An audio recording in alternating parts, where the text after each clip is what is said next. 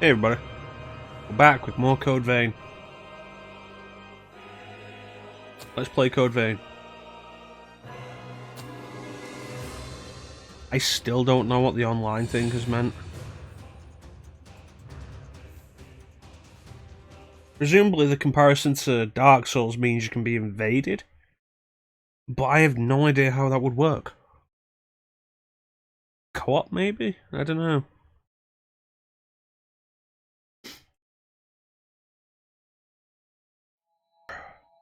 Anyway, new area.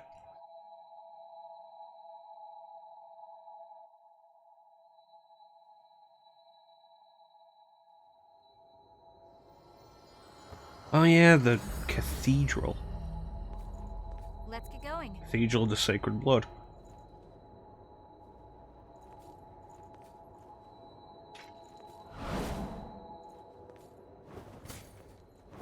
Let me get my controls back.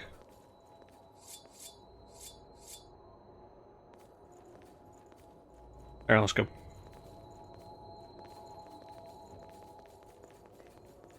Love this kind of ridiculous architecture in games.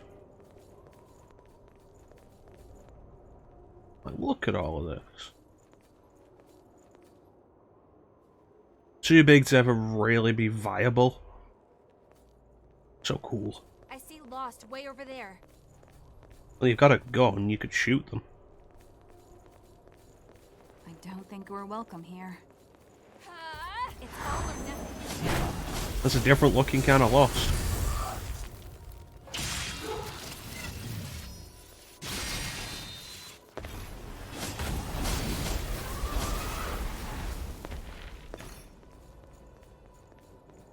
Okay. 3 pathways.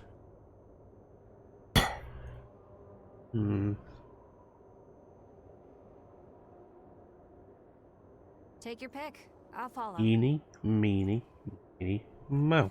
I wonder where my glove will go.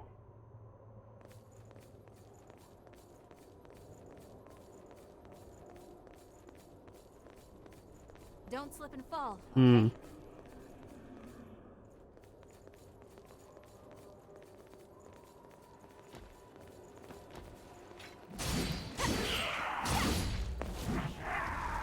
Well, the place is broken.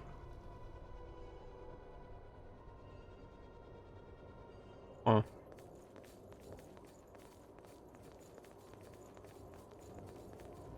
Alright. Get going.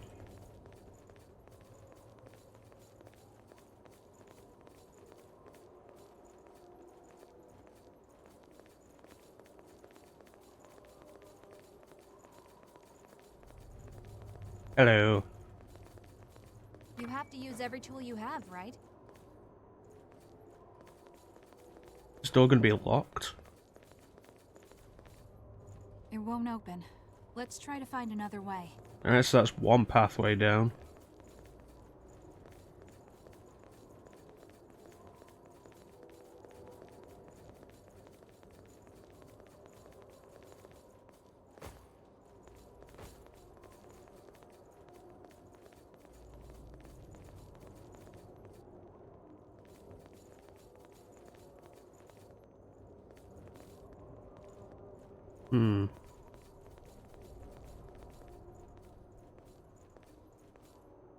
Let's go this way, we'll save that for last. That's a dead end.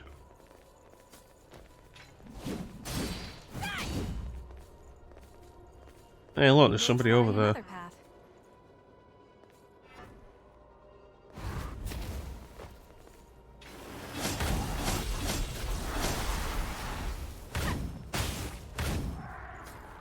Oh, that worked.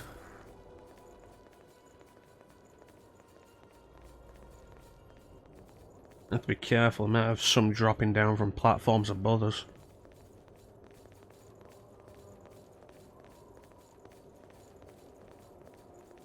More over there. Okay. Oh, that's different. I've seen a Lost use that kind of technique before. They're getting more dangerous. Of course they're getting more dangerous. I'm getting further in the game. What kind of stupid thing is that to say? Do you think it'll suddenly start moving?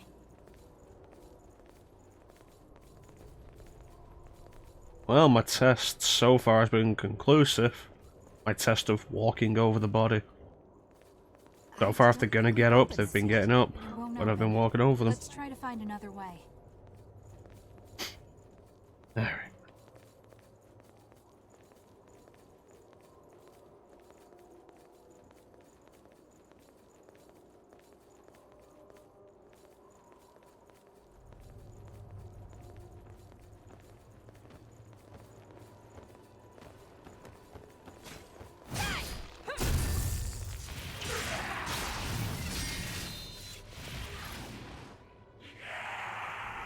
I think that worked.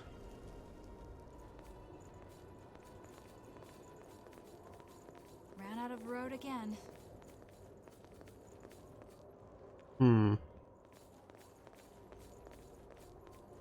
Keeps on going.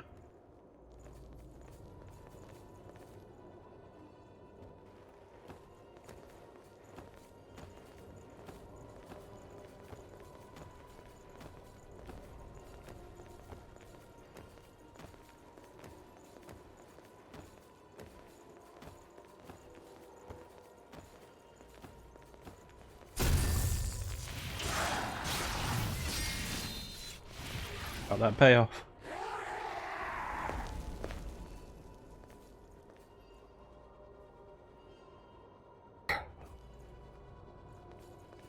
This place is a maze.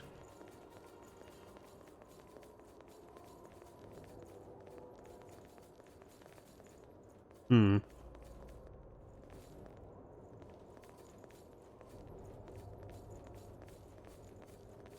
assist you to There we go. search could be the answer we've been looking for. It provides How about retreating and trying to get later?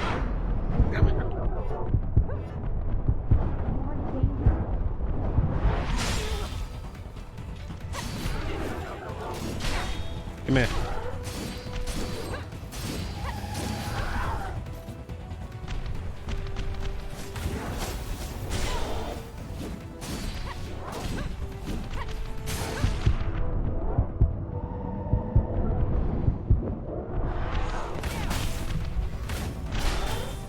Close. Hey, Chanson. How you doing, buddy?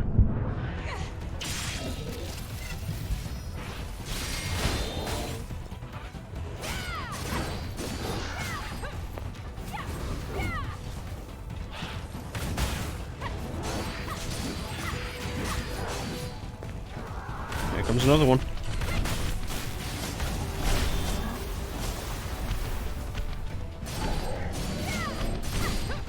Crap.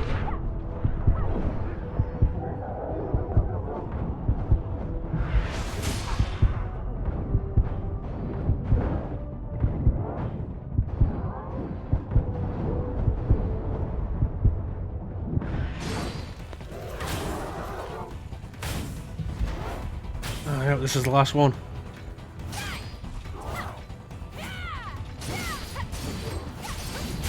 Nope. Is your regeneration level alright?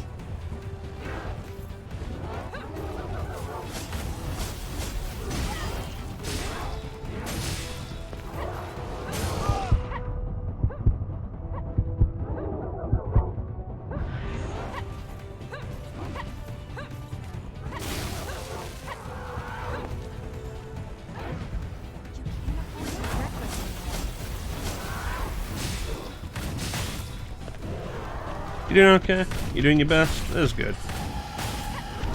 Oh, anyone can really ask. I'm doing okay.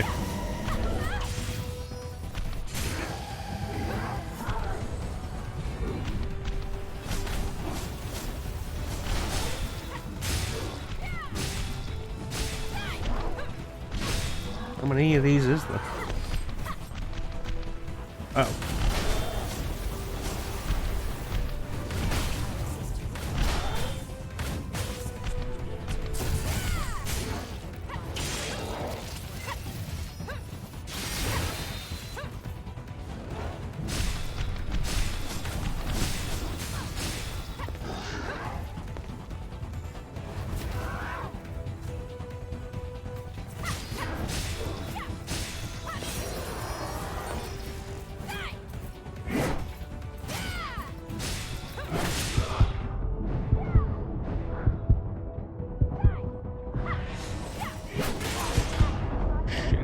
that coming.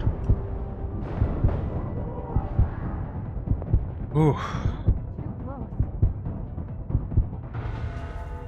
We'll put that to good use. Huh? Is that really? Did it, but just barely.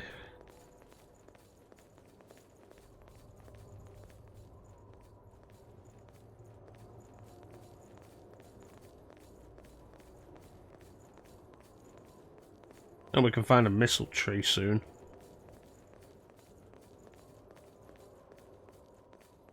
Do you see that?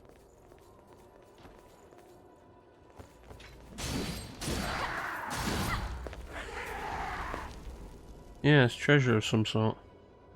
Hmm.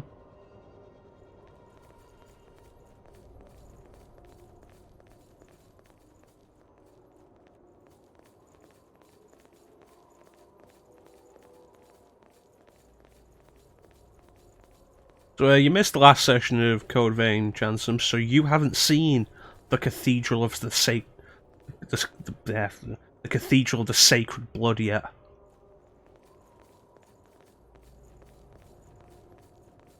Discovered it at the end of the last session, and pretty unique compared to the other areas we've been to so far. We'll try another path.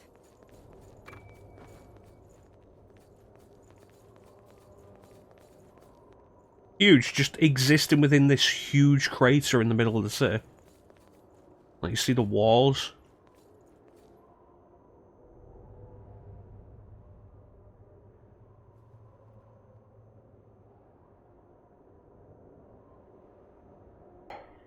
Okay.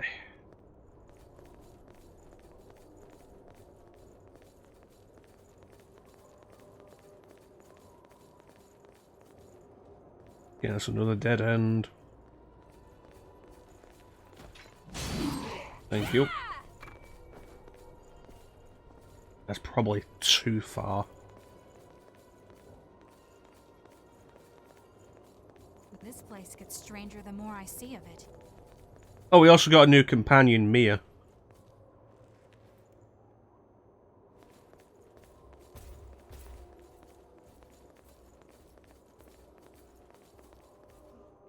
Brought her with me this time because she uses ranged weaponry, which should complement my style pretty well.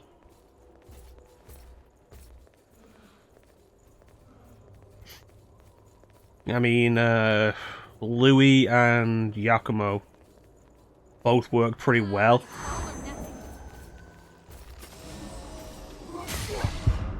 God damn it. Thanks for the help. You have to get used to that.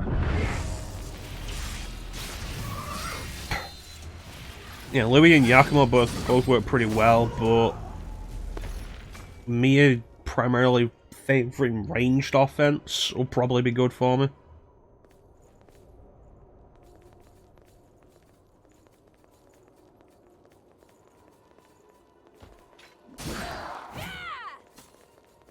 It's weird that this game has so many guys doing that. Because so far, basically every one of them I've just been able to hit them while they're climbing up and they'll just fall right off. Again.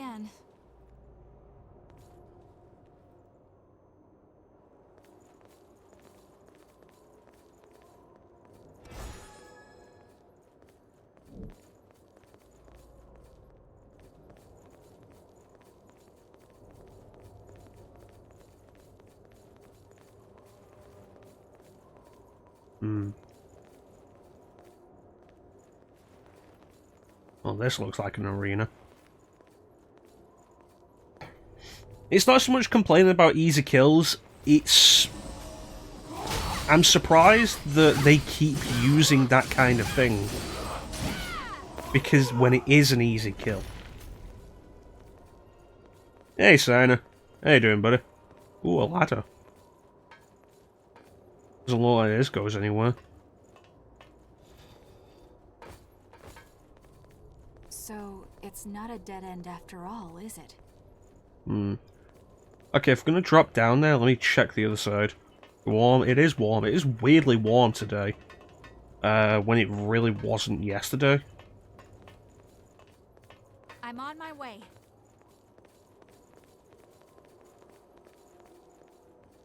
Okay, so this isn't anything. Alright.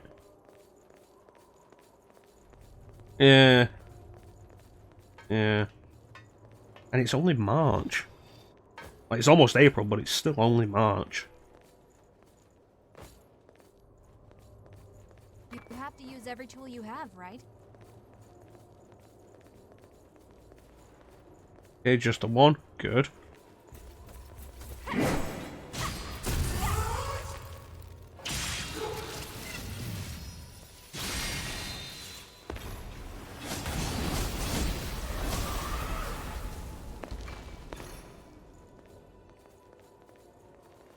Oh no, there's another one. Didn't bother helping a friend out though. I hope she spotted us. Come on, up you go. Can't take much more of this.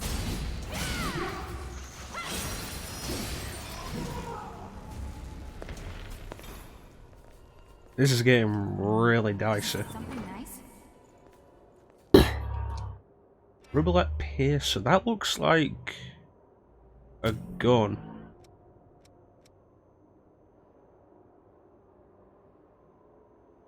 Checking your equipment? Not bad, doesn't really add up for me. Ugh, cooking in this weather, eh? Well, nowhere to go but down.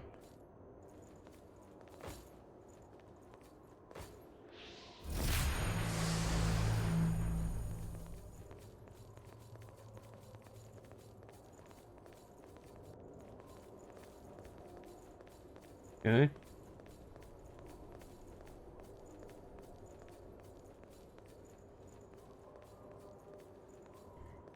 Hey, Clem. How you doing, buddy?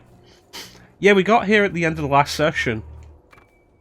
Cathedral of the Scarlet Blood. Oh, okay, it's open.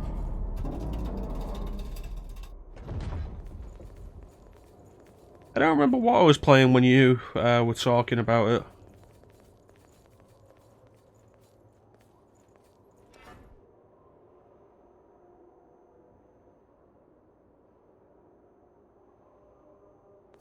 Alright, yeah, let's head back to the missile.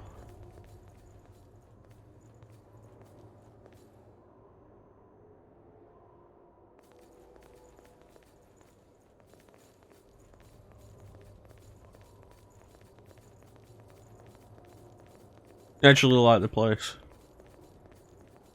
We got to the blood part where enemies just kept coming in. That's why I have 0 regeneration at the minute.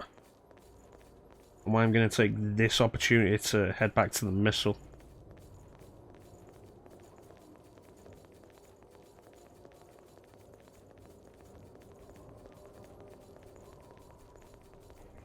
Yeah, I like Unreal castle style architecture like this. Let's take a Pretty little neat. break.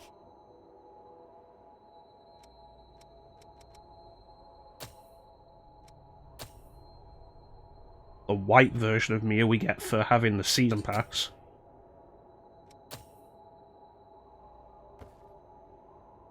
We need to maintain awareness.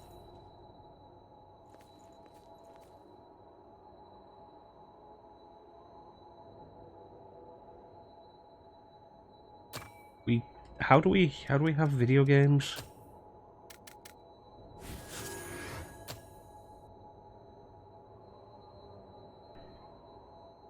Claim, stop trying to cause a catastrophe.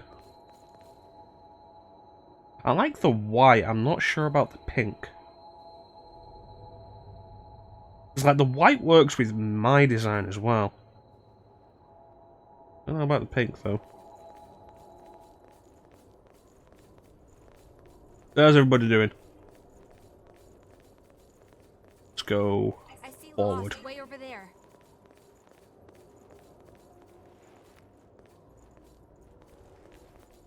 Pre-order bonus from Tales of Berseria. You're welcome here. There. Was I aware you have Tales of Berseria?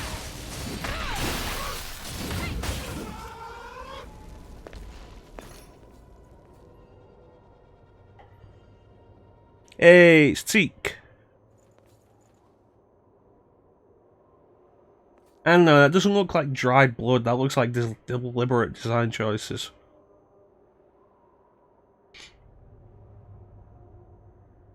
Yeah, I don't remember if I was aware that you had Tales of Berseria, Signer.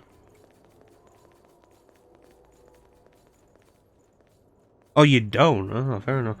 Which way do you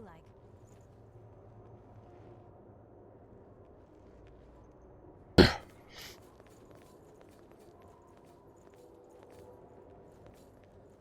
Right, let's check out this chunky mama. I'd prefer to avoid fighting that thing. Yeah, we'd all prefer a lot of things.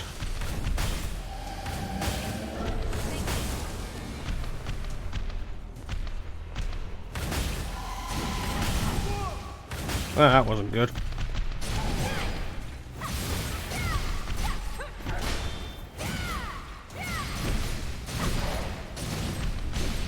You see, that wasn't so bad.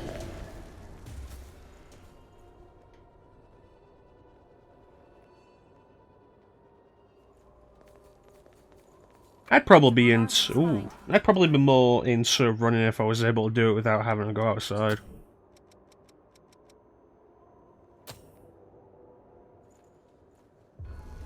It was an idea that like really caught my interest and still kind of have the fantasy of doing. It was somebody had an exercise bike and they set it up so that they had two Joy-Cons, like one on each bike handle, and the switch screen in the center, and they were playing Final Fantasy VII while they were exercising on the bike. And it's not a great idea, but it's just something that's stuck in my head as something that I want to do at some point.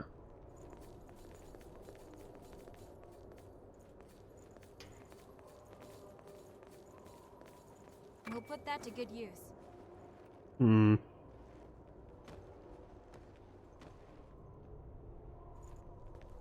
This is a weird design. All pathways and towers, tenements.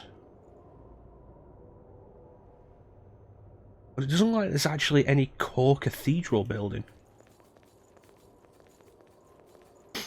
Used to do it with your DS. DS is a good thing to consider with it.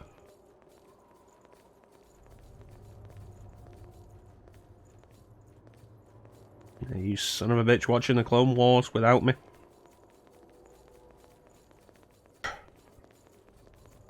I really need to.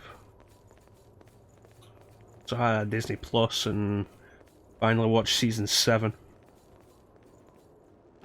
Okay, so I've been here before? Wait, no, I do remember this place. Yeah.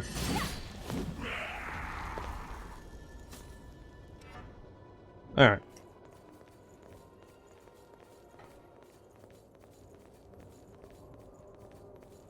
That's where the blood was.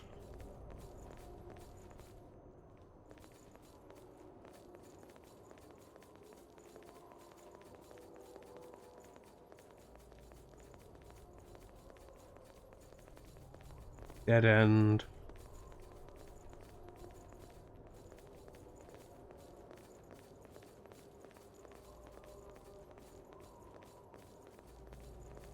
This place gets stranger the more I see of it. Yeah, I think it's a cool idea, and just as a distraction. It's the same concept as listening to a podcast while I walk, just with something more interesting to focus on. That attack is nasty.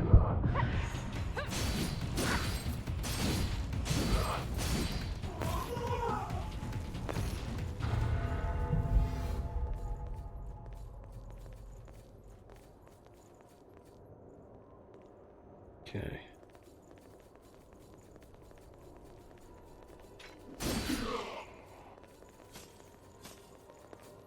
We'll try another path.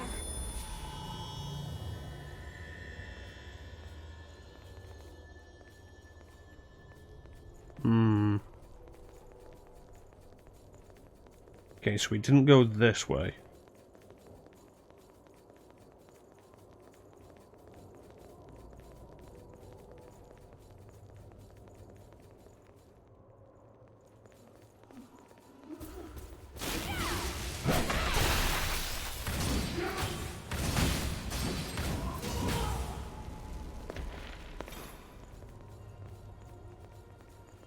Shortcut opened.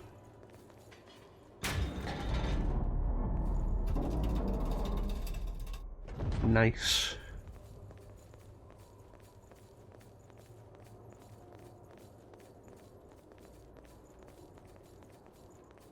That takes us pretty much back to the beginning.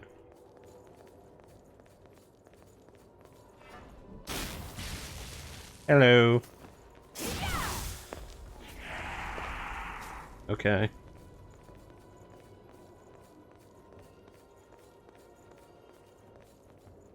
Okay, that's got to be the goal.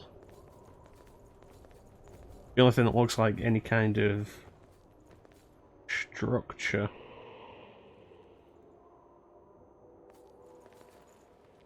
Livable structure? Central structure.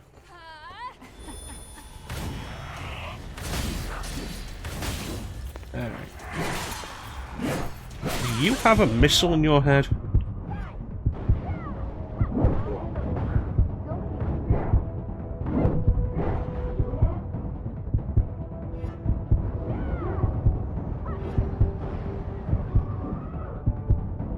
Yes, you do. We figure out the layout. I don't think I've seen that before. Weird.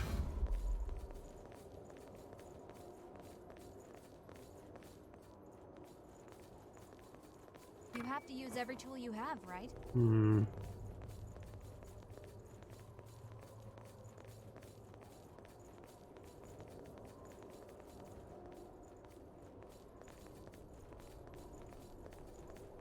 There is an entrance over there.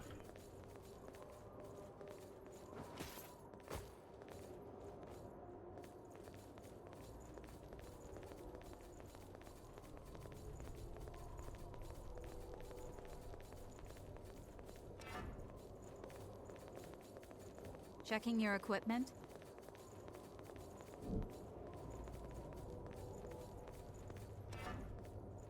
Hmm. Navigating this design is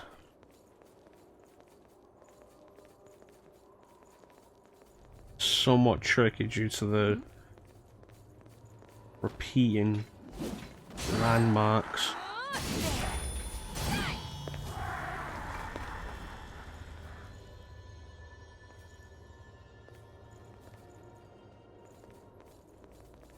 Alright, let's head back and do a reset.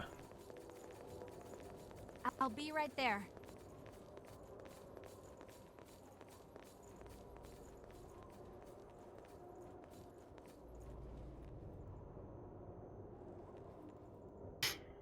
Ah, that makes sense.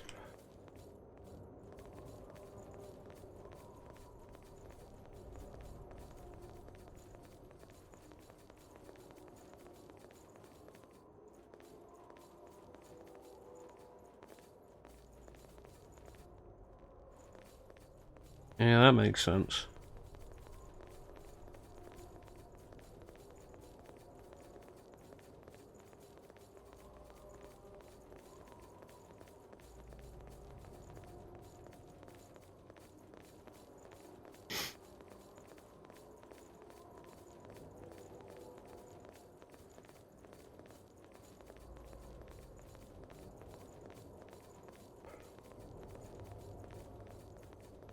We also do still have the death counter.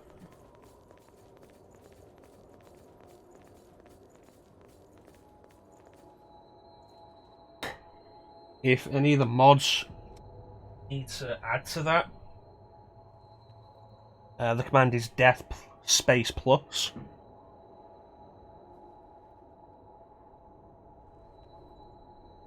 Yeah, I think we can do another level up.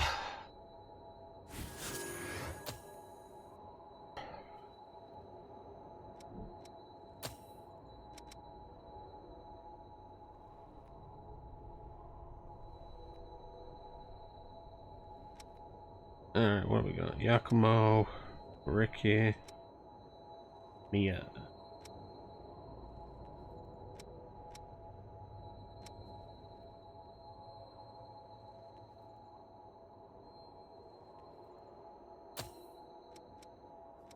Yeah, what do we got?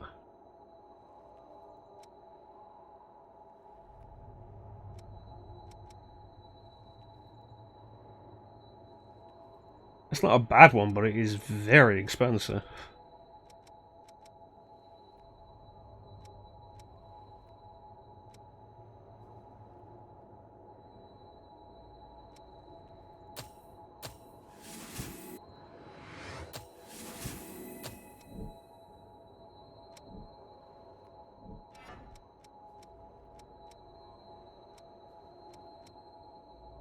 Yeah, let me swap that out with warding.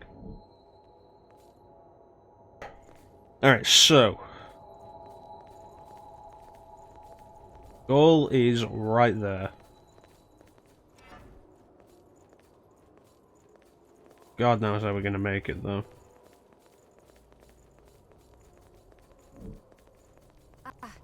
I see the Lost over there. Alright, let's do this. There's something waiting for us.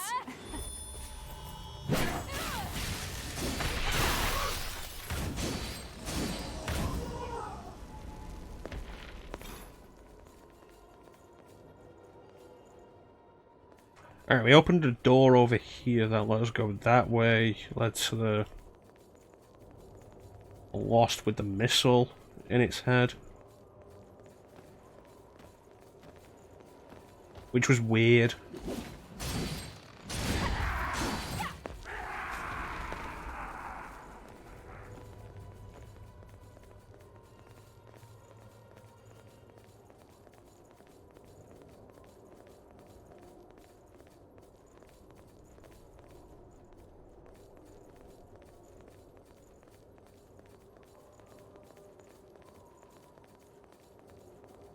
Alright, so this is open.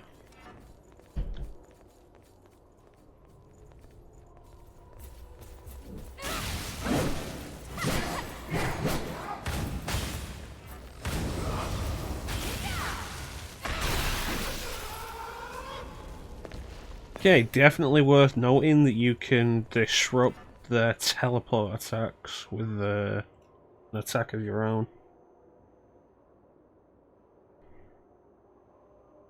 Okay, so it says there's another door open over there.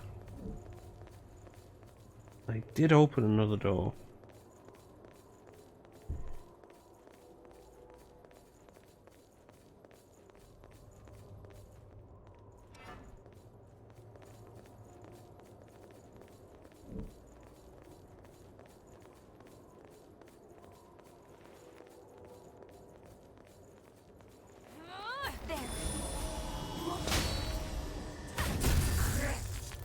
Thanks, I was just thinking I could do with restoring some Ica. Ichor. Some blood juice. Alright, going down. Yeah, going off what you said though, Clem. Yeah, this place does remind me of Anor Londo. I mean, how could it not?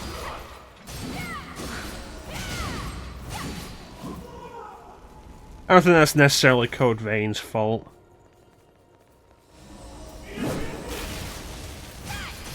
This kind of grand structure in this kind of game would remind anybody of Anor Londo.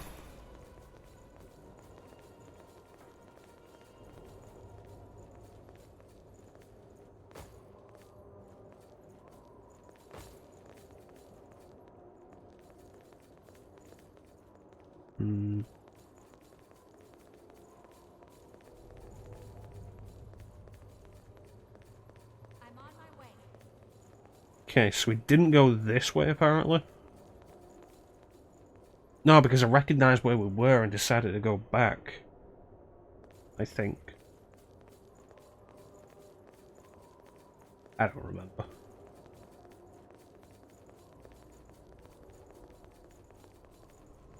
feel like I'm getting lost. No way back if we go that way. I think it's the repeating design. Like, it's all white, like, there's very few landmarks.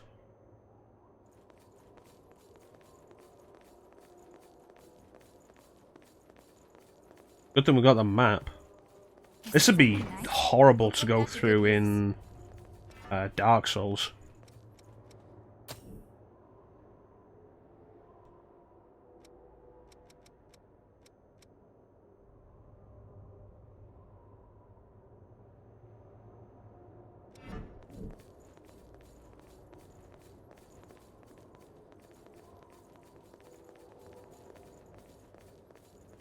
Yeah, I did notice that. You can't go ahead on your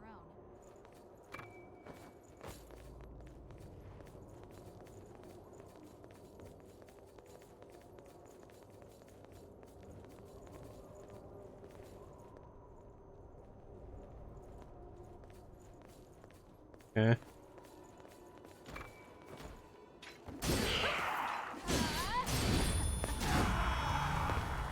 And that looks like a checkpoint.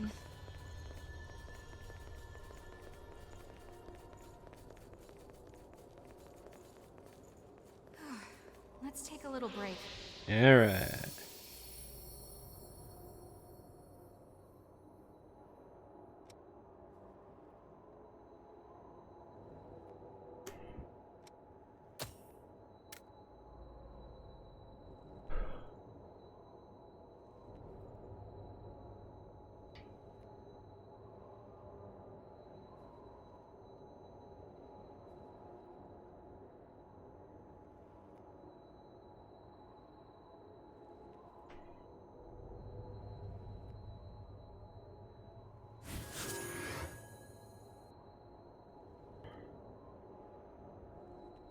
Okay.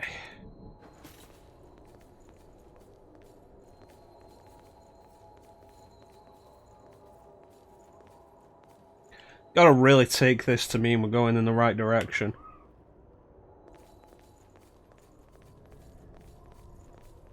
There are some mean ones out there, huh? Hmm. Okay, so this isn't gonna open. It won't open. Let's try to find another way. Tell me this is gonna open. God damn it.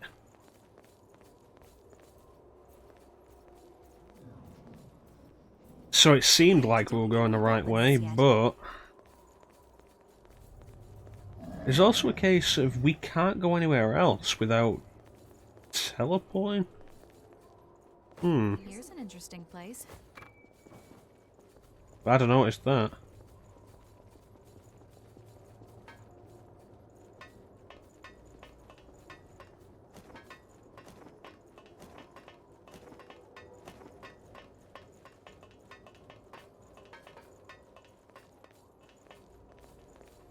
You can't go ahead on your own.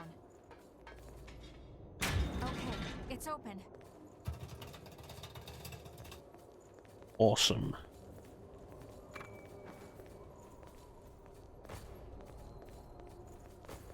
Yeah, because this was open, was like... Already figured that out from the 45 minutes we've been running through this area. Alright. Just you? Okay.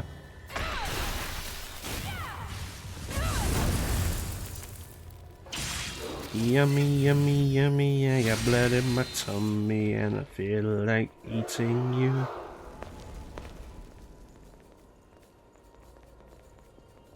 Onwards and upwards. Hello. Cool. Hello.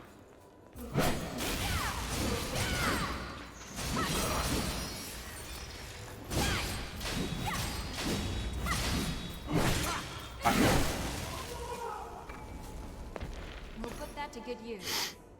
Yummy, yummy, yummy, I got love in my tummy and I feel like loving you. That's all I know about it. One of those songs that's appeared in adverts enough that I know that without knowing the actual song. Oh wow, look, we found the other side of the door. Yeah, looks like it. You sneaky bitch.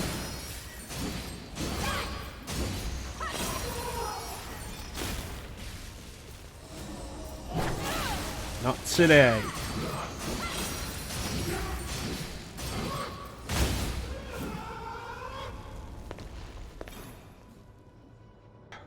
Alright, let's see how many attacks I can get off before my stamina is gone.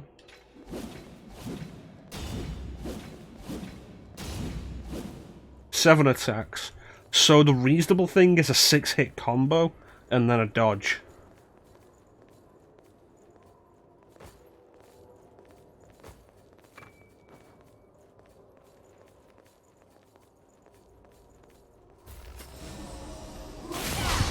Damn it.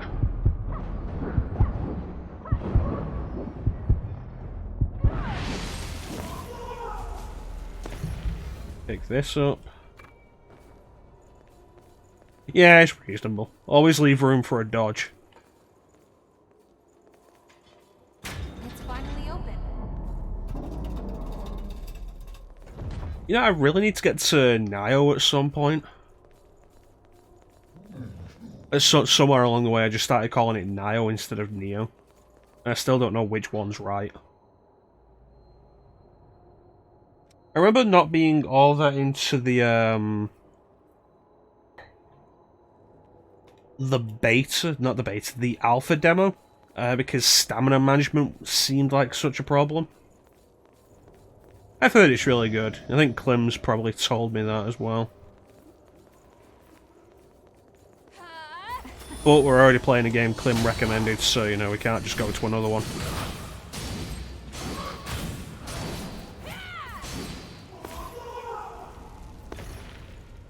Neo is right, alright.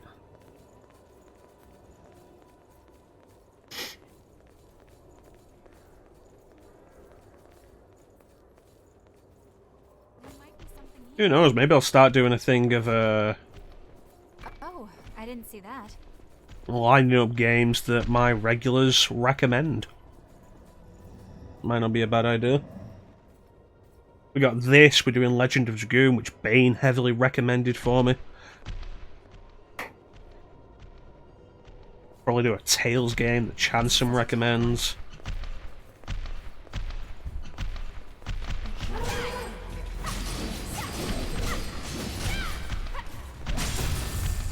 Sure, Teak has a bunch of stuff he could recommend. Ah, that's fair enough. You and Eris. Which I honestly completely understand. Is that really? Yeah, it could be a nice feature at some point. Recommendations of the regulars. I don't think we've been up there.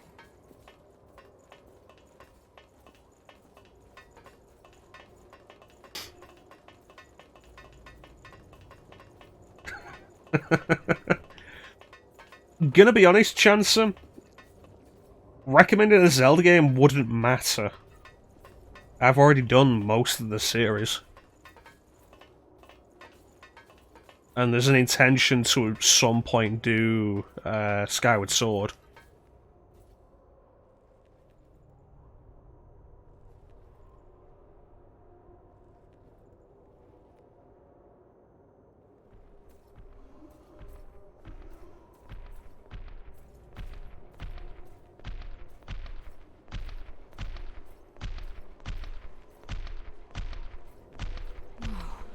Scary.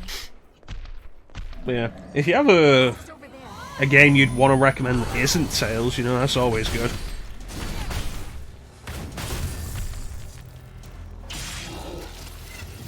Stab.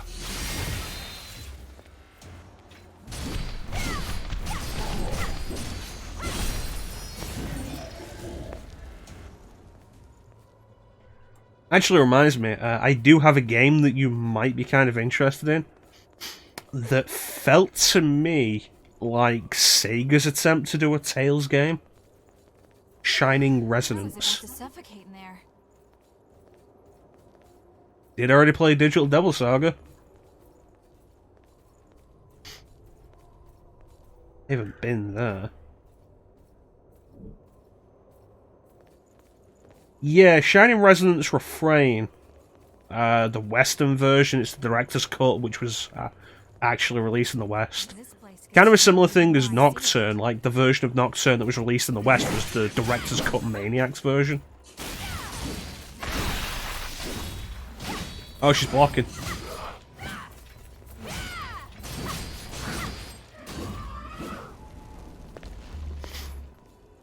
You have to use every tool you have, right? Graphically very pleasing. Yeah, there's a lot of waifus. A lot of the waifus. Oh, hey, look, we're almost there.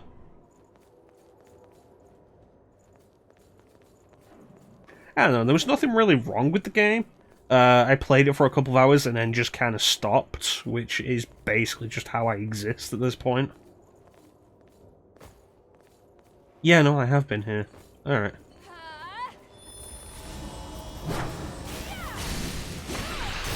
Uh-oh.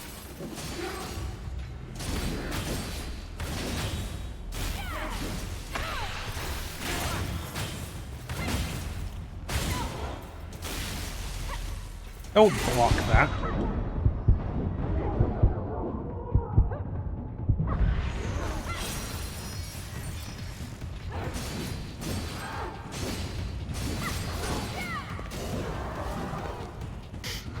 At this point, it's not even about things coming out. I have so many RPGs.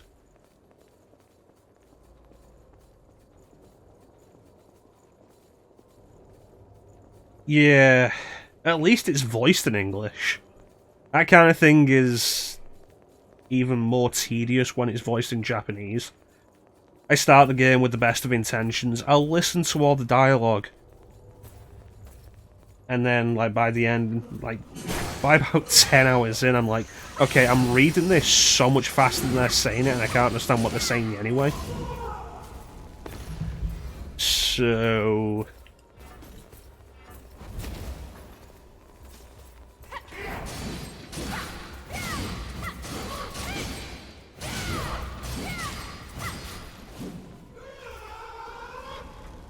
like Virtue's Last Reward, which I played on Vita, the original release of that on Vita and 3DS was only voiced in Japanese. When it was bundled with 9 Hours, 9 Persons, 9 Doors as the Nonary Games collection, it did actually have an English voiceover track, which was nice, but I've not really listened to.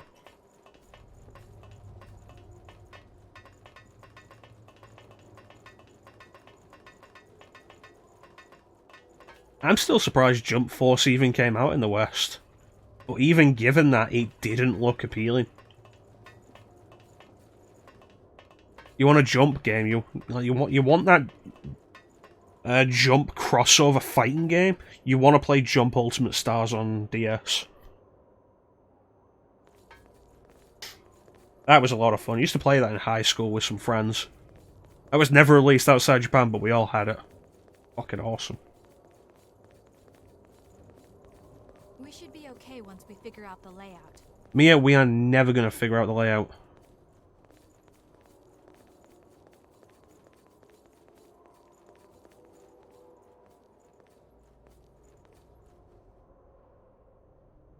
Three-man teams in fighting games isn't something I'm overly opposed to. Marvel vs. Capcom has been doing that for years. MVC2, MVC3, UMVC3, and then Infinite went back to the 2-on-2 style like the original MVC had. Which also wasn't a bad idea.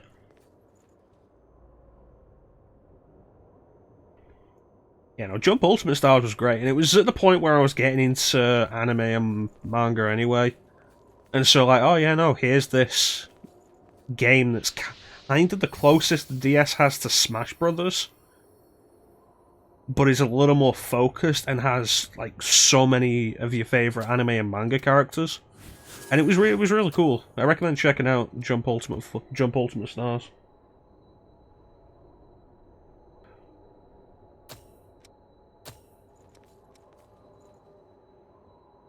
I still haven't learned parry timing for this.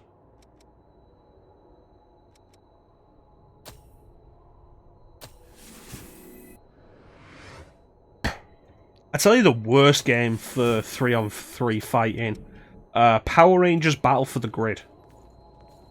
Which is not a bad game. Honestly, it's way better than it has any right to be. But it's a 3-on-3 fighting game that launched with like 12 characters.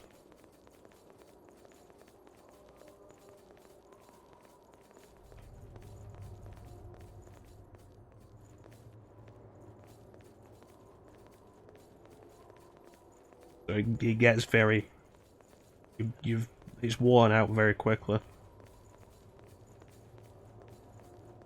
Even going through the arcade mode or the story mode, you're coming up against the same characters over and over.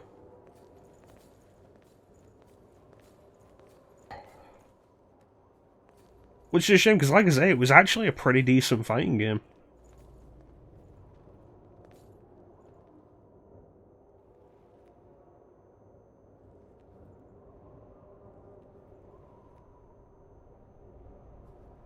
But I don't have time for fighting games these days anyway, so I haven't looked into it past the base game.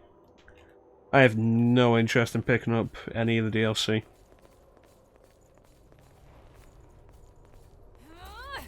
Hello.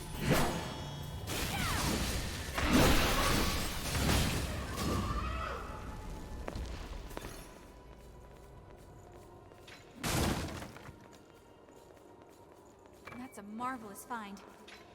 Yeah, what is it?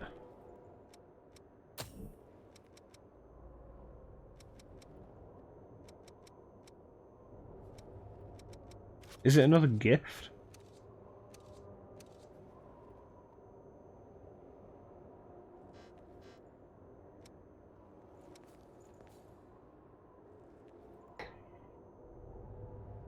Okay, it's some sort of token.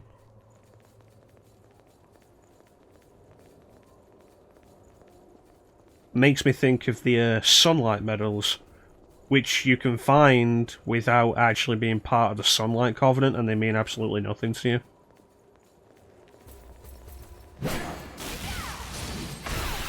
Coming down.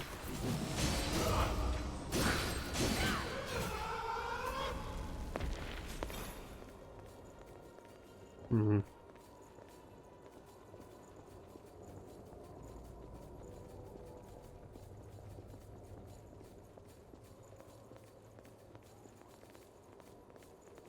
Yeah, recommendation idea wouldn't be a bad thought at some point. I mean, hell, we've got a lot of RPG players in the regulars as well, which is nice. Clem plays some RPGs, Teak plays some RPGs, Signer plays some RPGs. Oh, would you look at that?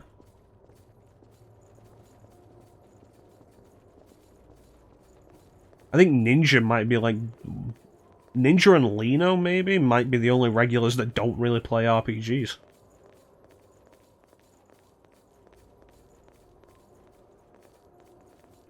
That is true, you are Clem.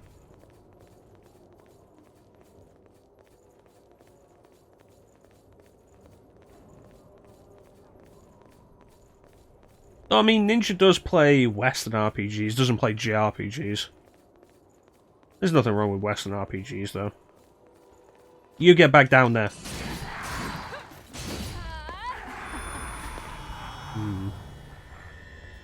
What's that? Yeah, I think Ninja was after redeeming a Dragon Age playthrough at some point. It won't open. Let's try to find another way. Which could be a good way of mixing things up. I don't do a whole lot of Western RPGs.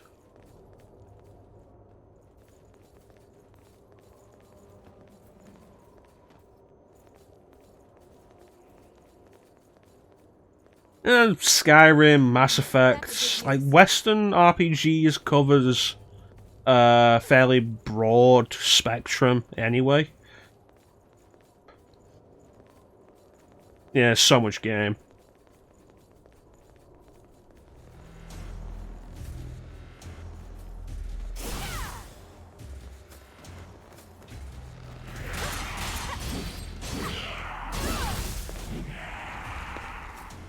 Open world can be very difficult to get into. I had a real trouble getting into that kind of design.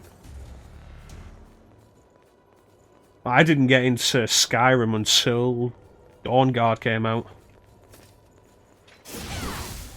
Dawnguard felt like the kind of focus I needed to actually get into Skyrim proper.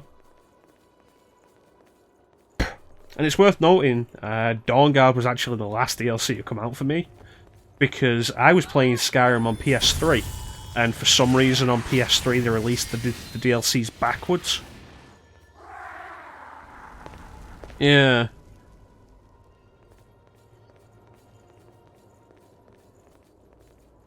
Skyrim can be fun. At this point, it's a game that I play mostly just to distract myself.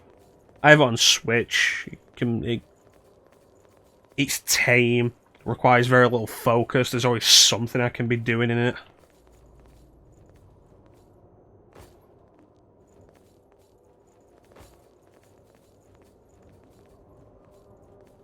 I can see you.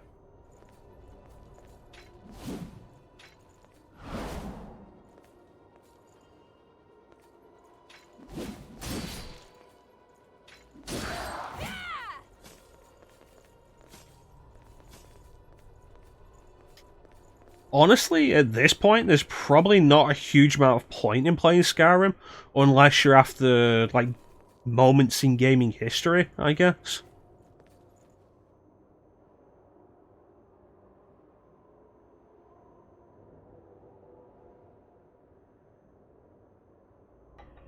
Honestly, the part of Fallout that interests me is the stuff that Black Isle did and Obsidian. Mostly just because their writing's usually very different from anything other companies will do. Come on. So that'd be Fallout 1 and 2 and New Vegas. But I've still not played New Vegas. I've heard really good things about its story, but I've still not played it.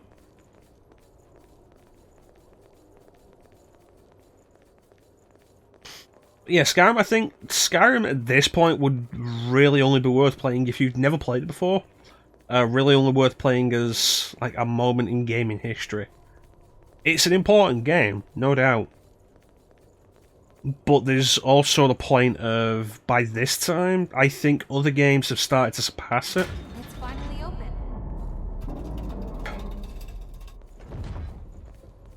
There's, like the way I look at it, you've got Oblivion. Oblivion. You know, we can go back further than that. Morrowind on Xbox is obtuse and awkward to play and can be a real pain, and I never got into it. I had Morrowind on Xbox back in the day, the original Xbox. Never got into it. So the Elder Scrolls didn't really hit it big yet. Oblivion comes out, and Oblivion is one of the Xbox 360's first big killer apps. Sony doesn't get it till a little while later. Like, Oblivion is just the big thing. And after Oblivion, there was a bunch of stuff that tried to copy Oblivion. Like Two Worlds and the like. Nothing ever really managed to do it as well. Like, nobody did Oblivion as well as Bethesda did. And then Skyrim happened, and because nobody had done Oblivion as well as Bethesda, Skyrim was a big deal.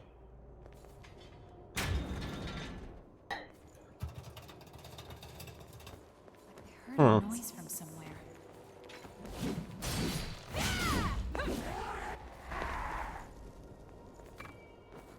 But in the years since Skyrim came out, because Skyrim came out in 2011, you gotta remember, Skyrim's like 10 years old this year. In the years since Skyrim came out, there's been a lot of other stuff. And yeah, Bethesda's put out Fallout 4, but Fallout 4 had its own issues. Being, like, even more simplified than Skyrim was.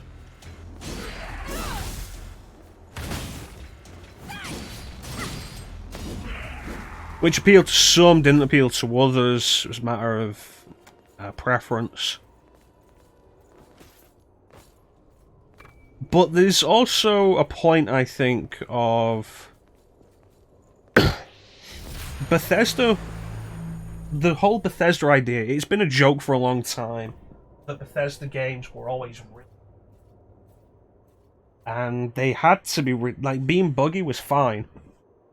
Because their games were so big, the worlds were so big, and how could you have a game like that and not have it be incredibly buggy? No way you could catch all the bugs. But since Skyrim came out, so many other companies have put out really good open world games like that. The Witcher 3 is a good example. Nintendo threw out Breath of the Wild. Which, you know, for all the things I can criticize about Breath of the Wild wasn't really that buggy. Which is impressive. And so, you've got the whole thing of Elder Scrolls 6 is going to be happening now. And my thought is that Bethesda really needs to be doing something about the problem they've had for, let's be fair, decades at this point, of the buggy and technically messy style of their games. Which came to a head with Fallout 76, and I still can't believe Fallout 76 didn't cause enough damage to make Bethesda rethink their entire strategy.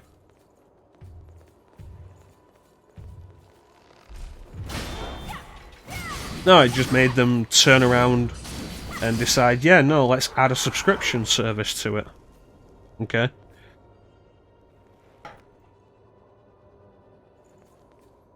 I feel like that is a kind of bug that has been in Elder Scrolls at some point. Plus worse. Yeah, Elder Scrolls 6 is out, and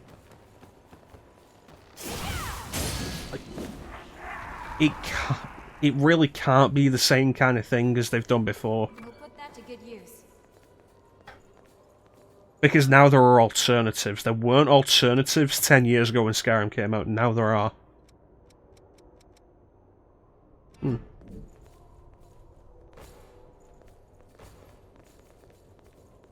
How did we get onto this?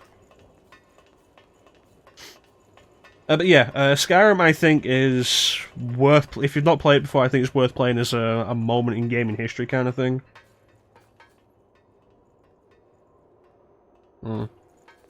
Along with the likes of stuff like Metroid and Zelda,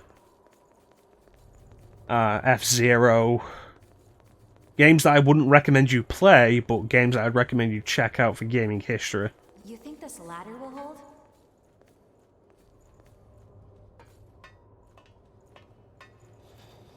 That's a relief. We can rest here. That's a different door. We want to take a bit of a break?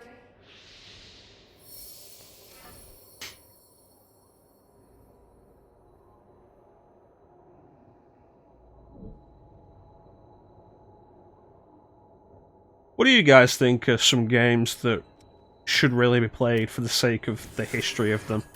Like, they did things first, they did things really well, that kind of thing. Alone in the Dark. Well, you know, for just the cultural implication they had, cultural impact. MC2.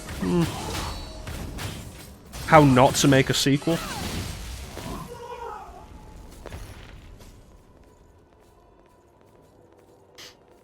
That could actually be a very fair point. DMC1 as the progenitor of the genre, DMC2 on how not to make a sequel and how not to listen to fan response.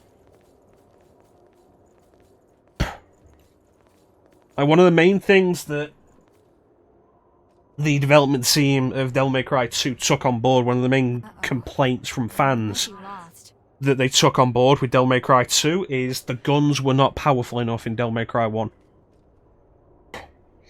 And as a result, the guns are focused on way too much in Devil May Cry 2. And then, like, you move on to Devil May Cry 3 and, like, how to win back the crowd. You could argue they did the same thing with Devil May Cry 5, but Devil May Cry 5 didn't really need to win back the crowd.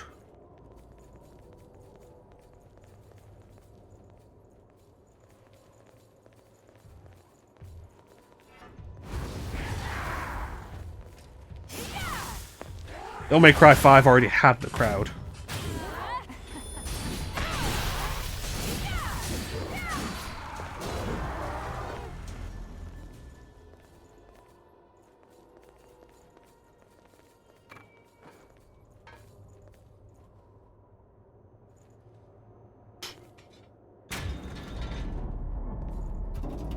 What I do, Clem, I take your jokes and I make them serious. It won't open. Let's try to find another way.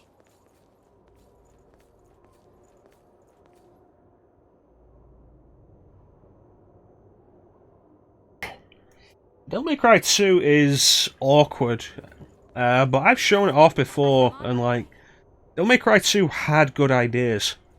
Devil May Cry 2 had points. It won't open. Now what? The problem was the foundation was weak. Where the fuck am I?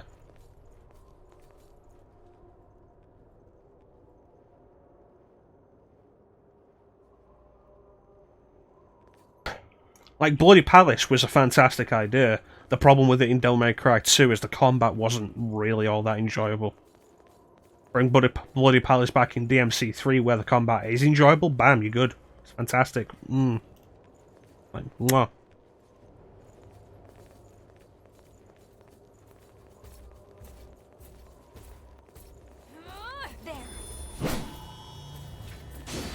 Devil May Cry 2 introduced a new control scheme, which a lot of people forget at this point because the DMC HD collection gives Devil May Cry 1 a very similar control scheme to 2 and 3.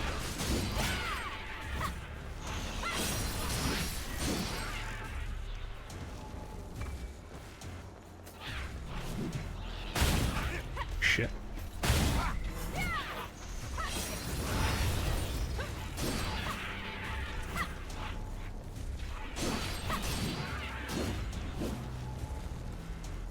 You have to use every tool you have, right?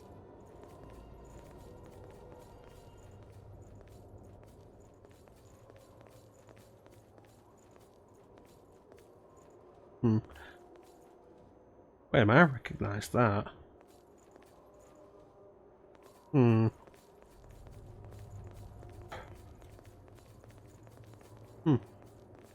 Yeah, I think like I think there are reasons to play Devil May Cry 2.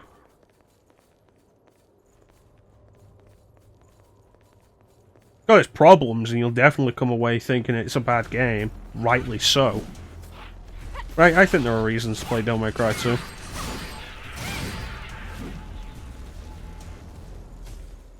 course, it's not the only example of how not to do a sequel.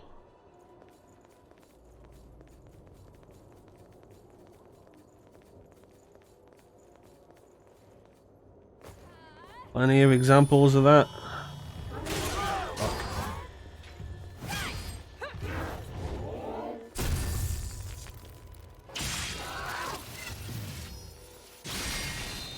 There's a book you can get called 1001 Games to Play Before You Die,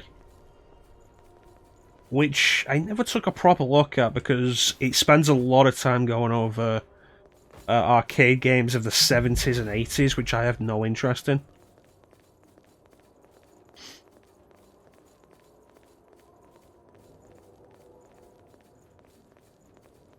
the concept's worth exploring.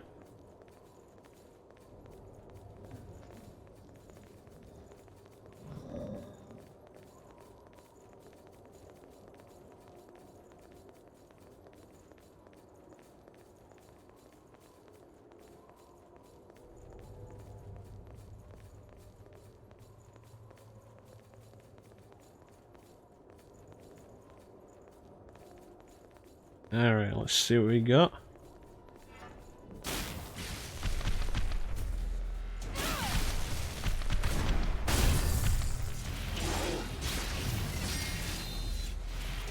Yeah, I suppose my interest in gaming history mostly begins with the NES.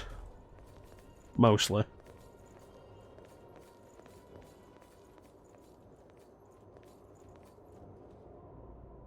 I could land down there.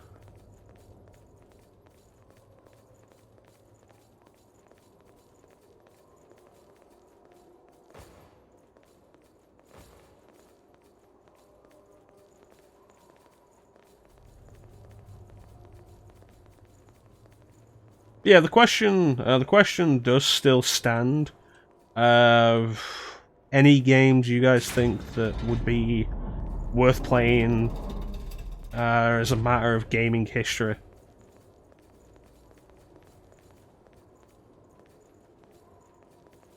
Good or bad? Hello.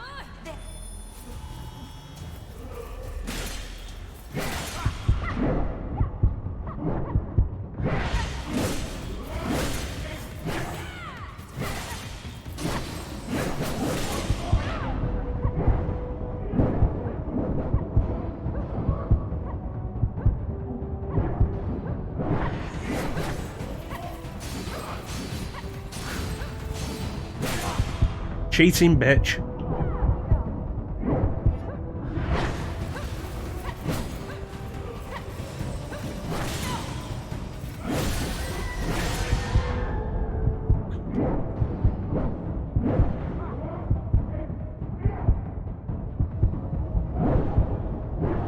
Okay, thank you, camera.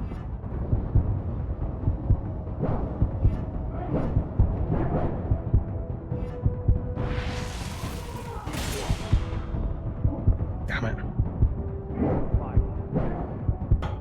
It's one of those things, like, you want to talk specific gaming history. Like, people always say stuff like E.T. for the Atari 2600 caused the video game crash. And it's partly true. Not because it was a bad game. We might need to change something. But there's also the thing of, it was a very common thing for a long time to say E.T. for the Atari 2600 was like the worst game ever, and it's really not.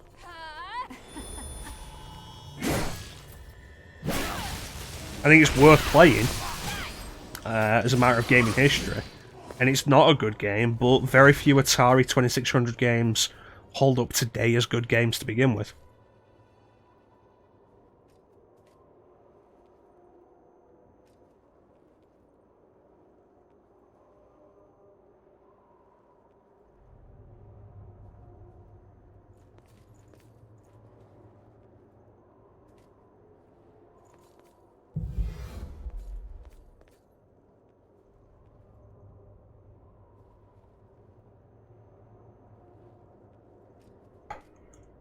God, I need to fucking get around to Snatcher. Looks pretty tough to me. Demon's Souls... I don't think Demon's Souls so much revived this genre as it created this genre. And then Dark Souls really, refined it, I think.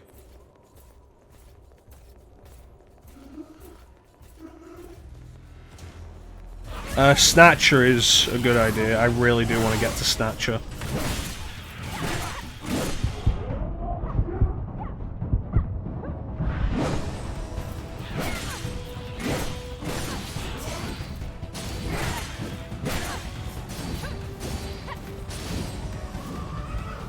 Alright, but this brings up a point.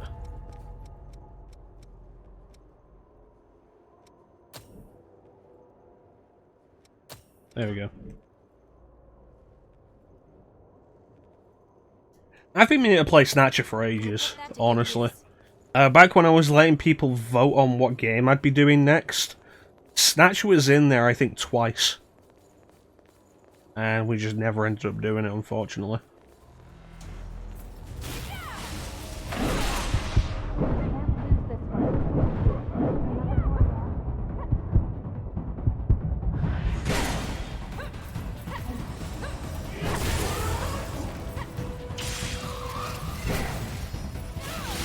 But I do want to do both Snatcher and Police Notes.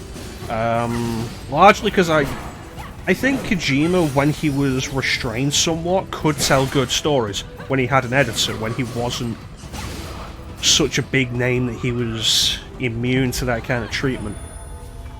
And I do really like sci-fi as a concept. Still need to do Police Notes. I also need to do Police Notes. One day.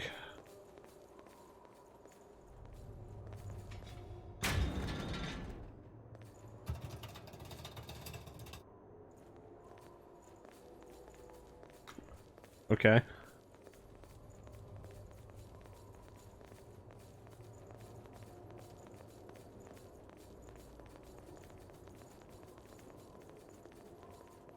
Speaking of that, I really need to rewatch Blade Runner.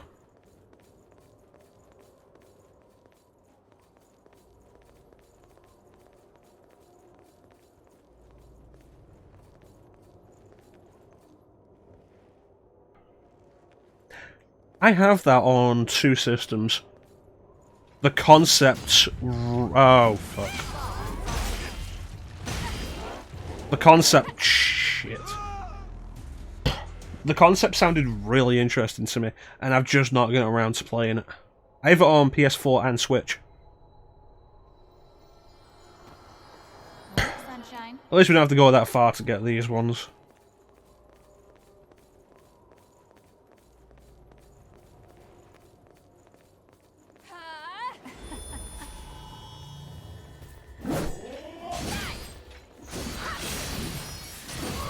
Oh, 2 deaths. Yes, I think just the 2.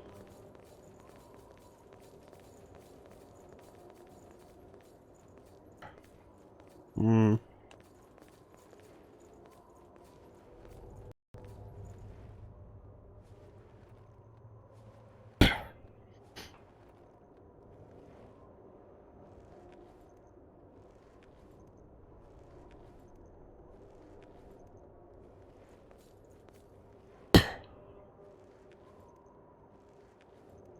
Yeah, I think I only died 2 times.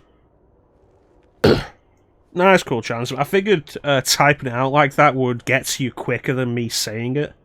Because the chat will appear immediately for you, whereas me saying it will be like, oh, you have to wait for the stream to catch up for it. Gotcha.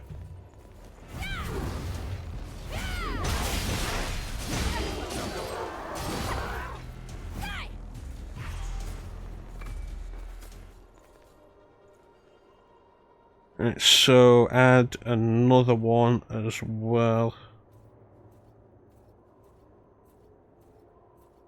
I think we've only died twice this session. Both of them stupid deaths that could have been avoided.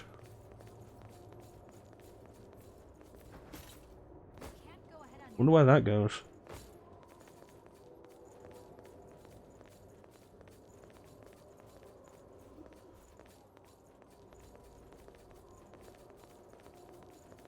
Oh, it goes behind the door. I don't think we've been up there.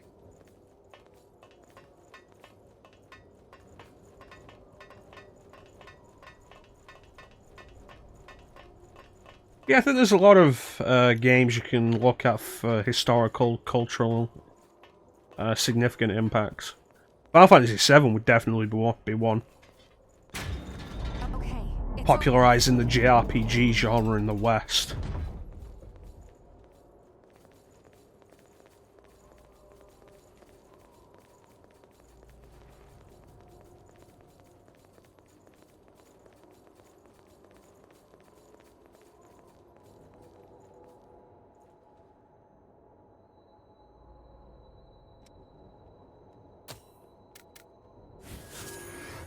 Alright, let's go.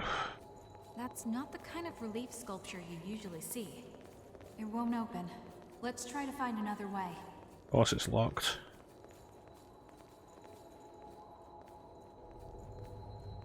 What else is there? Is the camera still doing okay?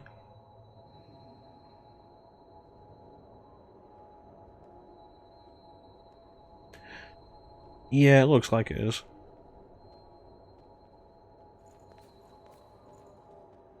Alright.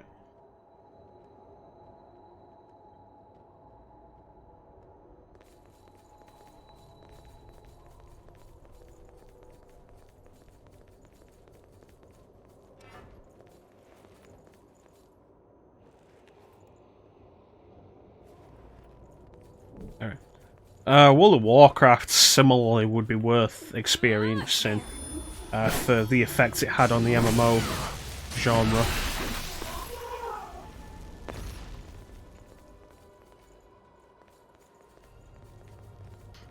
Although the truly awkward thing with that is you can't really play World of Warcraft as it was. Even World of Warcraft Classic, which finally became a real thing, isn't entirely true to how World of Warcraft was when it first came out.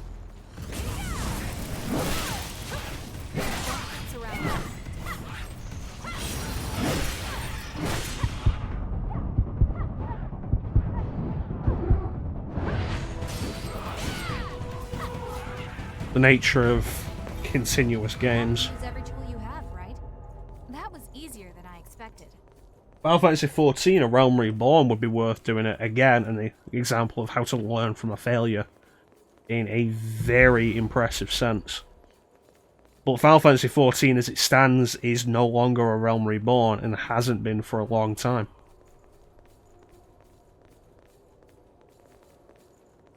Hey, are you pushing yourself too hard?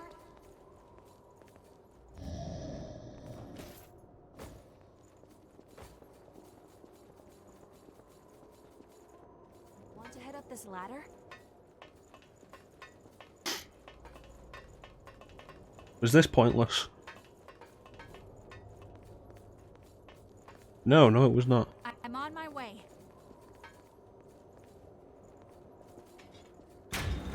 It's finally open. Awesome.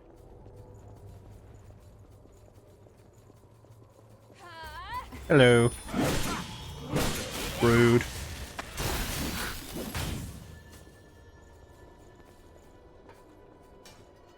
This connects to the path down below.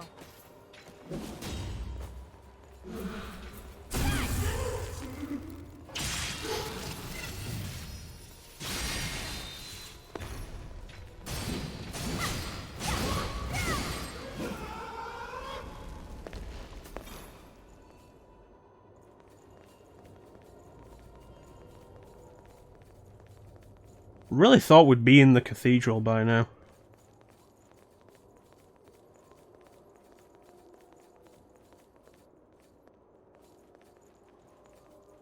You look different. Stay on guard. Oh, that's because you're a boss. Shit.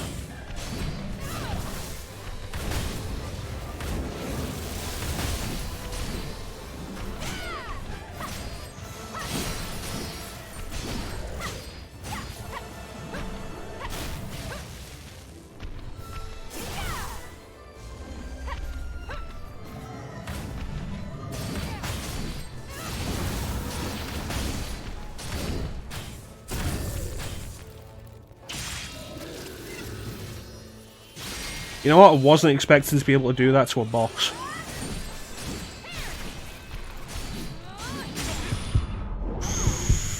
That was a nasty hit. Up you go.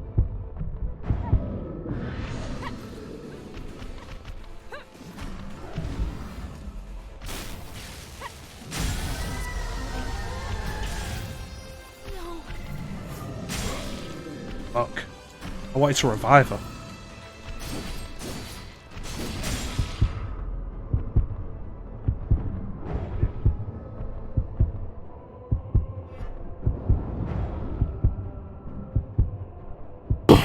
That's a death.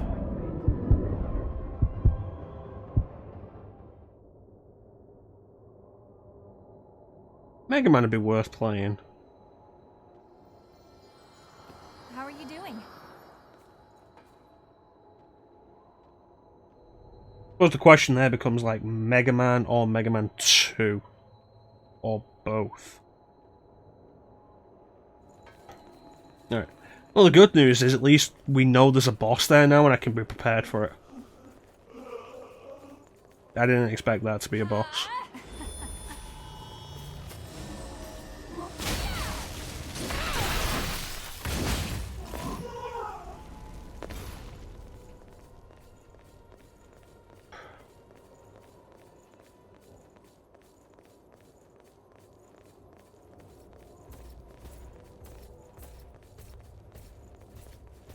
Spider-Man 2, the movie, the game of the movie would be worth doing. Say like the first real success in superhero sandbox.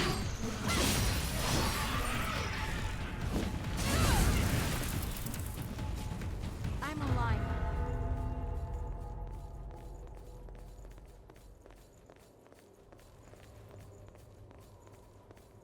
It was a fun game.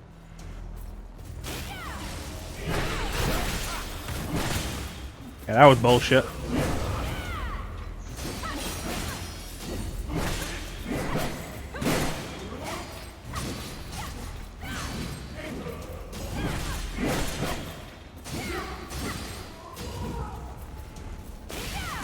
Yeah, because Spider-Man 2, you could argue, influenced superhero sandbox design basically ever since.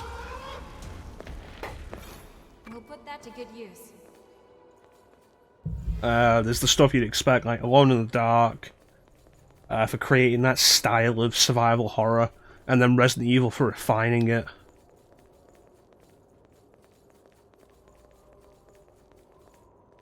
Alright.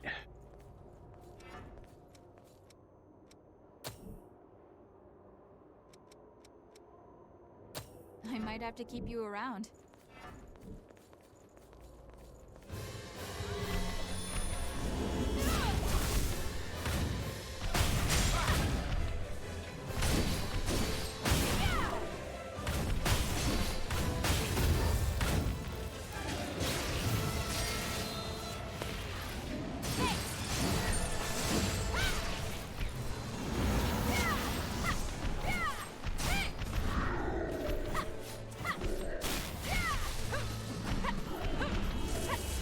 I feel more effective already.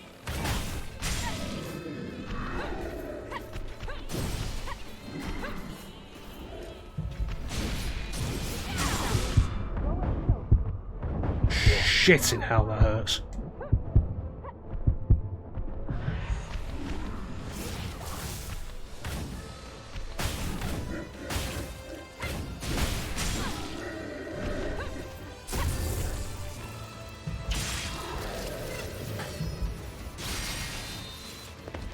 Conceptually, this is not a difficult fight. The problem is he hits so hard, so the mistakes are very heavily punished.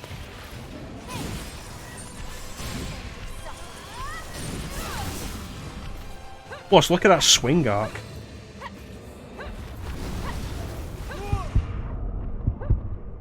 Also, whatever the fuck that was. Can't lose this one.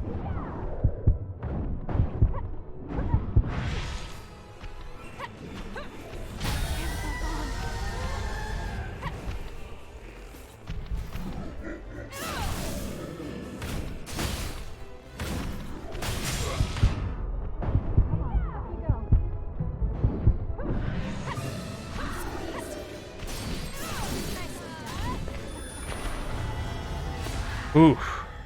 Close. Close. Obliterator axe.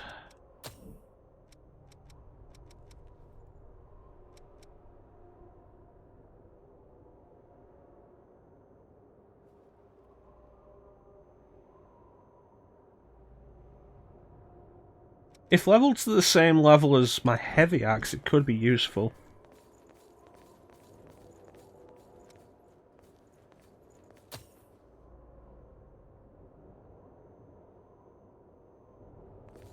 Yeah, let me see if I can find a missile, and then we'll come back for that.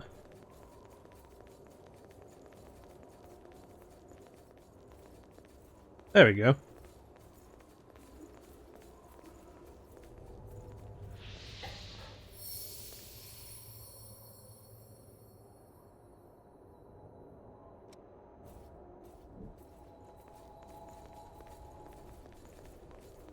Yeah, it was an interesting fight. It wasn't conceptually difficult.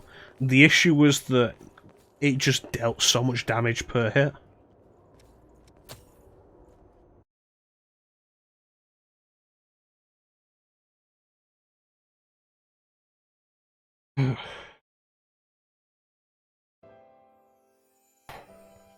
What do we got?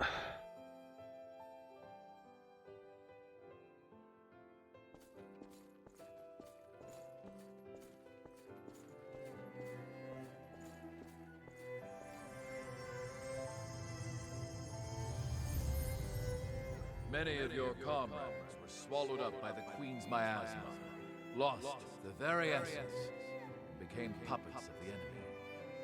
Some of you had to fight former friends who had joined the ranks of the lost, but you still managed to return home. I salute each and every one of you. So, keep the faces of your loved ones ever in your thoughts. Remember the comrades who have been reduced to ash. I, Gregorio Silva, pledge this to you. When this war ends, the ones left standing will be us! Fight at my side, and we will bring this hell to an end!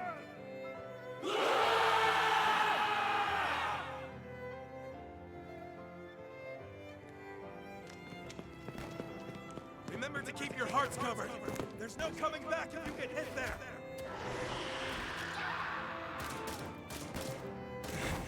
Cursed beast! The Queen?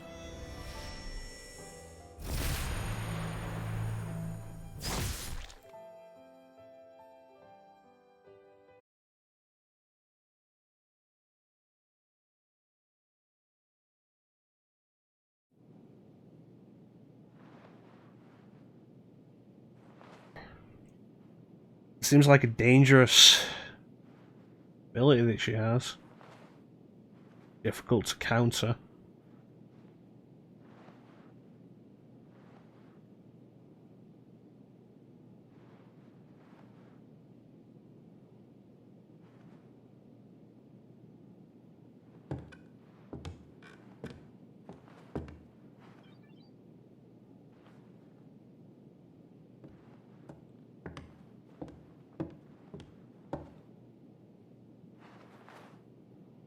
Welcome back. How are you feeling? Do you know where you are?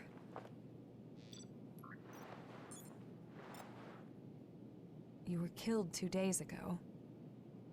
And now you've returned. Just relax. Here, could you fill out this medical form for me?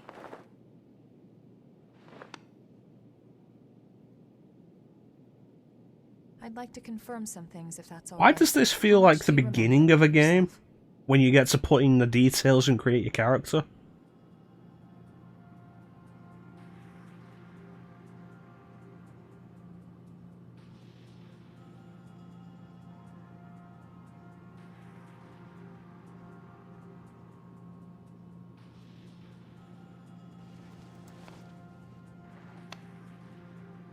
No signs of frenzy or major dysfunction.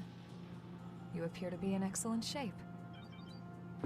The damage to your heart had me a bit worried. But you're surprisingly resilient. Still, if anything feels off, be sure to let me know right away. We Revenants are immortal creatures. However, if you become one of the lost, you'll be beyond any hope of salvation. Here. The Queen's miasma has been growing thicker. When you're fighting, just remember to hang on to this, no matter what.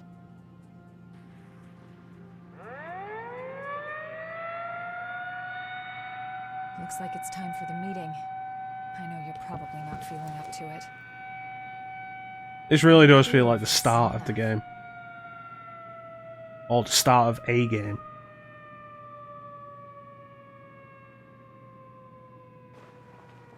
Hang in there.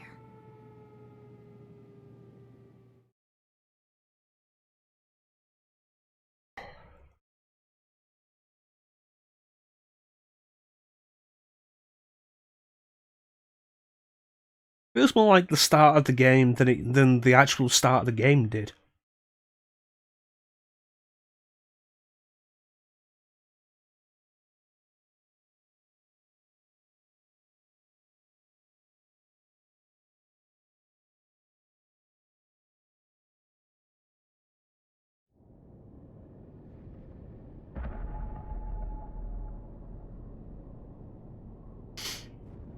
Memories.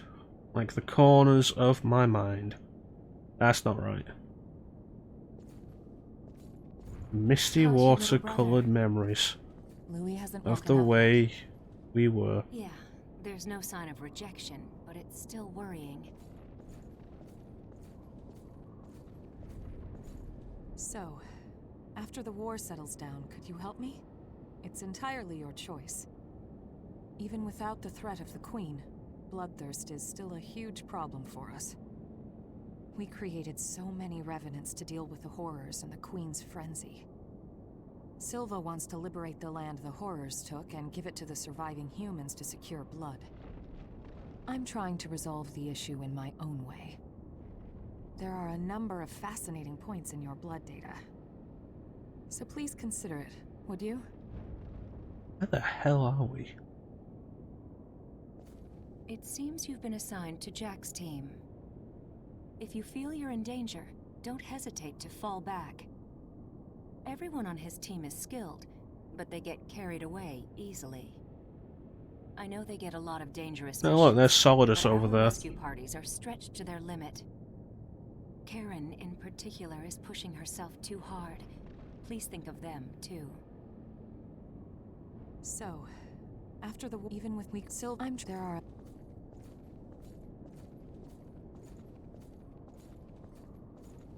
Solidus. What's with the glum face? You're a revenant, but you're still afraid of dying. Oh, that's a big dumbass collar, not some things hanging over his How shoulders. many times you die, it's still scary. I'm no exception. That looks End fucking to dumb. this dull old war and have a drink together, all right?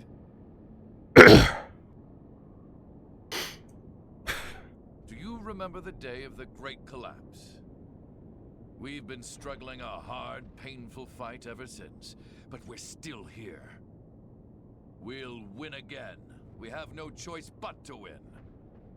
All of you, charge straight ahead. I've got your back.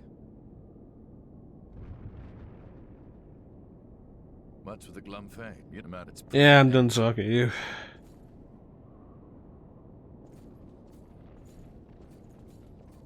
What is it? Wait, are you a friend of mine? I don't know. You too. I dispersed too much, so I've forgotten a lot. I can't remember much, even about close comrades. Just the thought of losing the memory of people I love makes me start shaking. Like, if it was Solidus-style tentacles, it would be less ridiculous than a giant hood with a weird-ass furry collar. Hey, y'all set or what? I remember you. The fight is at its climax. Just one more push. Be ashamed to get turned to ash now. Just when you think you died a good death, you get kicked out of the grave to die again. I sometimes wondered what we were even fighting for. But now we're about to see our reward. It's a weird feeling. Hey, y'all, the fight just... Everything's been crazy since the Great Collapse. We were brought back to life Yeah. and given the strength to fight the horrors. Like, if it was the blood veil that turned into weapons, yeah, that could be reasonable. Is it gonna be okay? The Queen's frenzy killed survivors of the Great Collapse, and more revenants had to be created to fight her. Hey, do you think if we defeat the Queen, things will get a little better?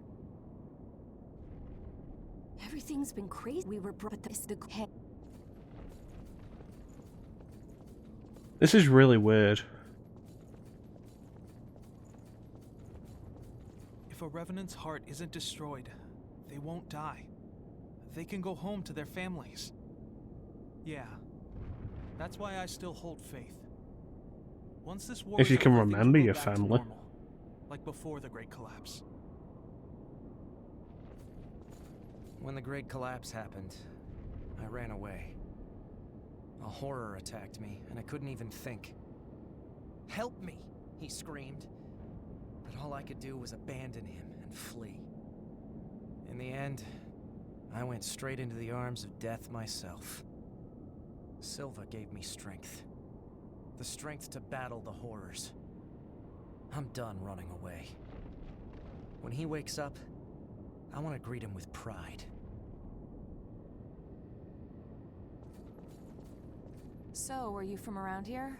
I'm from further out west. Before the Great Collapse, it'd be just a few hours' drive, but now it feels so distant. I want to finish this fight and go home. The people there are probably still running from the horrors. We'll defend this position to the last. Leave this place to us. Okay, and you don't have a face covering mask. Finally awake, are you? New kid, you're partnered up with me. You fought the Queen the other day. I've heard you've got some skills. Sounds like you might be useful. We're headed out soon. Are you ready? We're gonna use every bit of your power. I was in battle with the Queen.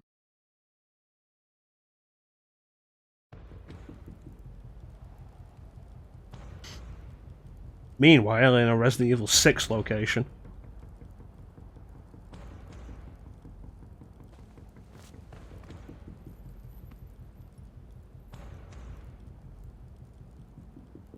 There's a report that the Queen broke through our defensive grid and is headed this way.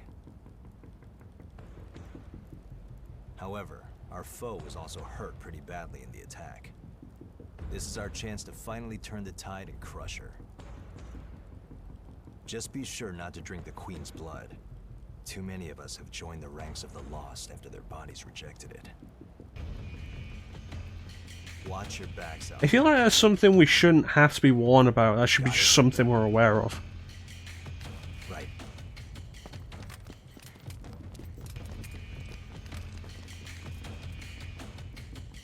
Looks like it's time for the party. Let's be sure to give our guests a warm welcome.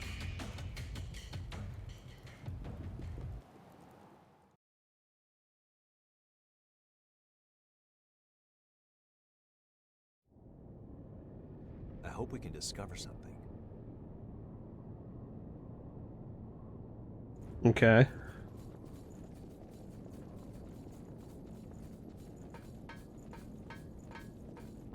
Weird that we find this just out in the middle of nowhere. Like this entire memory sequence. As opposed to some kind of significant location.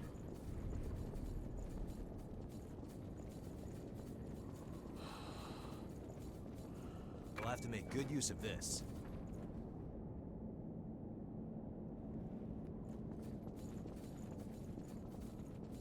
Alright.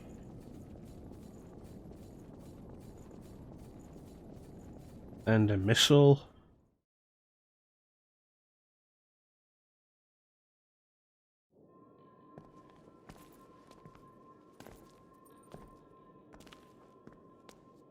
Well, look at that.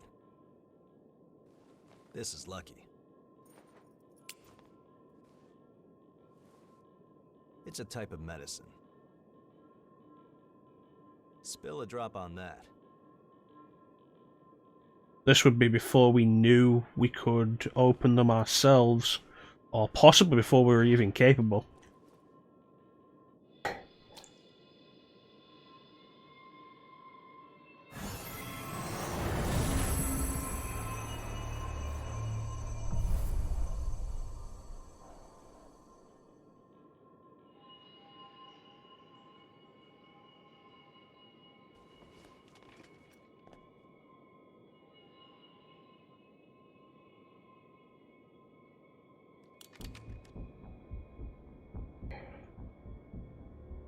Don't worry, we won't need our masks here.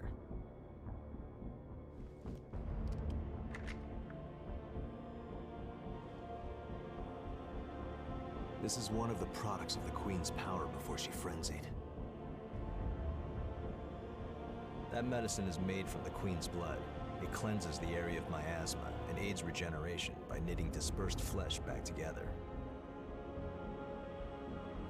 Even the techniques used to make our masks are thanks to the Queen's plans. She was a revenant, just like us. She shared our vision of a world where everyone could live in safety. But unlike us, she had the potential to rise to even greater heights. She was consumed by her own exceptional power and turned into a demon with an unending lust for blood. Eat or be eaten. If those are our only two options, well then, I choose to eat. We have limited medicine, so use it wisely.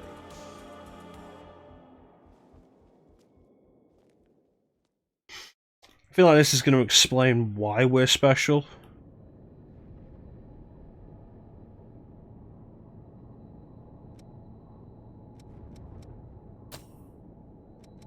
Okay, so I can leave all of this.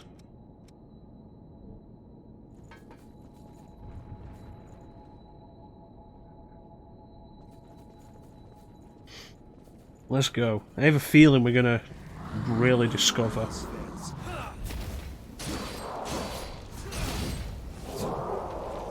to fight. That went surprisingly well. We're capable of doing something that only the Queen could previously do. Which suggests that something is going to happen in this mission that may have led to our current situation. Sneak ahead. Might be able to open it with a key.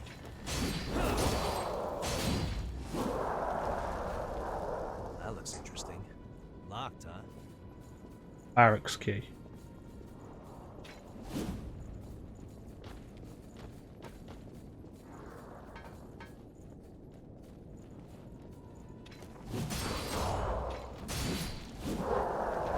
Secretly a queen. I'm okay with that.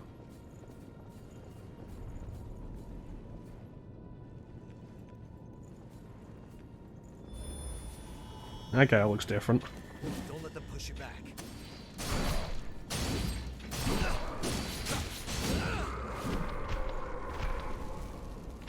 Don't be a drag, just be a queen. Don't be a drag, just be a queen.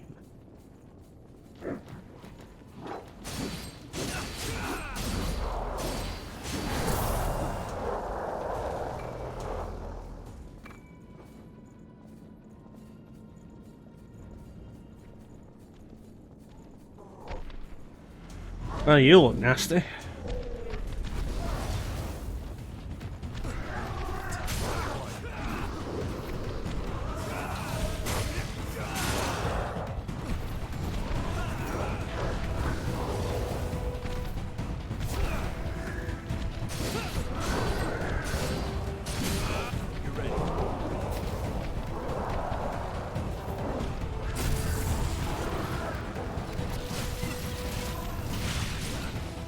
That's a different blood veil to the one I had on.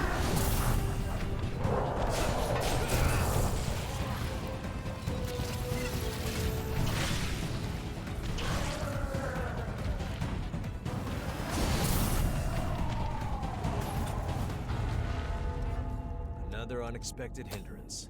Interesting. They changed my blood veil and nothing else. That's really weird.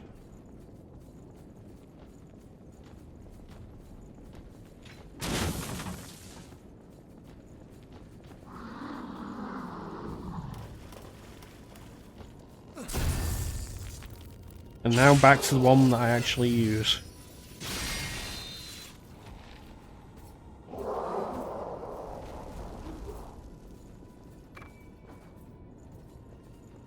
You choose which way we go.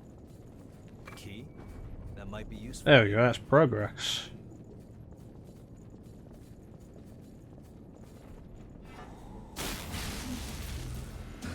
Come on. Okay, you know, would have appreciated if it didn't miss.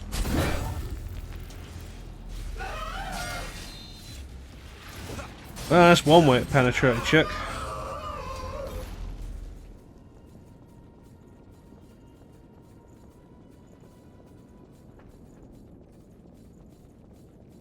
That was awful, I apologise. We're at a real disadvantage here.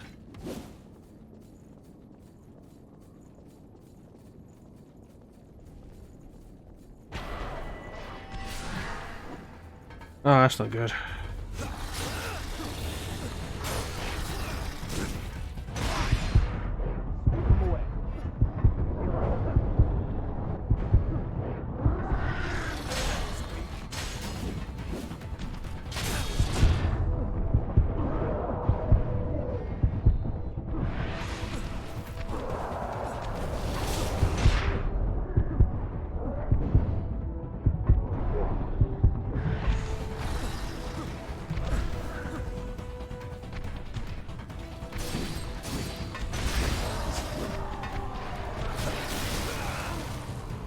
Alright, come on.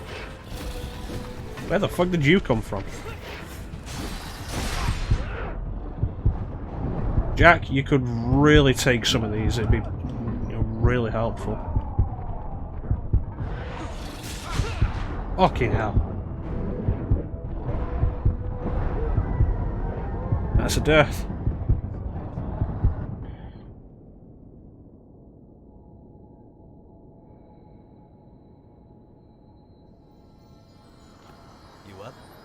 Okay, let's do this.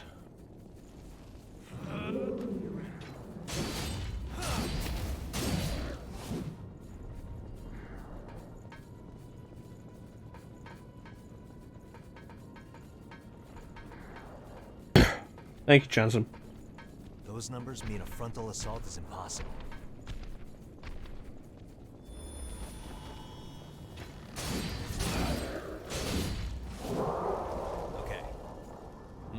What's that?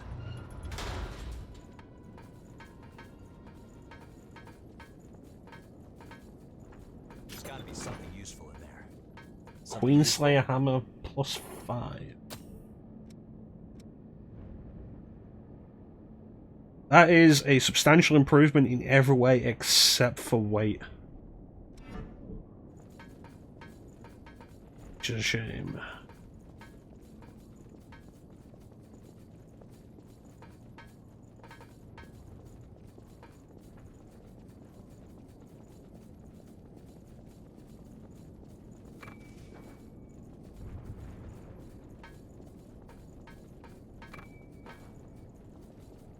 Alright, let's go get our blood.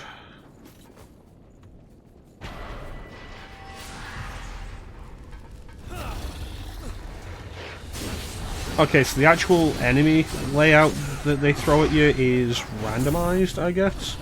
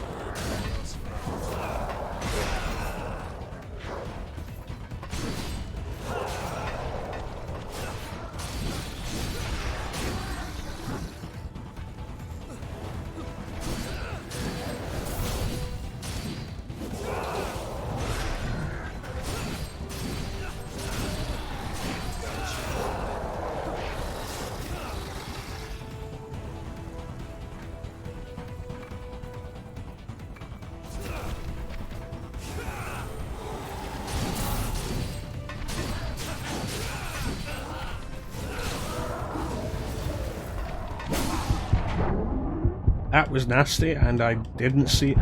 Jack, what the fuck? Well, that's a death, because Jack just stood there instead of reviving us. Are you fully conscious? Why are you with me, Jack? Mia would have revived me. We almost had that.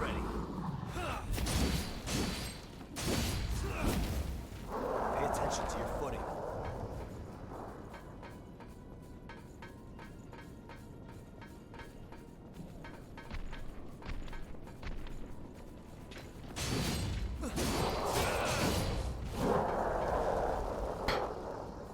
Good one.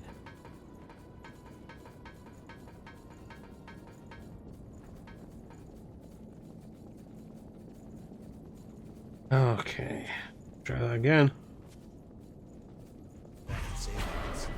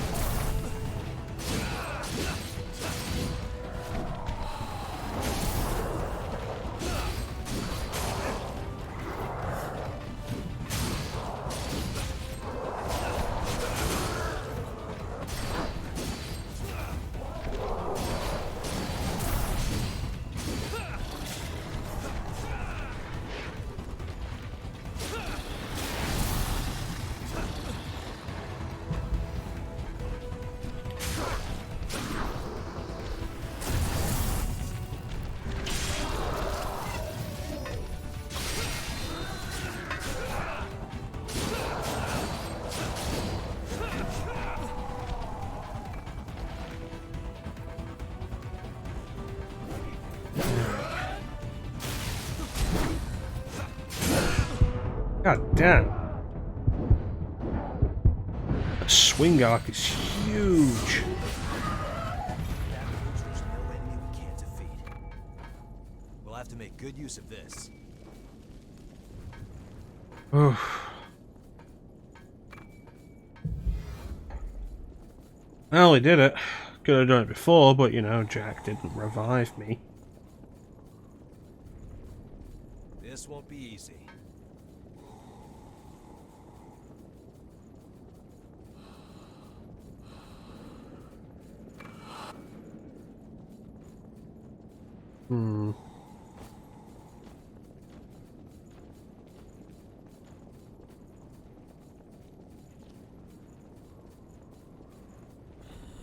All else fails. This ladder was here. Alright. I was thinking, like, was that ladder something I couldn't access? And it looks like it was. Something I could access.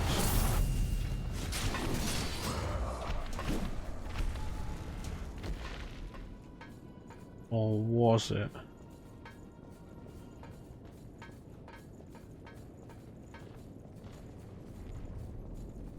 Yes. Alright.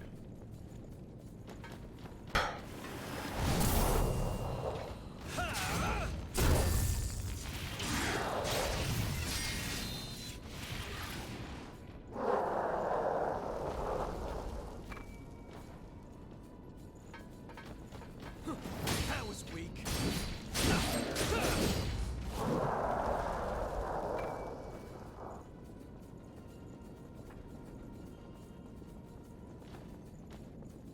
Right, this just is another way through this area. Got it.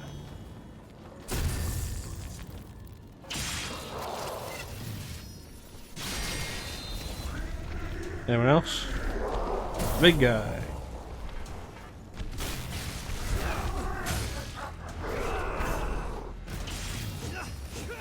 Alright, let me try and work out timing on this. Okay, that's not the timing.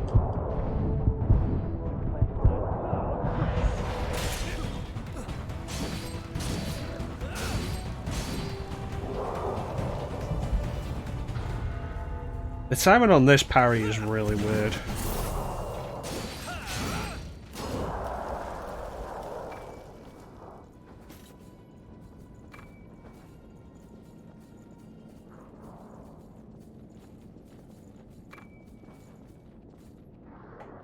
I mean, you look at it and it's like, okay, so that's the parry. When do you pull that off? Because it looks and feels like an attack, not a response to an attack. So, and I'll probably go the entire game without figuring out the timing for that. This is a little tight.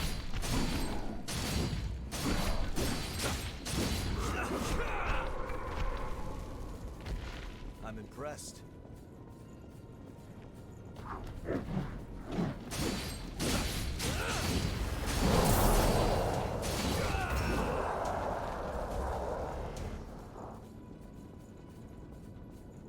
Okay.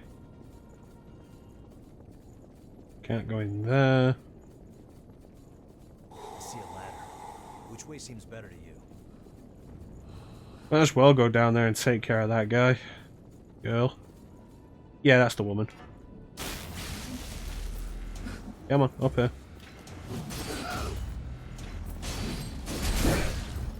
Okay. Doesn't want to flinch. You're out of healing. Enemies that don't flinch can be really concerning. There's got to be a missile somewhere around here. There's too much on the map that is just not laid out.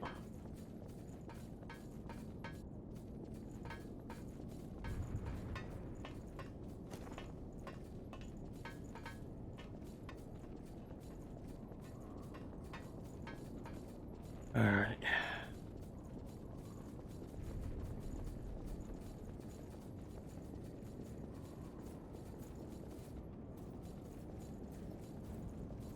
What do we got? The enemy could hide anywhere around here. Always fails.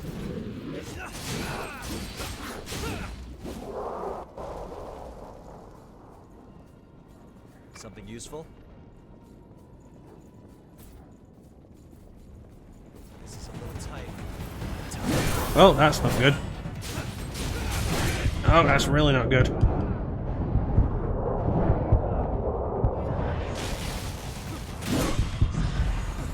You know, thought I rolled through that, but apparently not.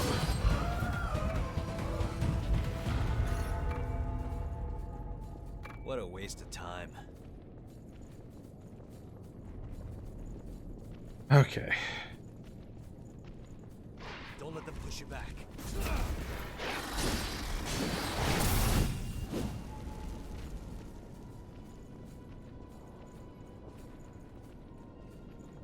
If I drop down there, how am I getting out?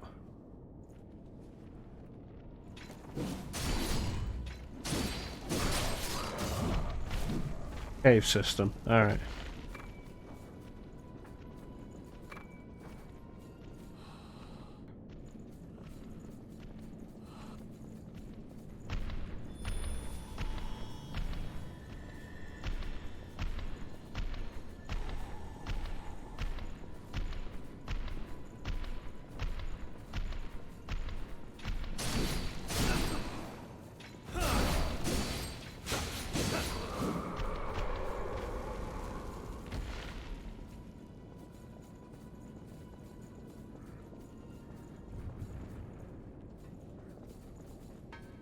Okay, going up, I guess.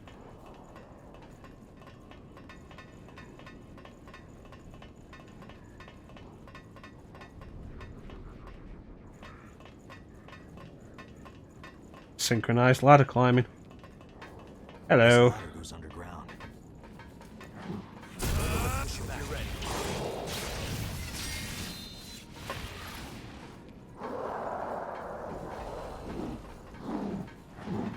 Don't mind me. I'm just here to murder you horribly.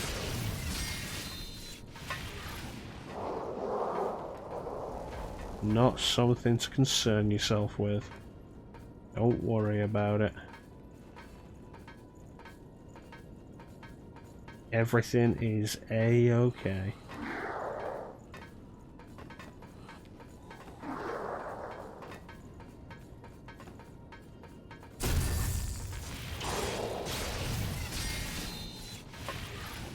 And that guy hasn't noticed yet.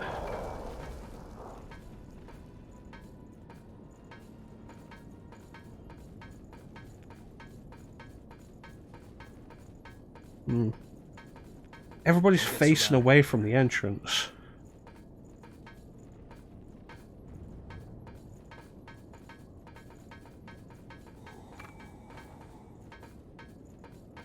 Weird.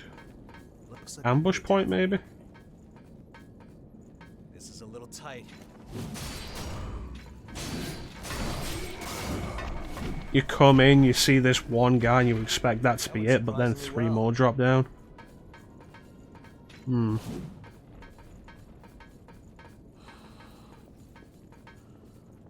Possible. Move, or you'll be a sitting duck.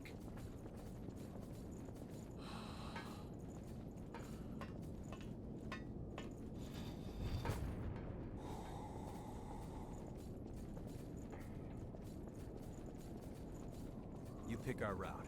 There should be a defensive passage we can use up ahead.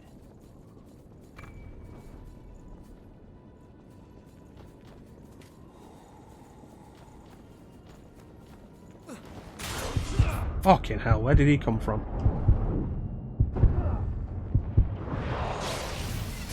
And how did he get between me and you? You should have had him, Jack. Excellent job. Best up all you can. Alright.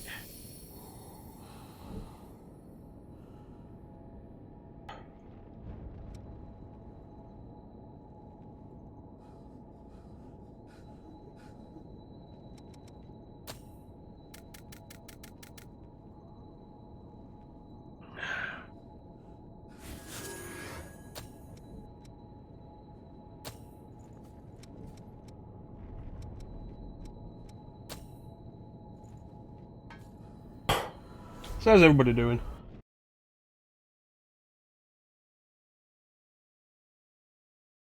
Everybody doing okay? I don't know what's going on with this memory. It's weird.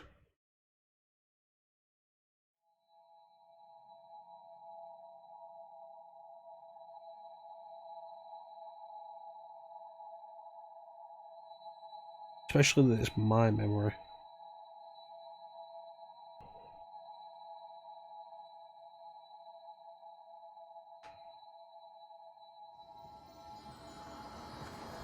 You doing okay? You heading out tonight, Clem? Got your trivia? Oh, I put stuff in storage. No, that's always something you don't want to hear. Io, do I have anything? Oh yeah, I do. I remember. We ended last time with a bunch of vestiges to restore.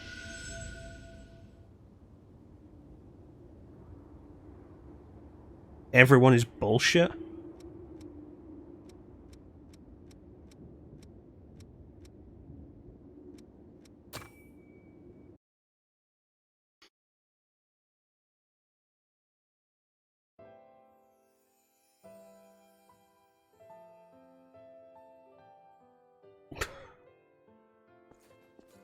Damn it all.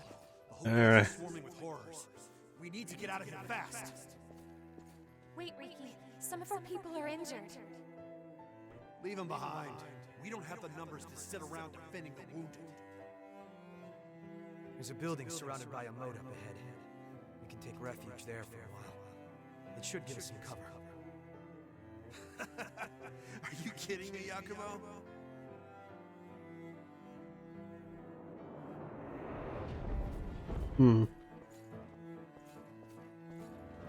Do you want to stick around until everyone heals? Take a look outside, Yakumo. It's horror town. We need to look for a way out while we still can.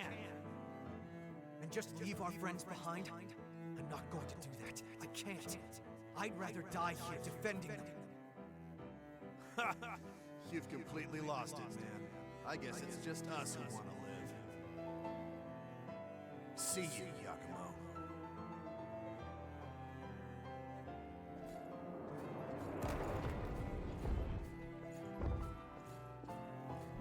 Should we really have stayed?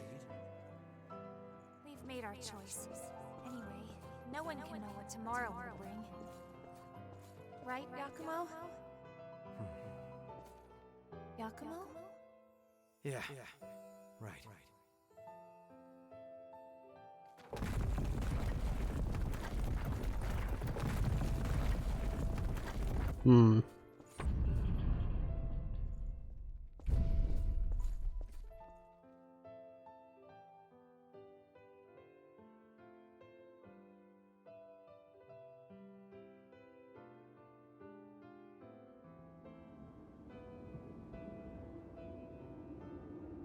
Those people, they were my old comrades.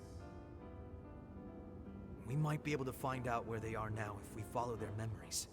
You know, use them as a kind of trail. We stayed with the injured. I guess. In a way, I'm the one who left Riki behind back then. No, he chose to leave you behind. Followed him. In the end, all of us who chose to stay died. Maybe if we had talked it out more, we could have found a way to stick together. Maybe then some of us might have survived. Thanks for saying that. Still, I get it in my head sometimes. I start to wonder, did all those guys who left blame me for their deaths? Well, it's not like I'll find the answer now, no matter how many times I ask.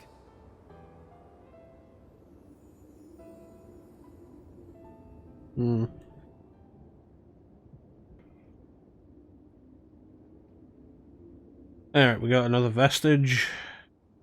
What is it?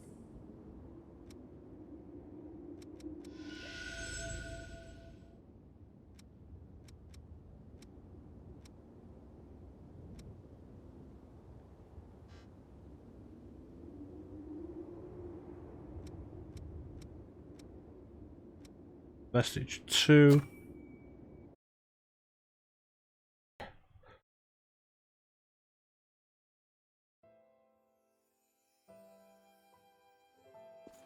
You're crazy if you're thinking of helping those guys who got separated, Yakumo. It's suicide! They're our friends, Riki. I won't ignore them. Always digging your heels in. You'll get everyone killed. I'll help you this one time. After this, you're on your own.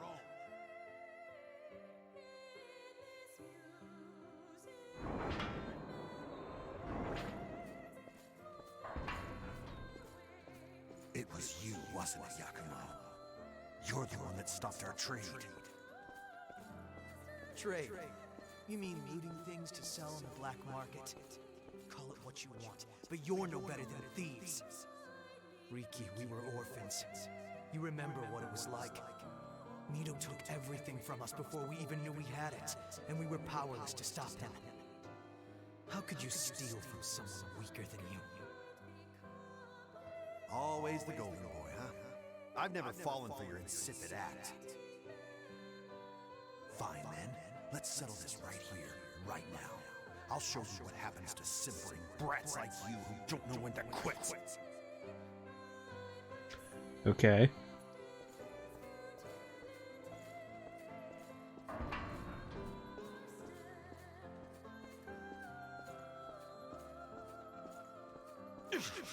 Son of a... Back it off already, would you? Back off? I don't think so. If I did that, you would have killed me. That's why I don't like you.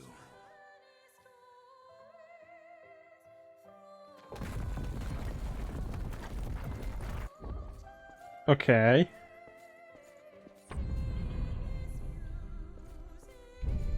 I don't really get it. Like, were they actually friends?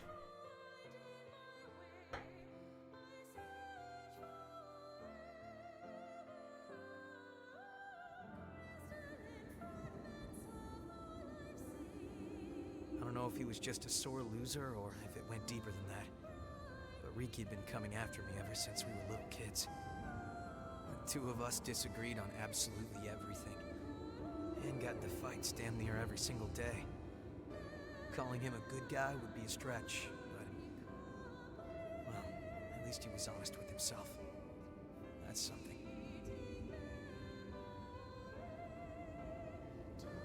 Okay.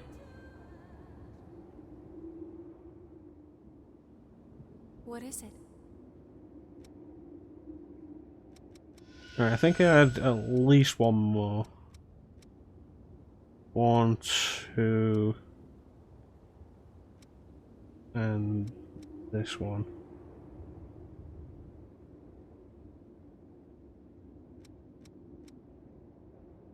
Okay, so this is Ricky.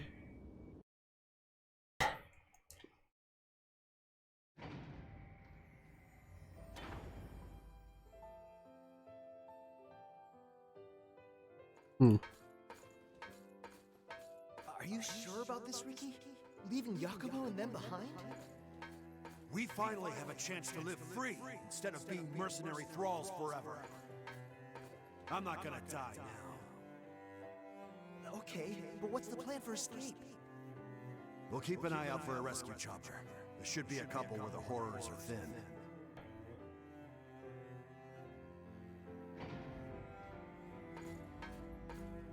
Hey, Ricky! Ricky! I finally found a chopper! Hey! Hey!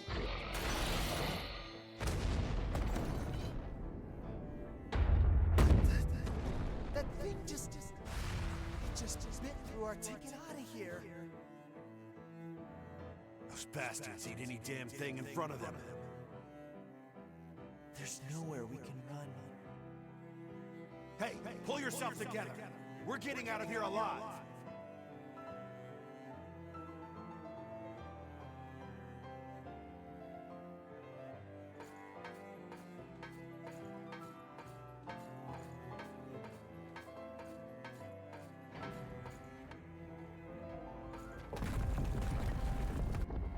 That's it.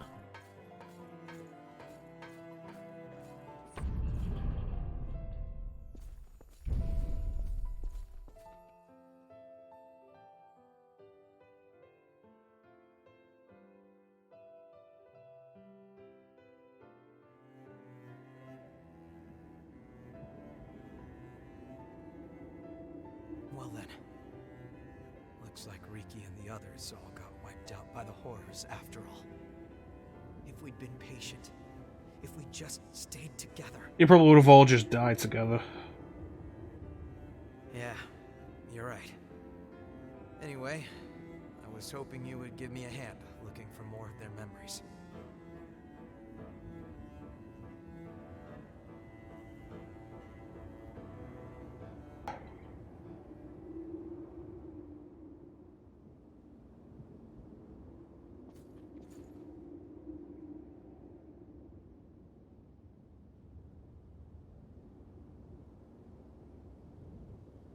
What is it?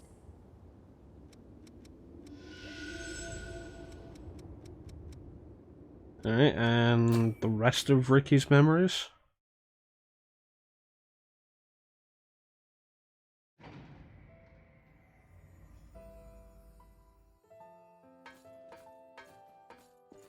The first face we saw when we woke up from the deep sleep was one we thought we'd never see again. Miguel's. We were mauled to death by horrors after the Great Collapse. Mido collected our bodies and brought them back to life with things called boar parasites. Most of us didn't survive the revival process, but they might have been the lucky ones. The rest of us were thrown right back into thraldom. It looks like where I woke up. If I could just somehow find a way to get out of this place. Maybe while Mido is busy experimenting on Emily.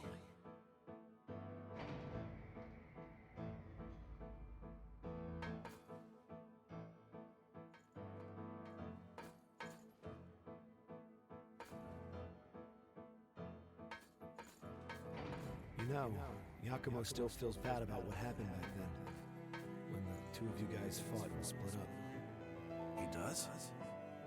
Yeah, I think he always wonders if there might have been another way.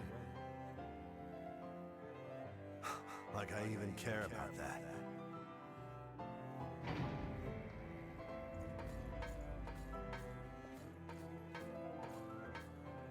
Listen up! The facility walls have been breached, and the Lost are getting in! This is just what I've been waiting for. Let's slip out in the confusion. What about Yakumo? He's still asleep. You already know the answer. He was always a blind goody two-shoes. I despised him to his last breath. I won't be satisfied until he wakes up and I get to punch that stupid face of his one more time.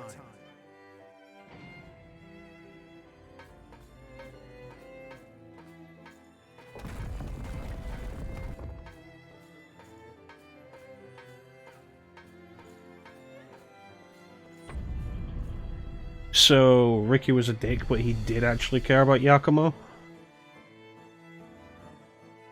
But hid it behind his being a dick?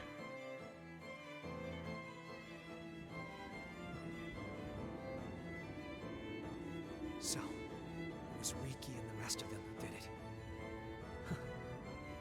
I always did wonder who pulled me out of that place. How lame was that? I was the only one still asleep. I wonder if they all made it out of there in the end. I hope so. I hate to think that I slowed them down. Yep, that's the plan. We'll figure out what happened to them. I won't let them be forgotten. And the last vestige we have is Aurora. What is it?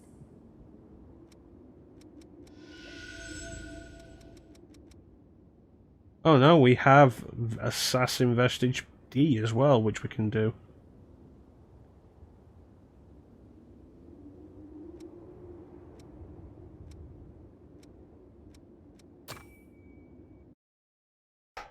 Unlocked by us having both of Yakumo's and both previous ones of Ricky's. It's no good, Ricky. We might have gotten out, but there's too many of them. You're telling me we have to leave Yakumo behind? Damn it all. We're not abandoning anyone again. All right, listen up, everyone. We're all gonna survive this. At least until we kick the crap out of Yakumo.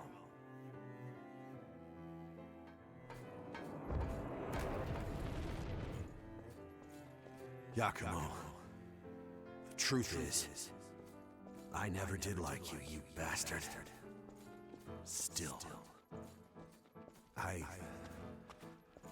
always wanted to be like you.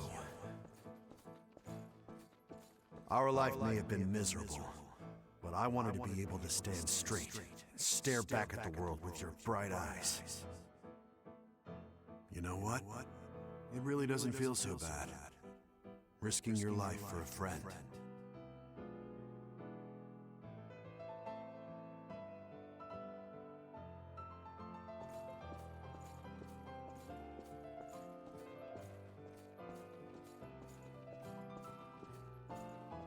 So is that the end of him? This stairway is different.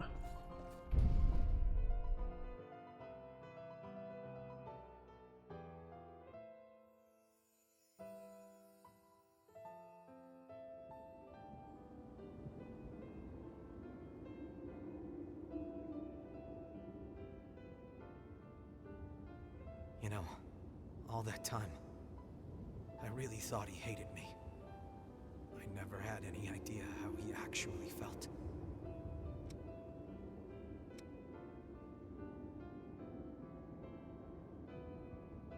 Come on. You're embarrassing me. I don't deserve that kind of praise. I wasn't giving you praise, I was stating a I'm fact. going to keep on moving ahead. And I'll keep their memory with me all the way until the bitter end. I owe them that much. It's the least I can do to repay them. Thanks. I don't know if I've said this before, but it's really good being here with you all. I'll keep supporting you however I can.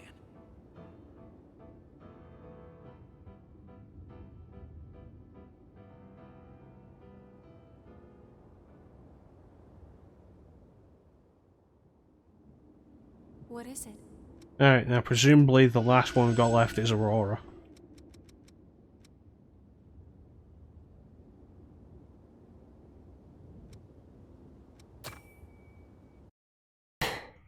Alright.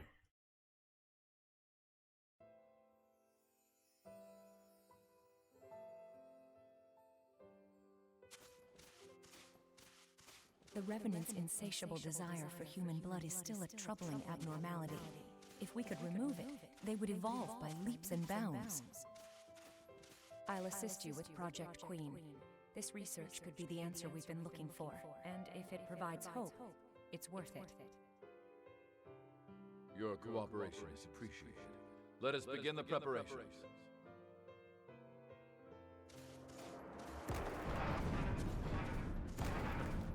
One week into Project Queen, the subject has exhibited no desire for human blood.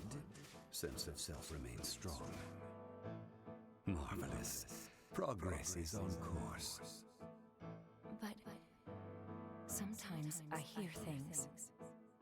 It's nothing more than a minor side effect, I'm sure. Simply do as you're instructed and everything will be fine.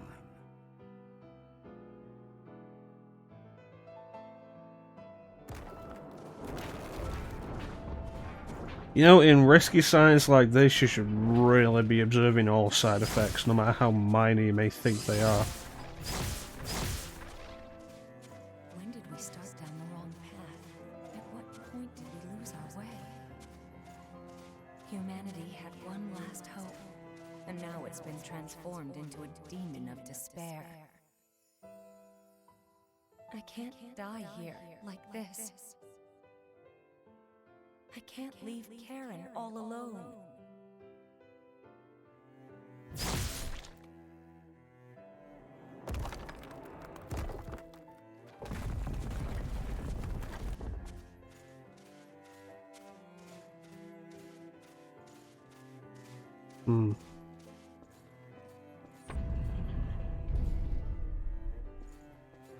With an ability like that, the Queen looks like she'd be very difficult to defeat.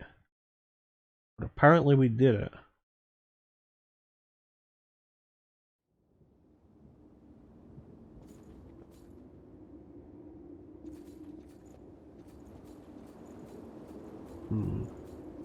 Thanks to everyone's hard work.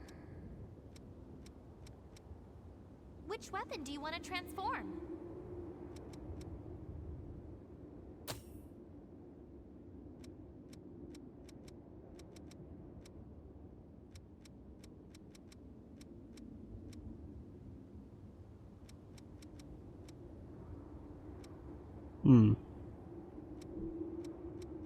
What do you want to upgrade?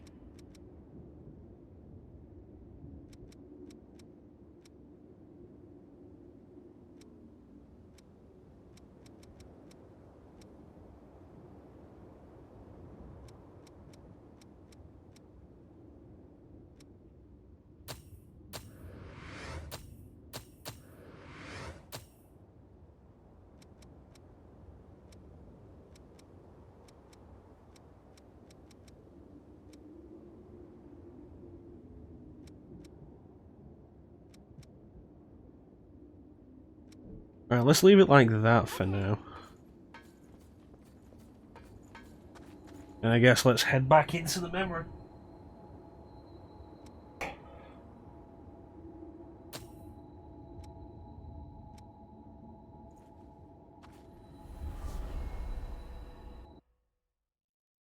Oh, Craig's alive.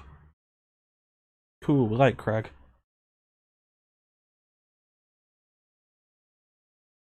Playing Demon Souls, and he must have just started.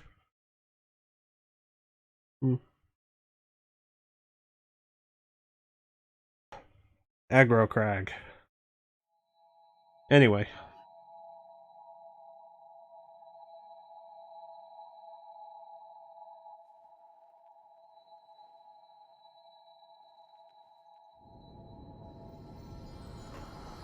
Right, here we are again. It's locked. Old shutter key. Remember that.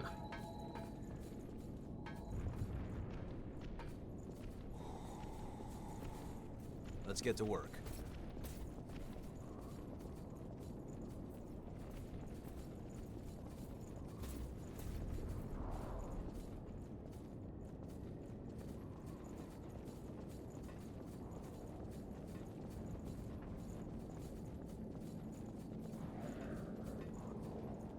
Feels too quiet. Be sure you don't slip. All else fails.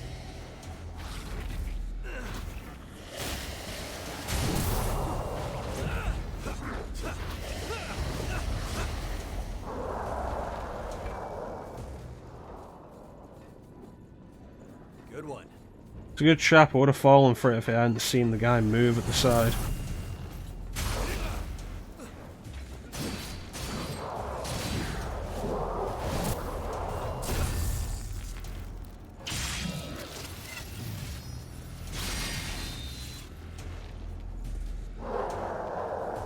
I should probably switch up my blood veil and blood code. Good use of this. Higher strength, maybe.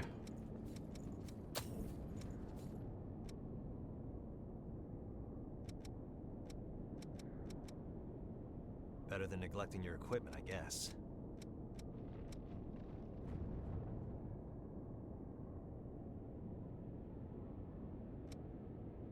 Hmm. Don't fall. I want to start this over. That's a big one.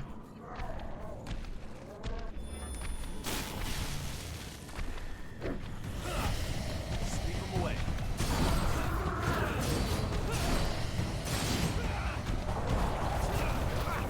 Okay, there's the target. Fire at your target.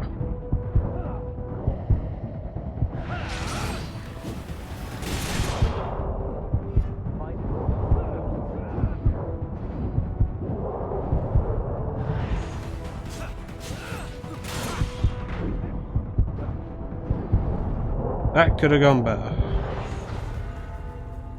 That's taken care of.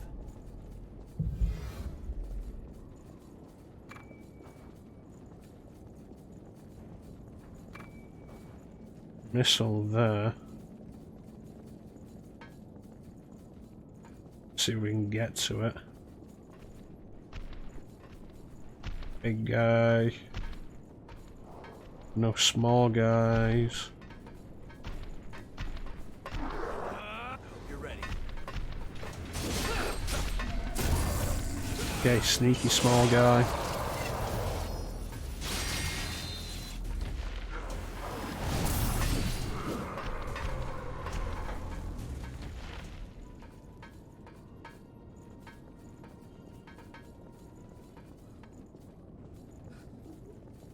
Okay, this doesn't lead where I want it to go.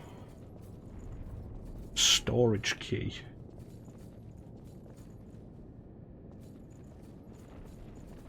I don't know where that'll go.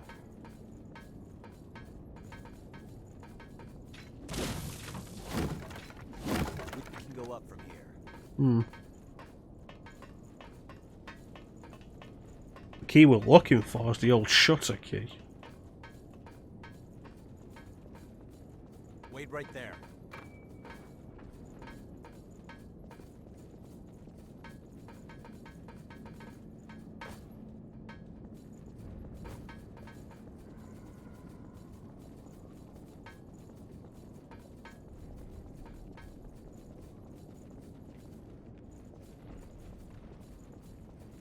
Hmm. No, no safe place to jump down, which makes this a dead end. Storage.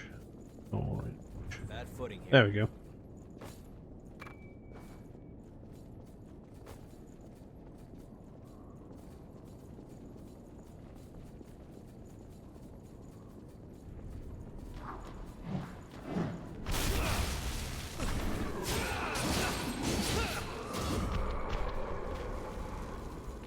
I think that works out.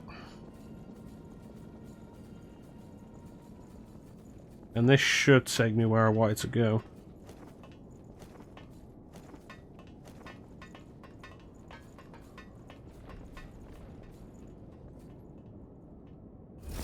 That's the map for this area. What do we have here? And a bayonet.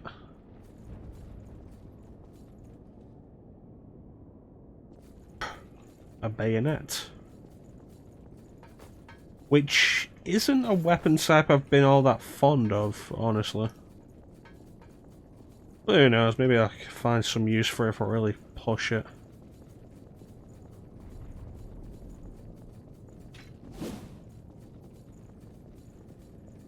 Probably not.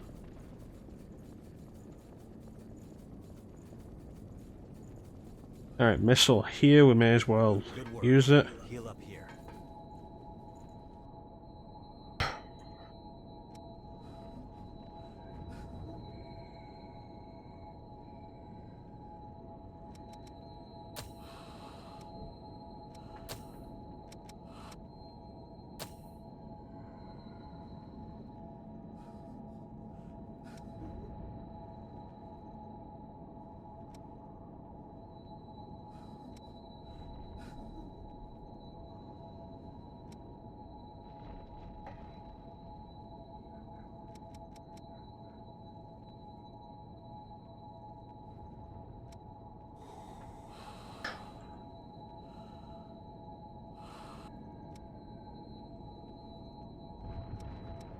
Yeah, I'll have that, definitely.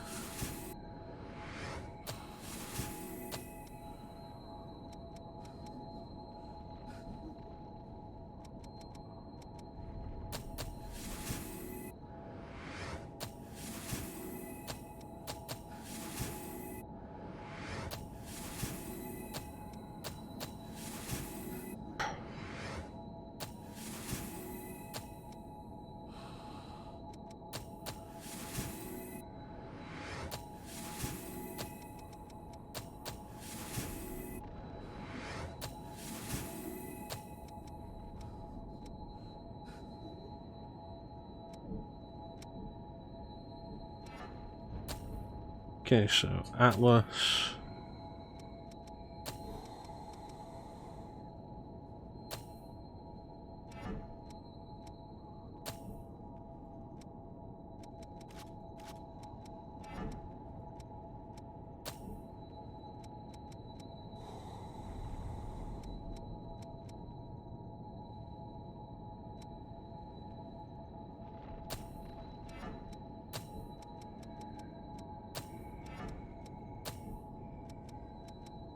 Keep Firestorm.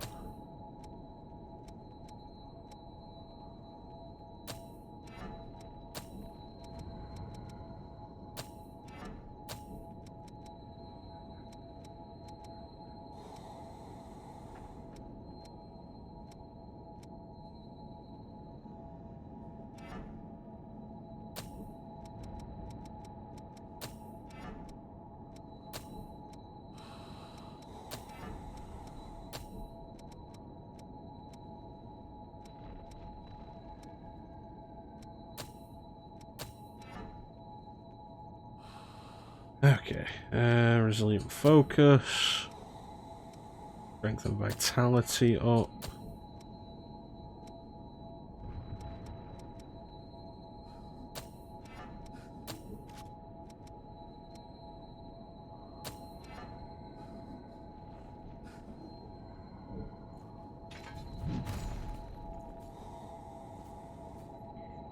Alright, let's see how this works then. Let me see this.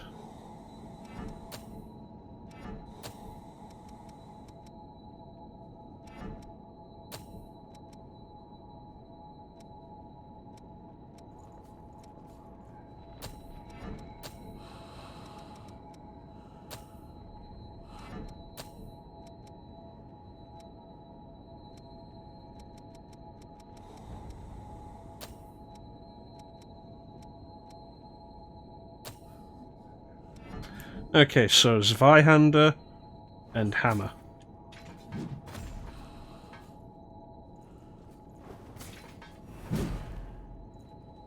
2 different flavours with the same great taste.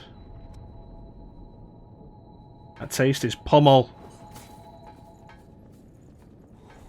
Pomegranate. Pomegranate.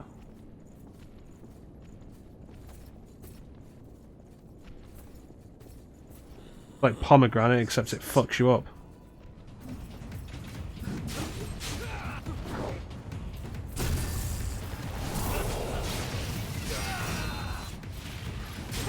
Hello.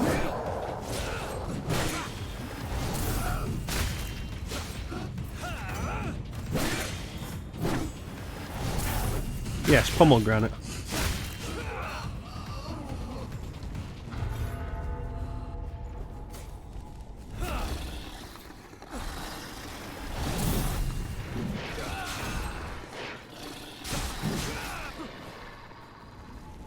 There should be a secret passage around here. Alright, so we didn't do much over here.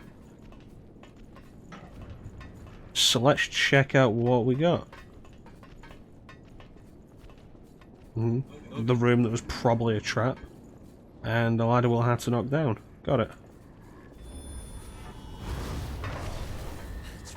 Let them come to us. Because they're going to drop like flies. You cheeky bitch.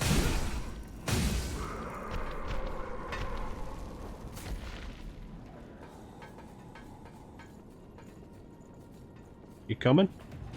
There you go.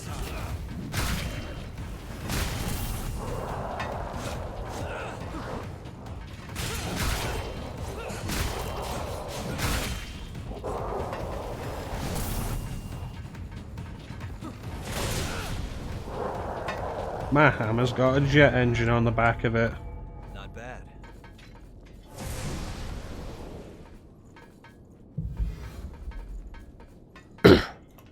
The slower timing is definitely something I'll have to work out. Not the kind of battlefield I'd pick. Quiet. The enemy's below us.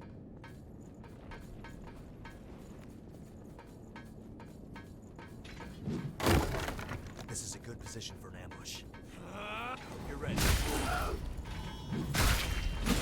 Of course, the truly dangerous thing is just how much faster these enemies are.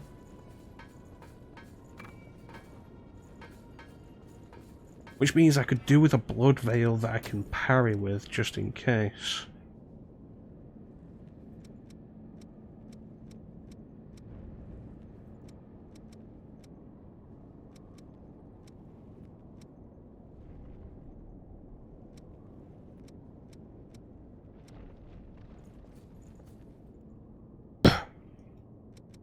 Okay, so I see one of the issues we've got there.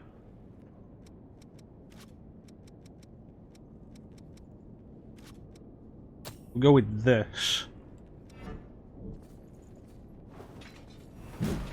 We're faster with that. However, anything else?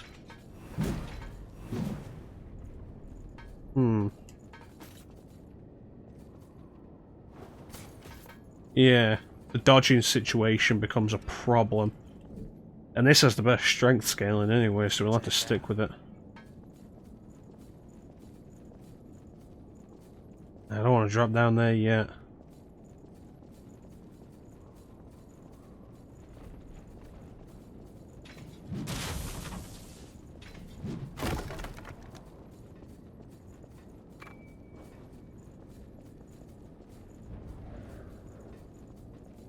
Alright, now we can drop down there. Unless... The enemy is inside. They'll come out, so be careful.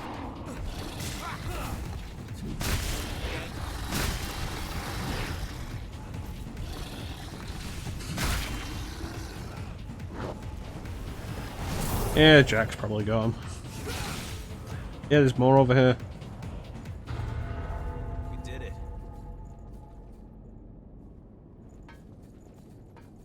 There's no ladder to get up there, which means I'm gonna have to go around somewhere. It's probably not gonna be an item I'll ever use. At least things are. Do you know what you're doing too? All else fails. Alright.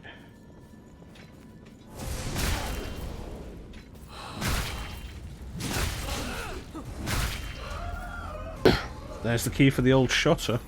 Still don't know where the key we already got goes, though.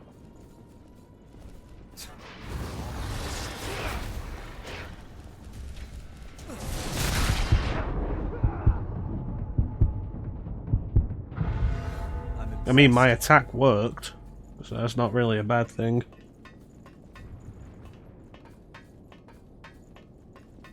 Something useful?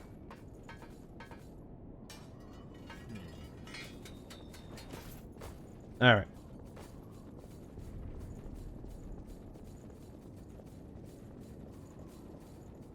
I don't know where this is in relation to where we were before, but there's an item here that I haven't got. Watch out for an ambush.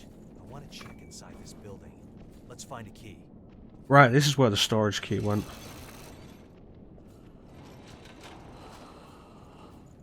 Okay, no ambush. We going for it?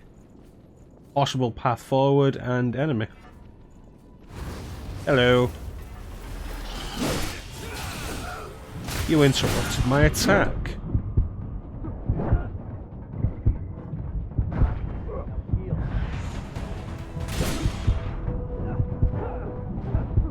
Okay, this weapon really feels like it's only going to be useful if I can make the enemies flinch guaranteed. What do we have here?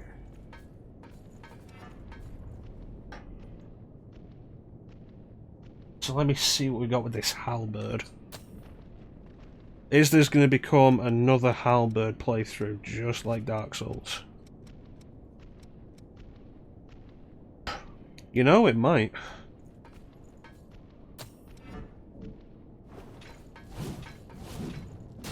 You know, I like that. I think I will keep this. Can't regenerate much more. Stay sharp.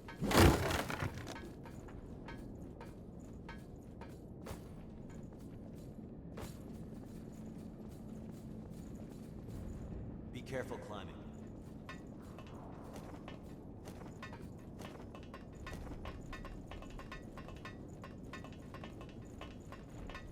Alright, there we go. That's what we were after. Queen steel, so we can actually make some use out of it at some point.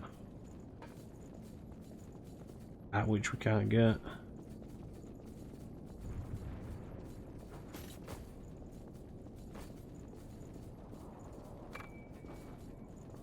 And there was the rest point.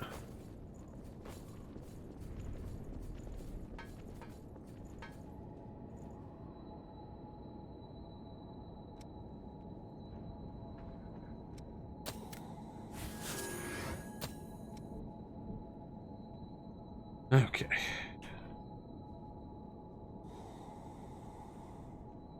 We're going to go a little bit longer, but I feel like we're probably going to call it at the next rest point.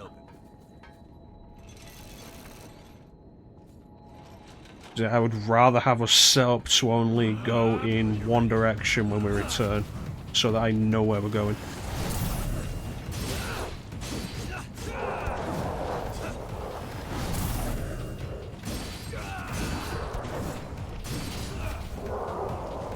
I like this halberd.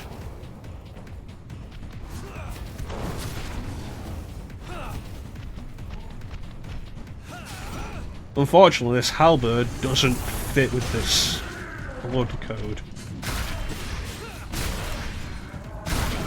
Okay, you son of a bitch.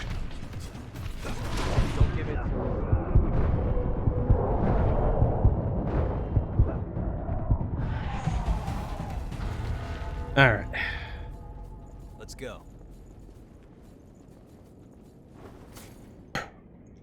Yeah. 3 of the blood gifts we have do not work with the halberd. Need a 2-handed weapon, which this doesn't count as, apparently.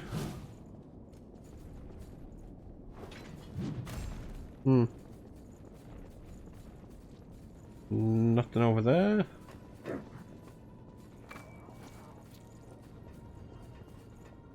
Hello.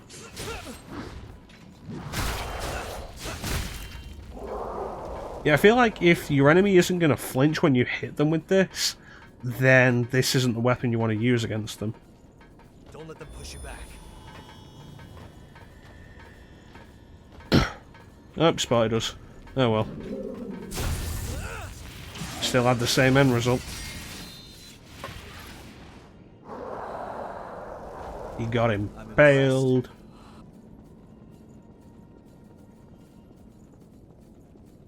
Alright. Those white thorns were a mass attack by the Queen. No walls could stop them.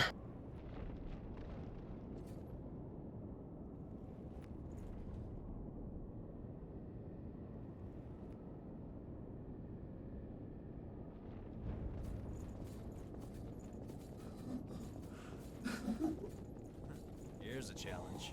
Our objective is the Queen. Avoid unnecessary fights. All else female lost or dangerous. Take care around them.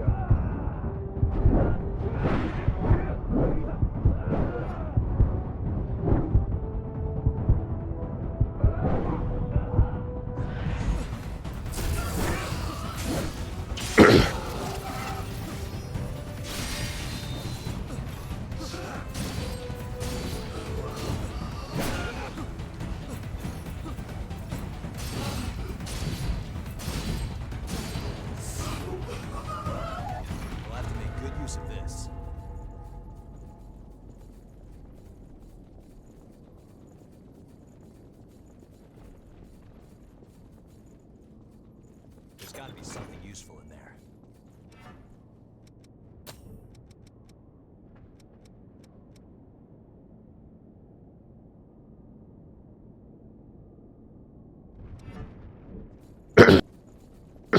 When I'm done with this blood code, Pay close attention around I will probably want to equip that. How close are we to mastering any of these?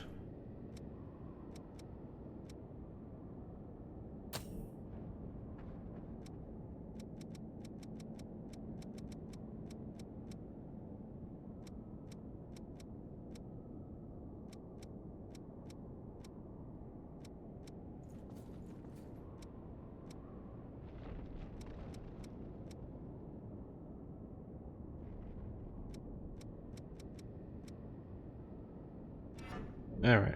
How about a break?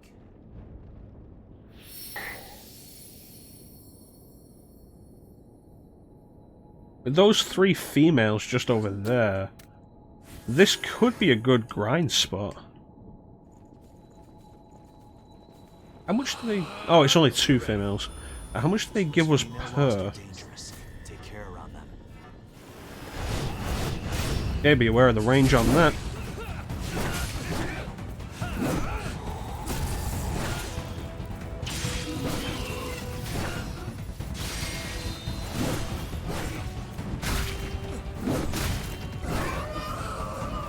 Almost 3,000 per. Yeah, no, this would be a good grinding spot if I wanted to grind.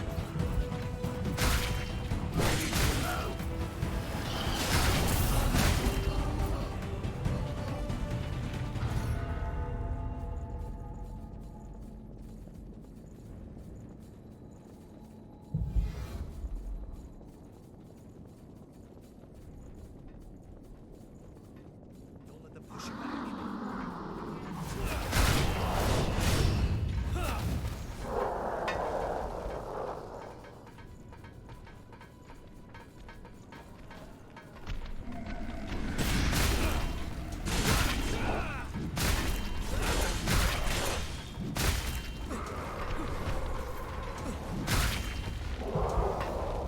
Nice.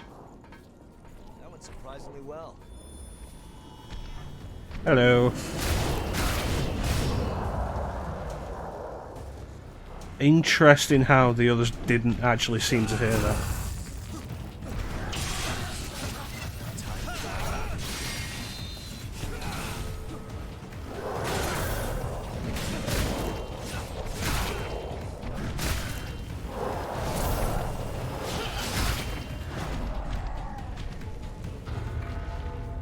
What a waste of time. Hmm.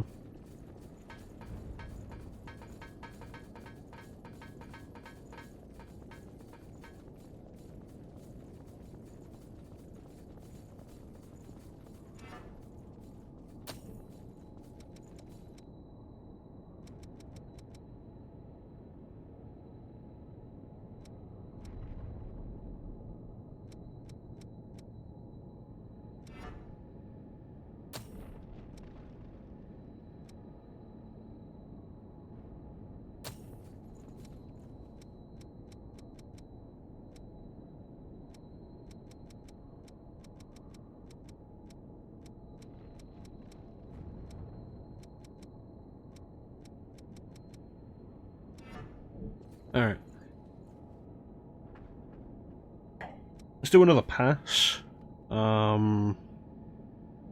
Let's see what we end up with.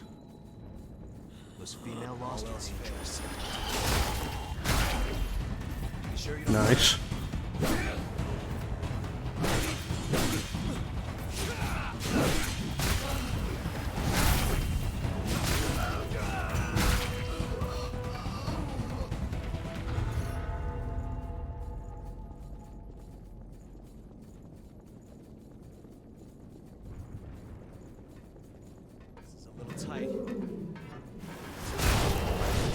I do like how fast your stamina regenerates after running.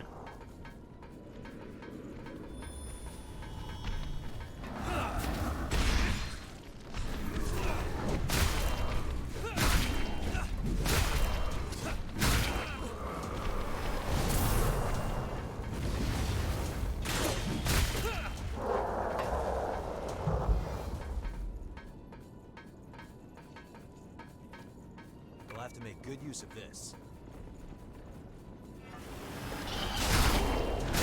Hello.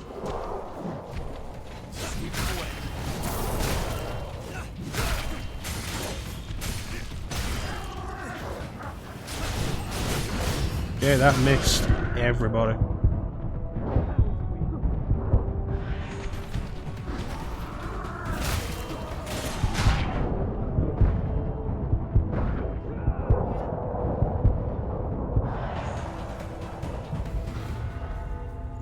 Oh, the other missile's right there. I could just go back and forth.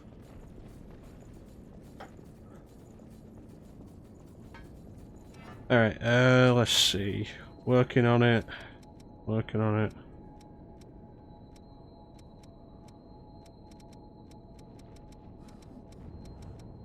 Working on it. Okay, so it's just these two. Alright.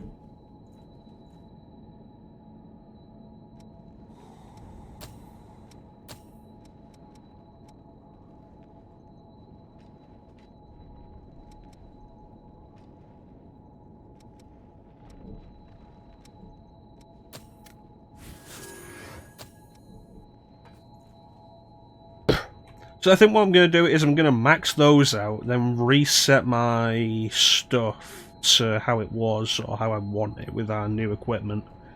And then call it the other missile point.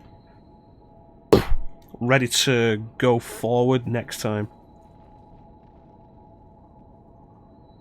I might be a little blurry.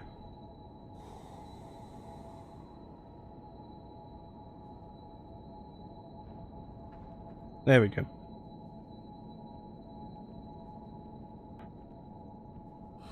Alright, so anybody got anything they want to talk about? Anything they're interested in? While we're basically just wasting all of them? Wasting everybody? You motherfucker.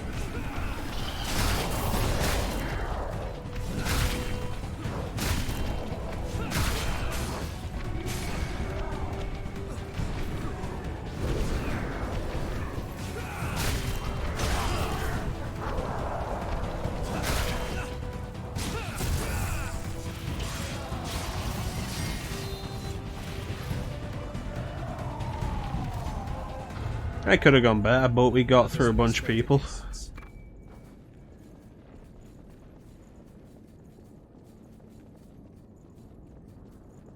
That's a fair point. That is something Dark Souls did.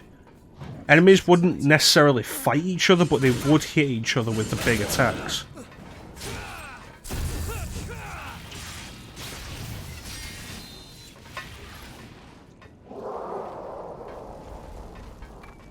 Enemy infighting was such a cool thing once. Don't let them push you back.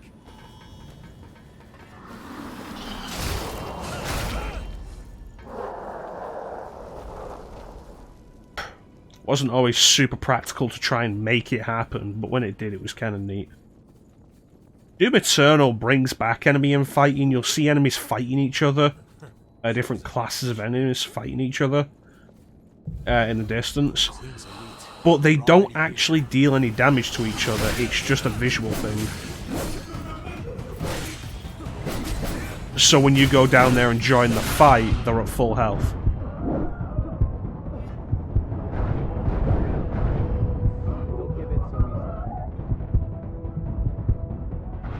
That's kind of disappointing.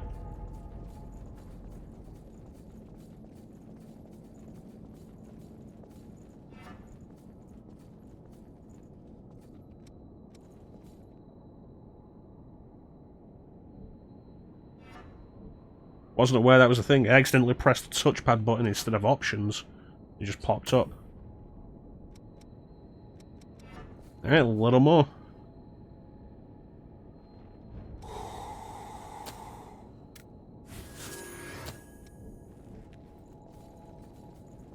Ladies. They're already here.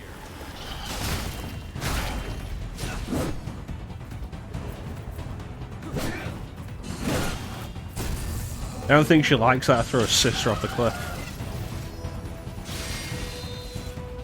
I'm gonna assume they're sisters, they look the same. Might have been twins.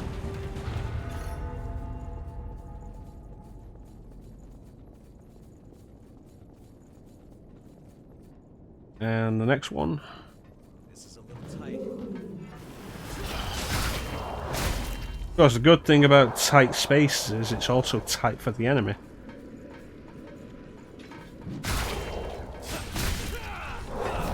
Pretending to play dead. Sneaky bastard. But you know, that is actually a very good point, though. They're not hitting each other despite the fact that their swings are really wide. Like I say, in Dark Souls, enemies would hit each other with their wide swings like that. Sometimes it was one of the best ways of dealing with some enemies. Oh, you got a wide group fight that you're fighting at once. Yeah, and try and get someone to hit each other with their swings.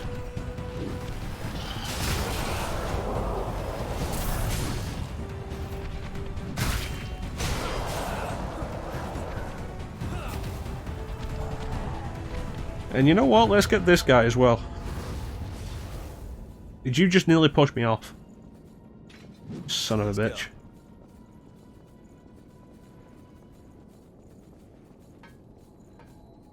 Okay.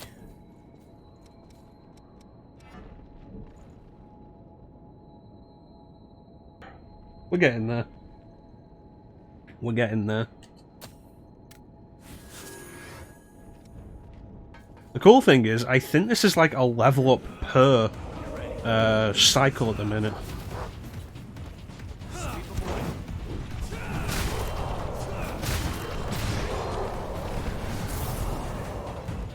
Okay, it's over there as well.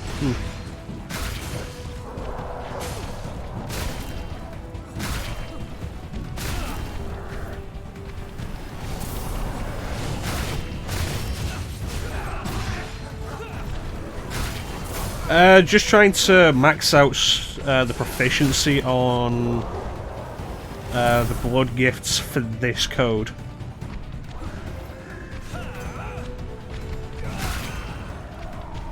So that I don't have to use this code again, mostly. Something useful? Not bad. And we got a point here where it's a short distance between two missiles with a good number of enemies between them. Pay attention to your footing.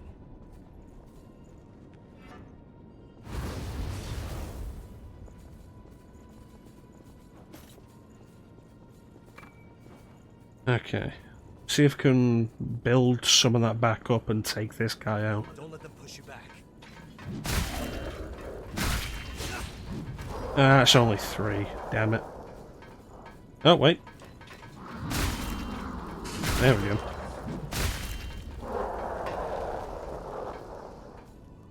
Yeah, I'm using Yakumo's blood code at the minute, which isn't really my style. But let's see. Strength and Vitality up is a nice ability.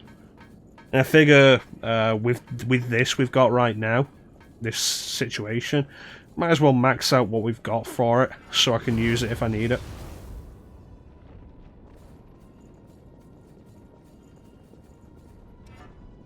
Okay, that's Dogged Fighter, which I think means it's just this one left.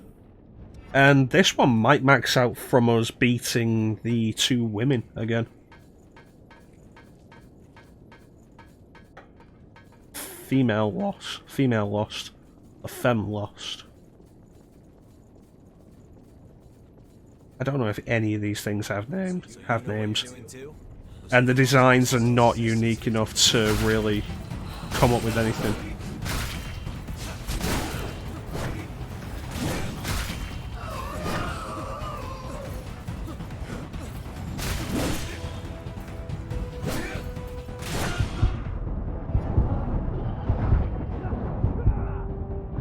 Like, the enemy designs are not unique enough to each other to really come up with anything. There we go.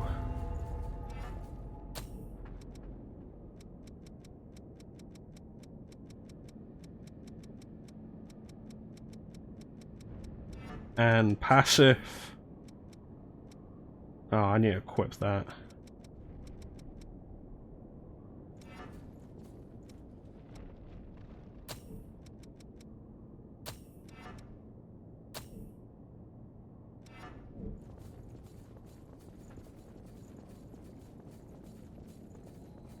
Yeah, let's see how fast this one levels up then.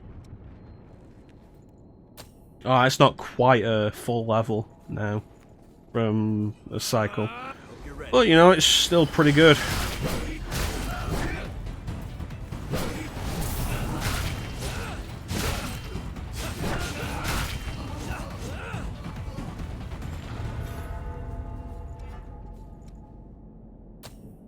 Yeah, this shouldn't take too long based on that.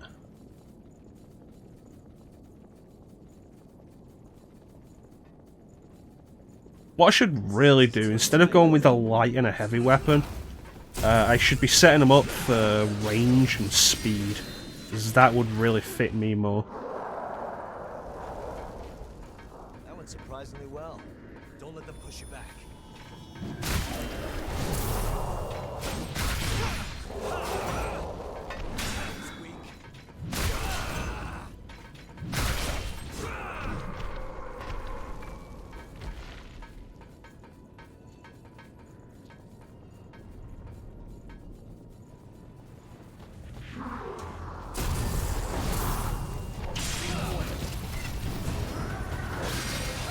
Awesome.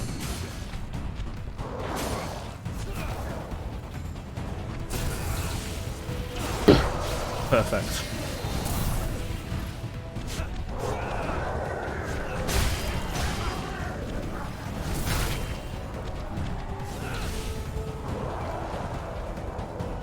Something useful?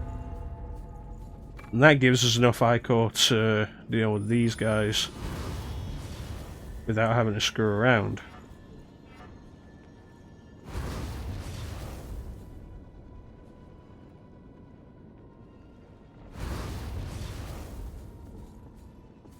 And there we go. So that's about 20,000 per run.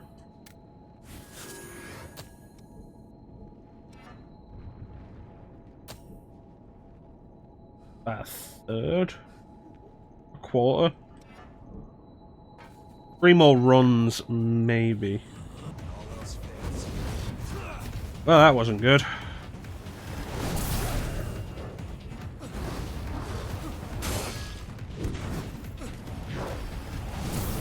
Okay, I need to get you.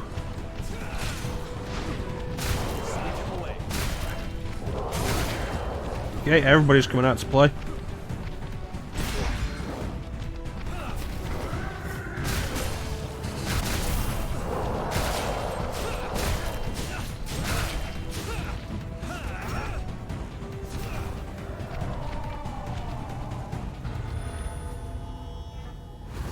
That's taken care of.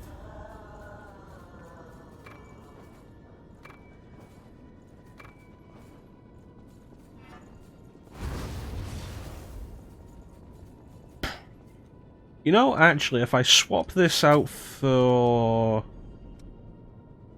either of these, that'd be fine. It should work. This is a little tight.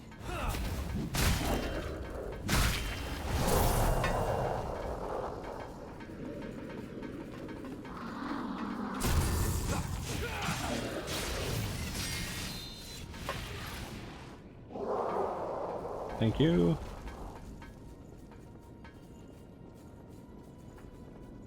Alright, let's go introduce ourselves to the lovely ladies and knock them off a cliff.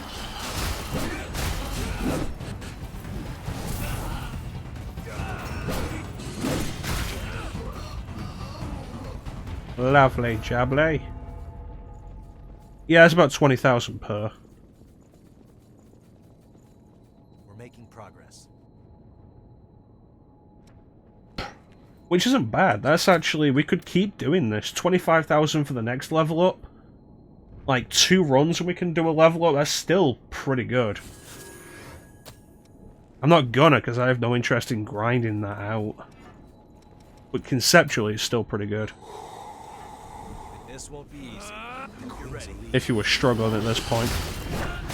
Although, even if you were struggling at this point, we have a different route we can go. As far as I'm aware, this is optional.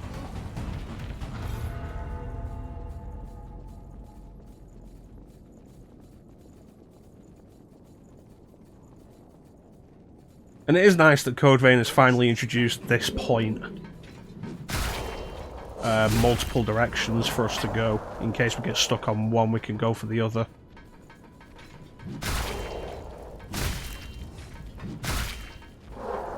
Hello.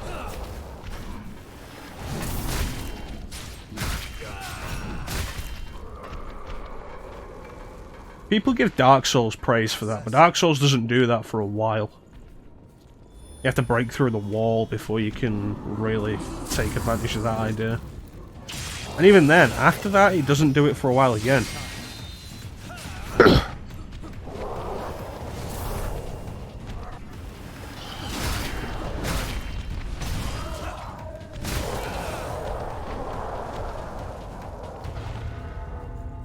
Like, it opens up and all you can really do is go to Undeadburg.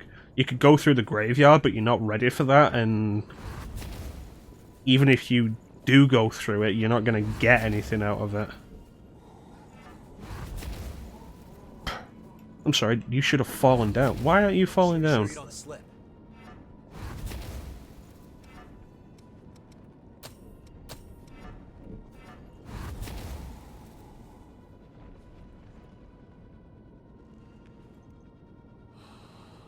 Guy's a dick.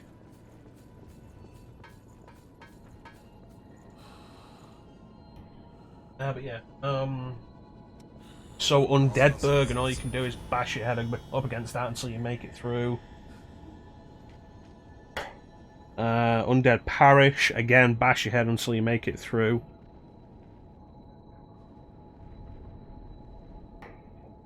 Then you've got the choice of Lower Undeadburg or the Darkroot Forest. And to be fair, Darkroot Forest isn't going to take you anywhere, but you can do it. So, you know, you can use that as a leveling thing to prepare for Lower Undeadburg.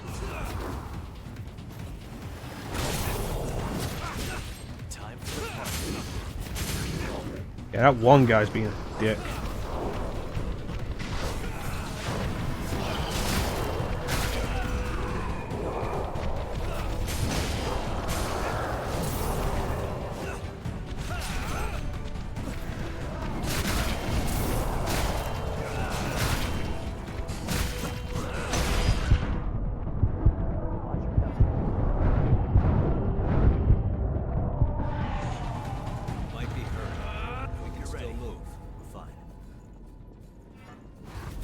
Okay, so it's knocking everybody off except that guy.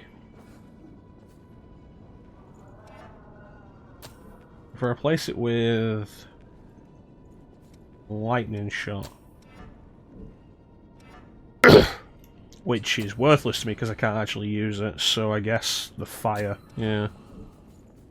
We're only doing this once now anyway because we just mastered the last ability. Don't let them push you back.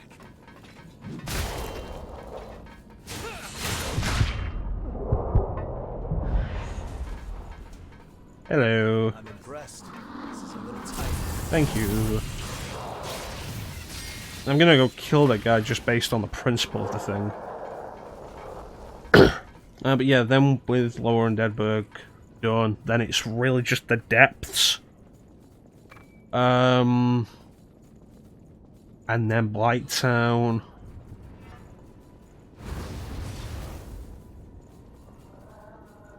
And then Sen's Fortress. Like, with no real other options of places to go. And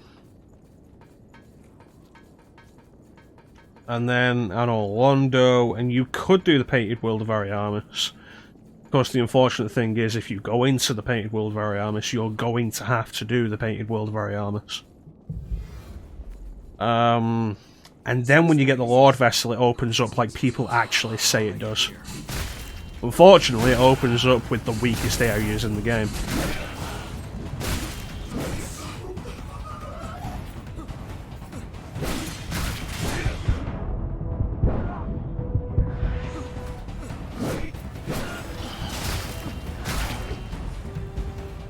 Alright.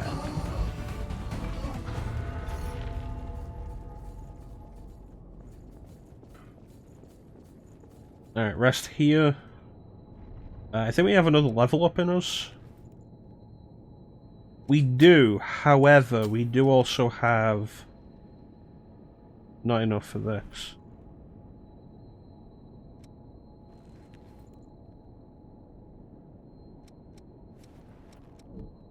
Alright.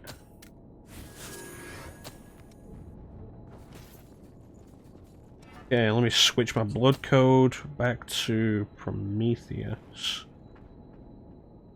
Are you getting a sense for fighting yet?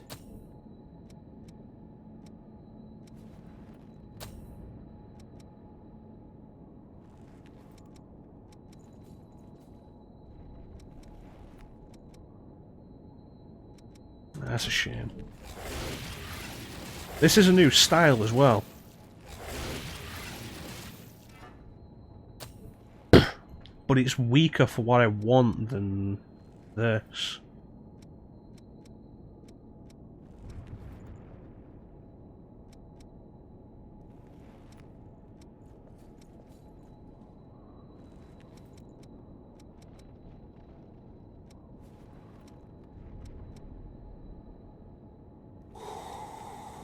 Even the dexterity isn't good. This isn't good at anything that I'm after. It just has a wider variety of scaling, but the scaling's all worse than this. What's this? Okay, that's the claw type. Yeah, no, I remember this one.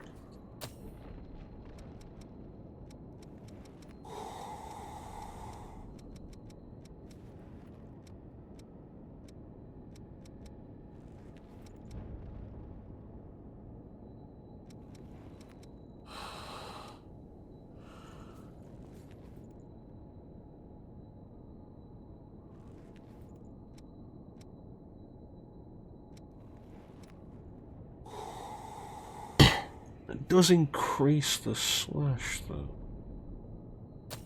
Alright, let me consider this. Back on Prometheus.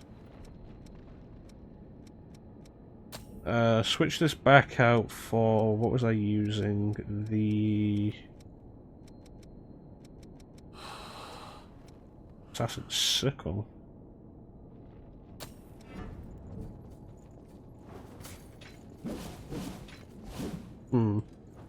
So you know what you're doing too? Seems reasonable if I level it up a bit. Bardiche is still like the best for me right now. The mobility is slow with it though.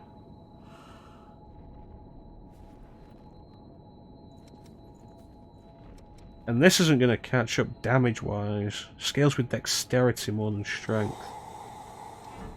What does this scale? Strength and dexterity pretty well. This is a pretty good all-rounder. But takes quite a bit of damage.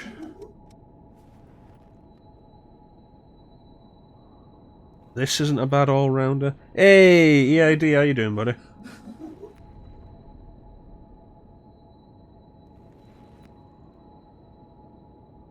But that takes more damage.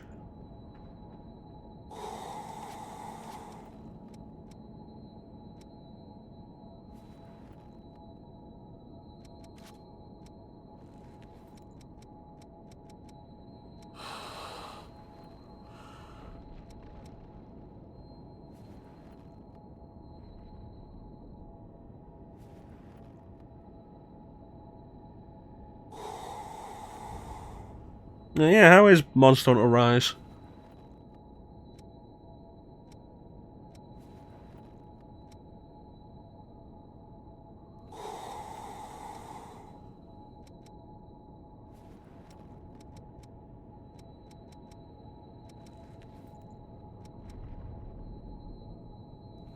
I think we're lost.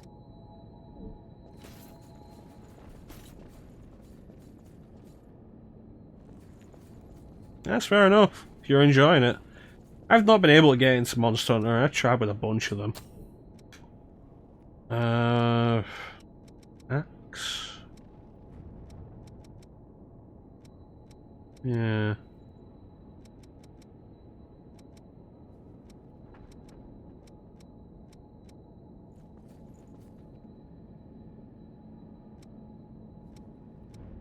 That's right, I wasn't using the Bardiche, I'd moved on to the Impaler.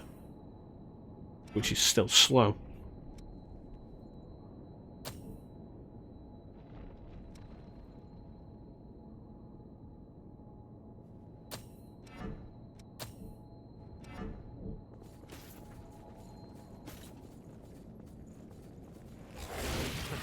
Here's a challenge. Is it the Blood Veil? Yeah, it's the Blood Veil. It's really causing this.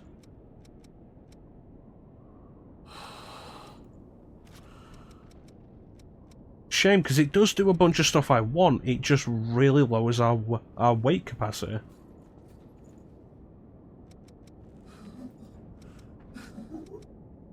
Okay. God damn it. Stat management again.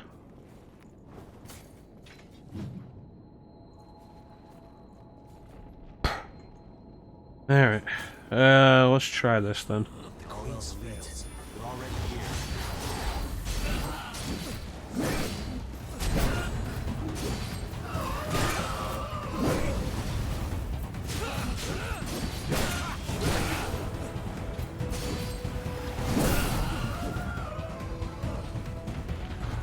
Yeah, this roll distance, speed and distance, I like it. I want to keep it.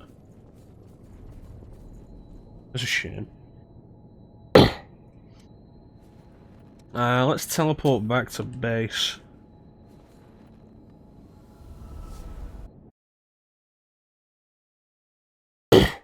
Yeah, I've never really gotten into Monster Hunter. I've tried with several of them. Monster Hunter Freedom Unite on PSP.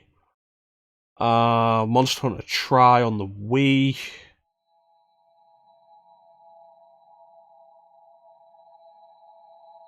You know, I don't think I actually ended up playing any of the ones on the 3DS. Of course, Monster Hunter World, which I didn't really get into. Yeah. I did get into a Monster Hunter clone on Vita, though, called Freedom Wars, which I quite liked. Thanks to everyone's... Which blood veil do you want to upgrade?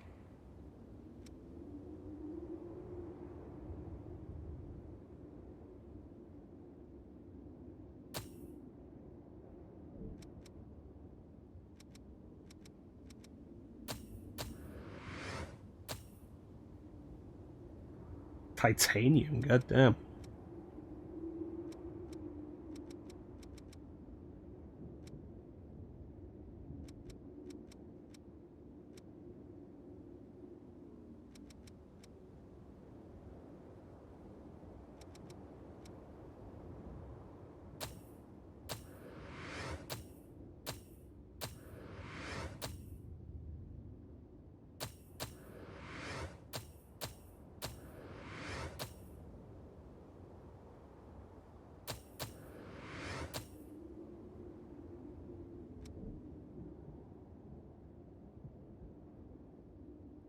I can understand the thought with that, Teak. My personal problem, I think, with it is that it feels like a game really designed for multiplayer. There we go, and then this. Our original is the best we have for what we want.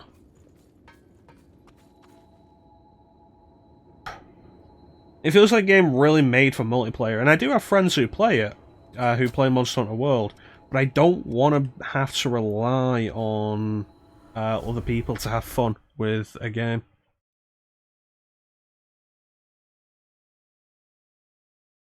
One of my issues with just multiplayer in general. Two-player co-op, sure, you can work out one other person as a regular thing. I did it with Clem for months. It was fun. It was a lot of fun. Anything beyond that starts getting tricky.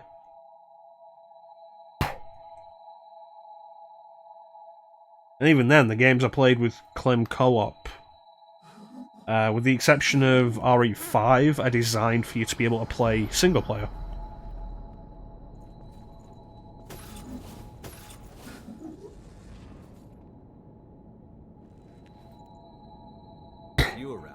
Yeah. Alright, so it says this is the main battlefield. So I think what we're going to do is we're going to push through there. I feel like this is going to be a boss fight.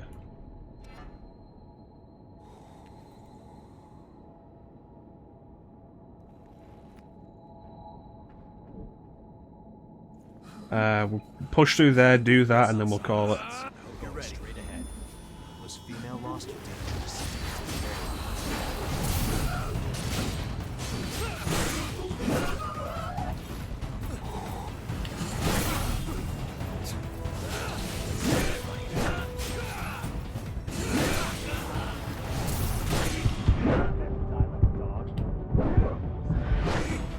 Come on.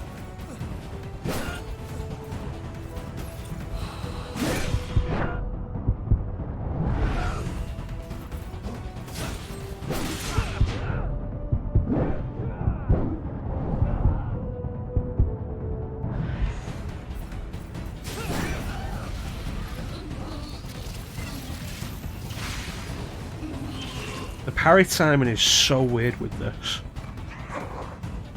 Something useful? Guess you haven't gotten rusty on me.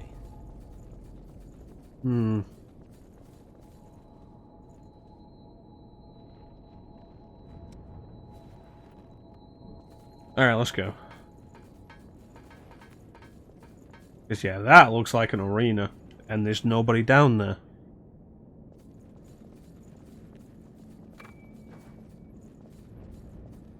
So like, a boss is probably going to turn up. Ladder. Watch your step.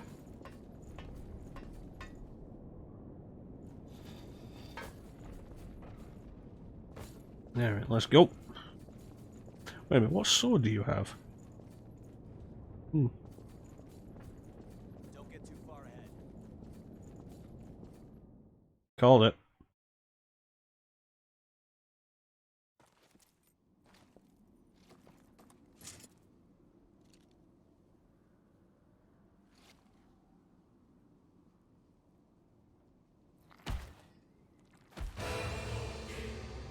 Hello.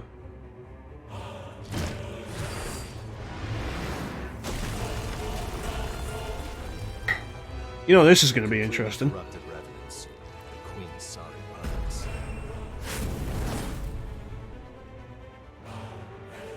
Listen, kid. You know me, I love boss fights with enemies the similar size.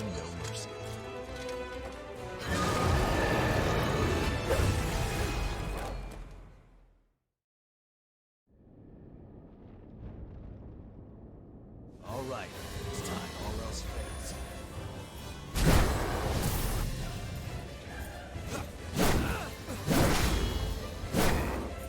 Okay, he can keep doing that. A dangerous combo.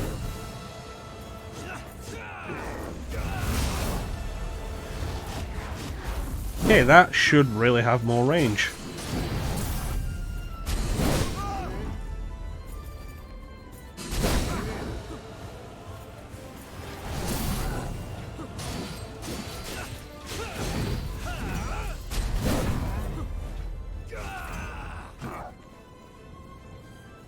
Welcome to the stream, Jax.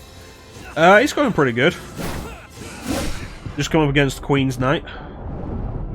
Interesting guy. Jack let me die again. That was unnecessary. I had full healing. So that's a death. I see you're awake. That's the second time you've let me die like that, Jack.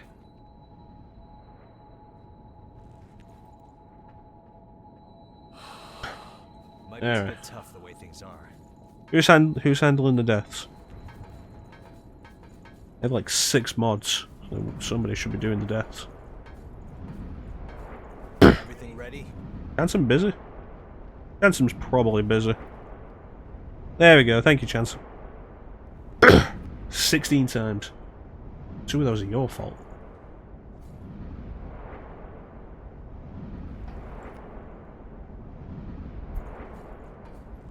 No hit this game? Oof. With how fast a lot of the enemies are, and how wide their attack swings are, that sounds crazy.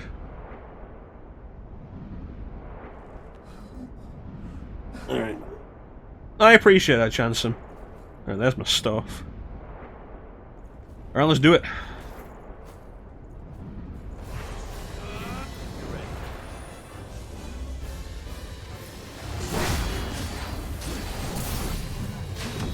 Oh shit, he barracked me.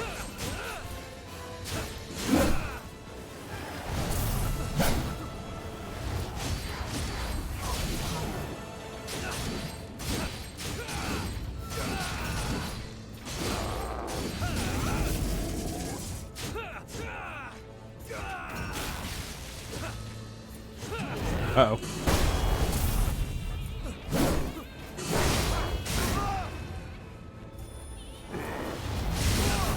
Yeah, that was, nasty.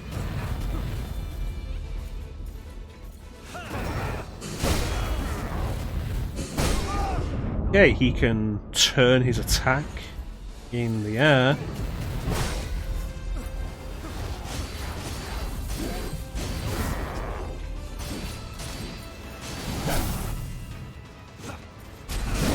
I think the key to that idea, Jax, will be entirely figuring out dodge invincibility frames. Because they do exist, they definitely exist. And I feel like they might be more generous than Dark Souls. Bitch!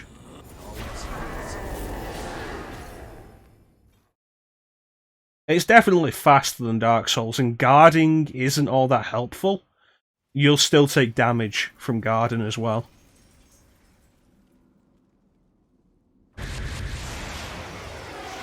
Oh, there's the Queen. Hello. Our ill-mannered guest is here. Guess that means we have to begin the festivities. I borrow a cup of sugar.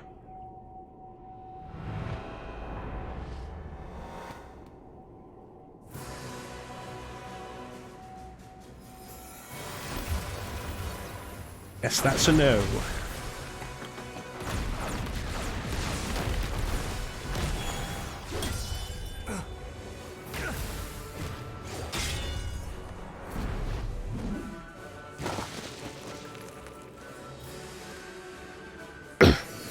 Oh, okay. I didn't realise no hits would be different from no damage. That's fair enough.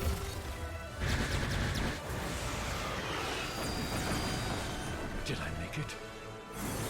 Silva. I'll take the spear. Yeah, back up. All right, gang. This is the moment of truth.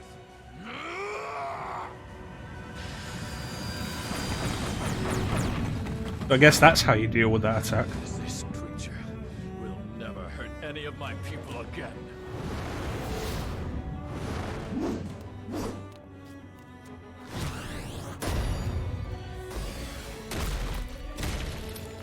At last. The cinematography had been pretty good up until that last charge.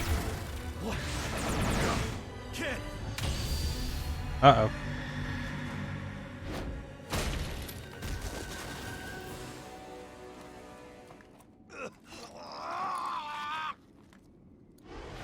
That's not good.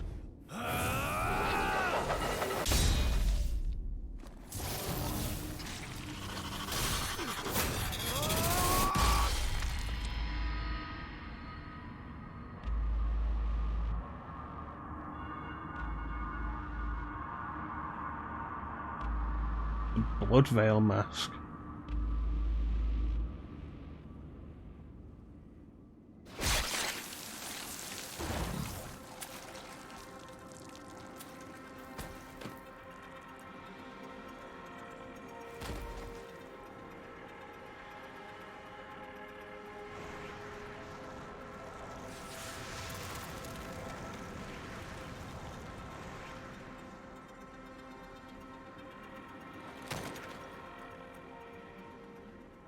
Huh.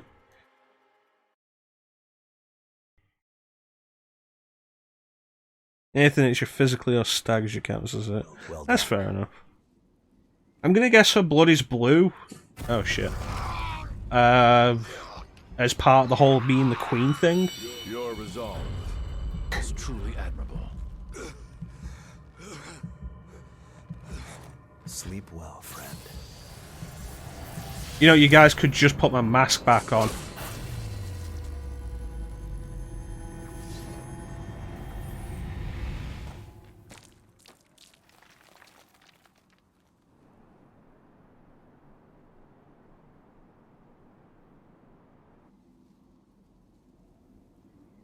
Never liked you anyway, Jack.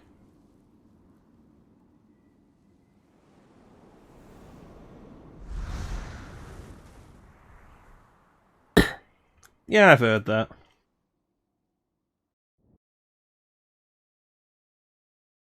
I feel like we probably will get to see the attack of that guy's blood veil at some point, Clem. And then that's what happened before I woke up at the start of the game.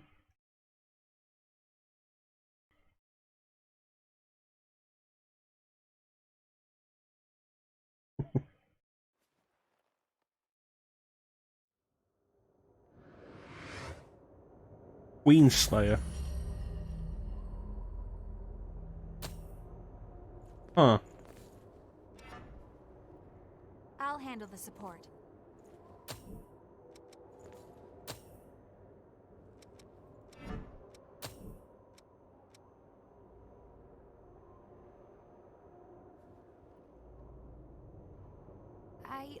I don't know, this is my first playthrough of this, Jax. Exploration and melee combat features high HP and endurance. Attack goes up, dexterity and mind scaling is better.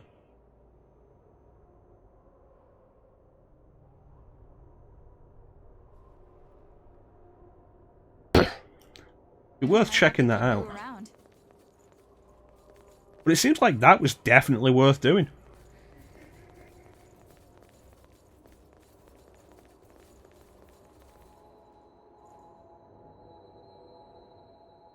Teak, when are you planning to go live?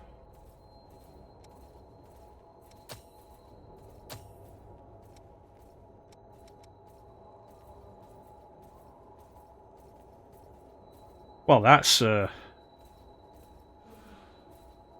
interesting ability.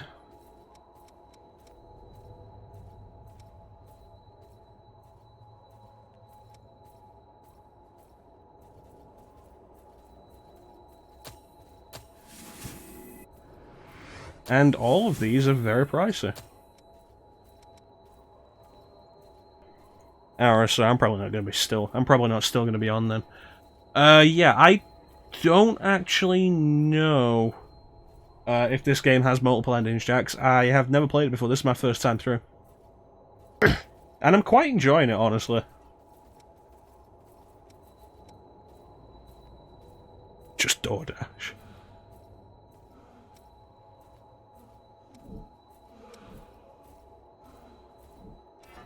Alright, let's switch codes to Queenslayer then. And work some of this out.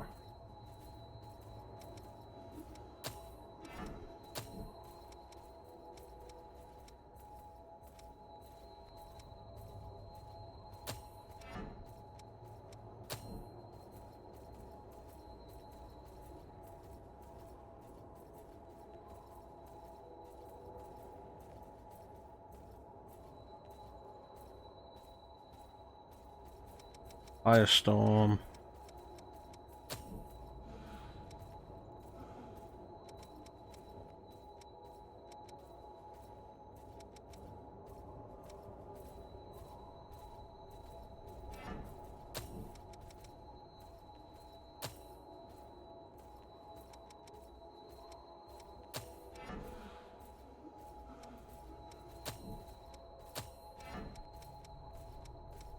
Let me see, put fire on my weapons for this one. Let's say dash for that. And...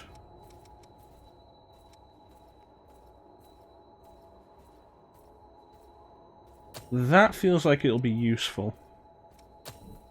Increase health. Increase stamina.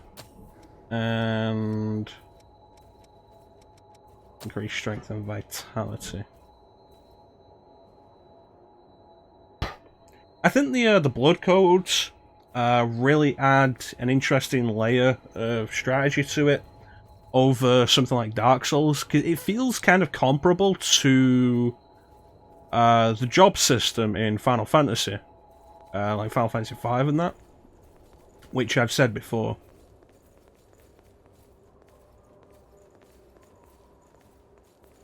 But it is pretty neat. It's pretty neat.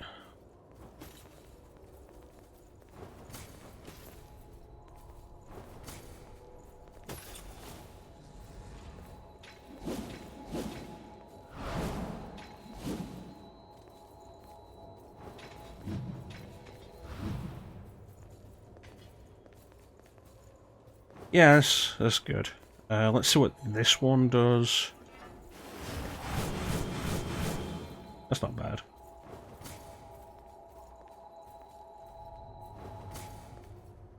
Alternate between the two. Or combo them. That could work, actually. I'll have to remember that. But that is gonna do it for us for today. I want to thank everybody for joining the stream. I always really appreciate the support. Big special thank you to everybody in the chat. That's Teak, Signer, Chansum, Clim.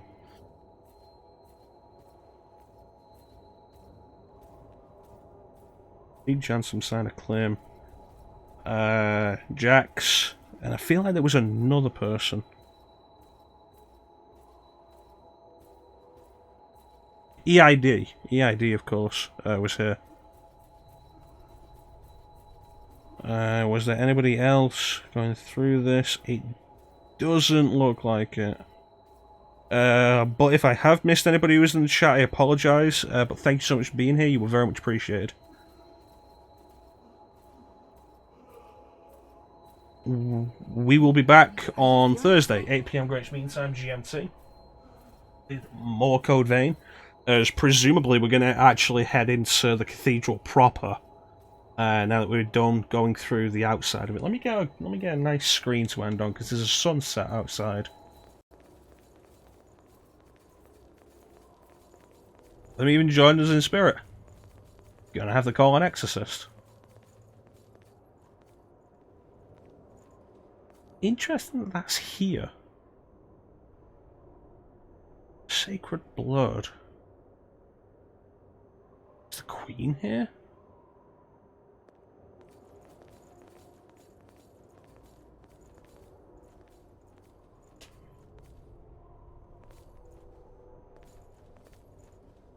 You know what that'll do. Yeah, we're back 8 PM Great Mean Time GMT on Thursday with more Code Vein as we progress into, presumably, into the actual Cathedral. Part of the Cathedral of Sacred Blood. In the meantime, I'm going to give a shout out for Teak, who will be going live soon with his turn-based Tuesdays. Anybody who isn't aware, Teak plays Final Fantasy and Dragon Quest on Tuesdays, alternating between them as he's going through both series. He's currently going through Dragon Quest V, the Hand of the Heavenly Bride, which is arguably one of the best Dragon Quests. It's really good. Definitely check him out.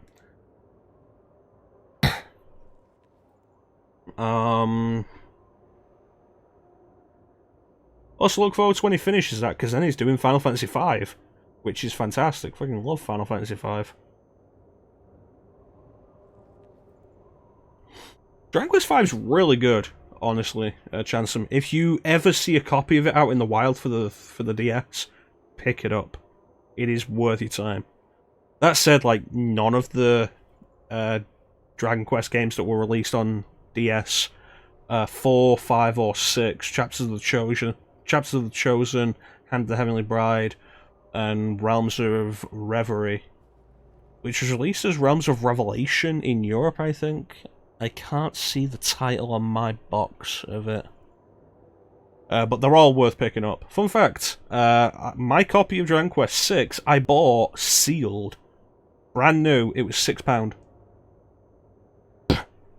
I've told this story before, but I haven't told it in a while. The retro shop that I frequent, they had Dragon Quest VI, Realms of I think it's Revelation in this country. Let me check.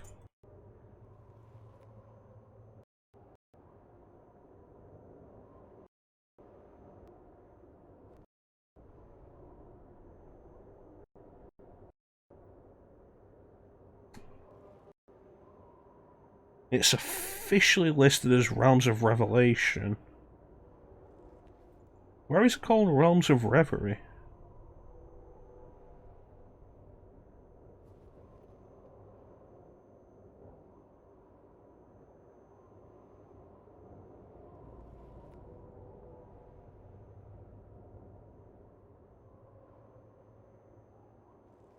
Okay, interesting.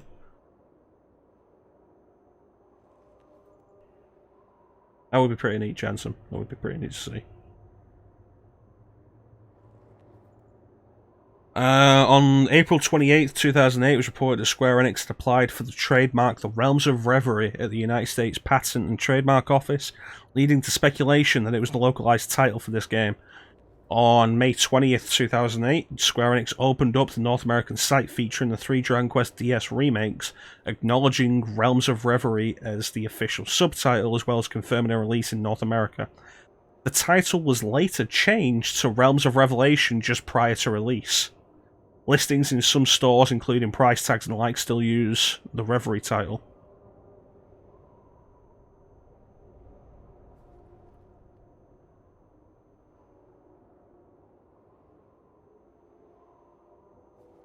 Known as Realms of Reverie in Europe.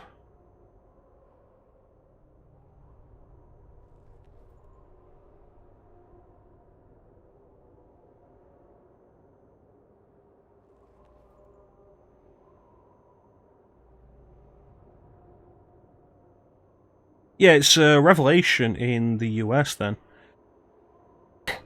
It was going to be Reverie, but it looks like they changed it at the last minute, but kept it as Reverie for Europe. Weird.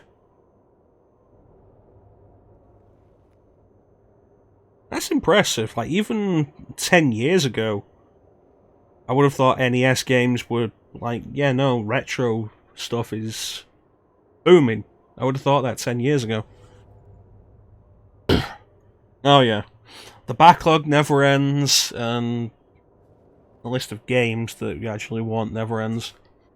But yeah, Dragon Quest VI, Realms of Reverie, went into the retro shop I frequent, and just had a sealed copy there for £6.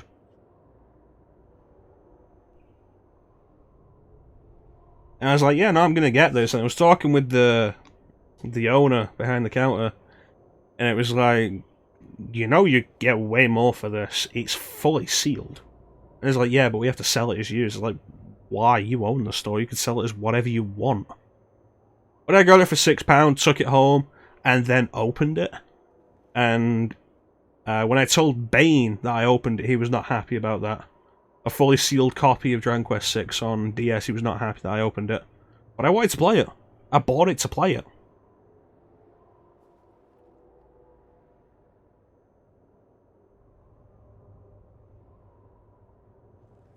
You own the store. Lino, my boy, you're coming in just at the end, I'm afraid.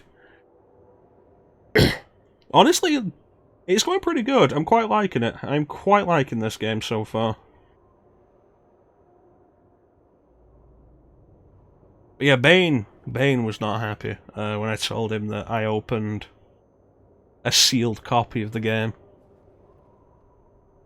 Knowing Bane, he probably would have given me something for it.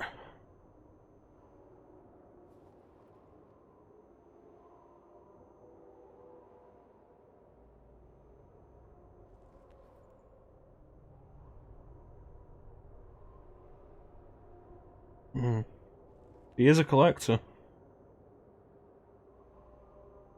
I'm not.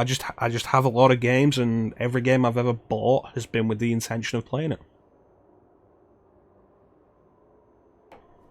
Am I blurry? Am I blurry at the end?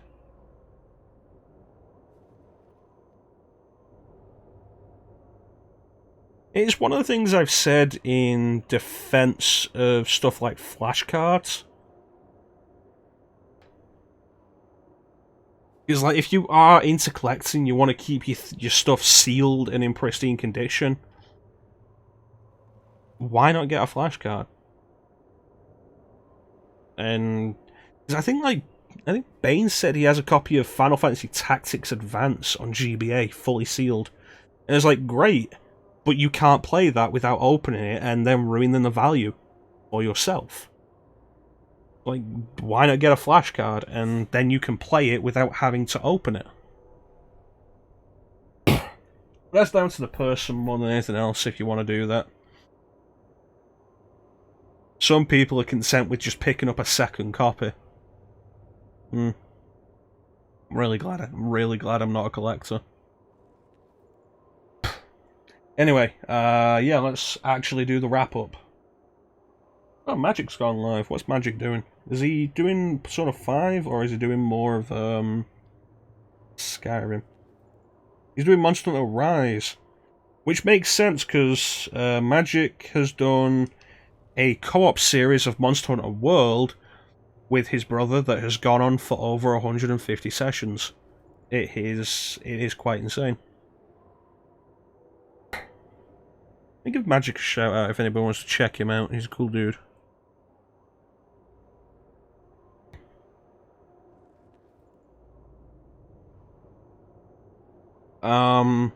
But yeah.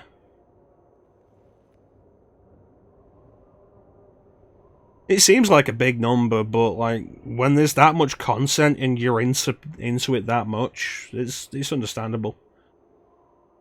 I mean, think about how many sessions Nocturne's gonna come out to.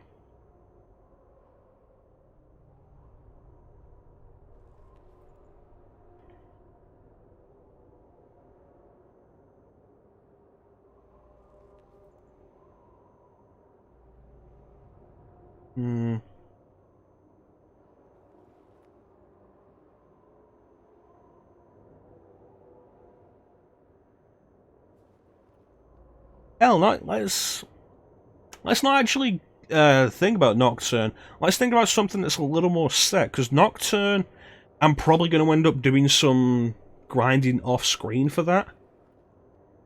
Probably. Unless we decide to keep it all in the stream so you can see the true Nocturne. See what Nocturne really is. I don't... We showed enough of the grinding in Digital Devil Saga 2 before I started doing it off-stream. For everybody to really get an idea of what that was like. Nocturne... We'll see. A lot of the grinding in that is for... Like, Digital Devil Saga was for abilities. In Nocturne, it's going to be for money.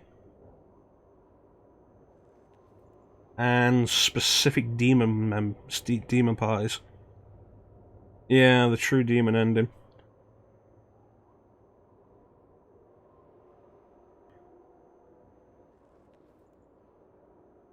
Our final boss fight is going to be painful. But yeah, something like Persona. Let's talk about Persona 4.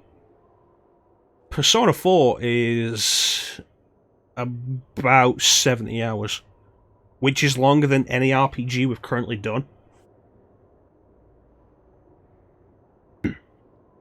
The playthrough of Digital Devil Saga 2, I don't think quite hit 70 hours, even with the like 20 plus hours of grinding that I did. Really, my first playthrough of Persona 4 took me about 80. I'm saying 70 now because I know what I'm doing.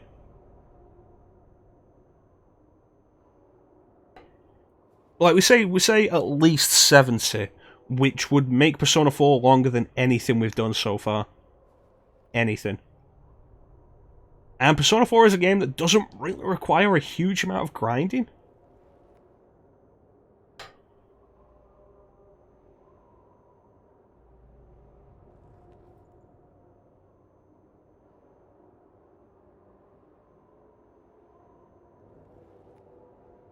That was a speed run.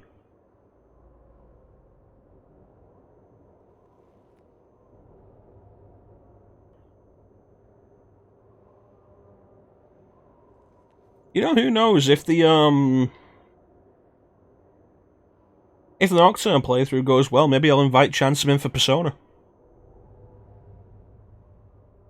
And then Chansum can also complain about Junpei with me.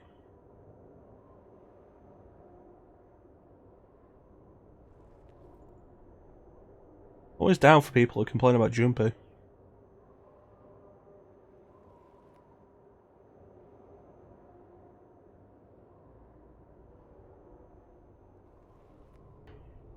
Yeah, skipping cutscenes. I don't do that on a lot of the games I replay. I debated, I was kind of interested in doing an RE4 playthrough, but if I'm gonna do that, I want it done in like one sitting, which means skipping cutscenes. Like, if I'm gonna do it anytime soon, I want it done in one sitting, which means skipping cutscenes.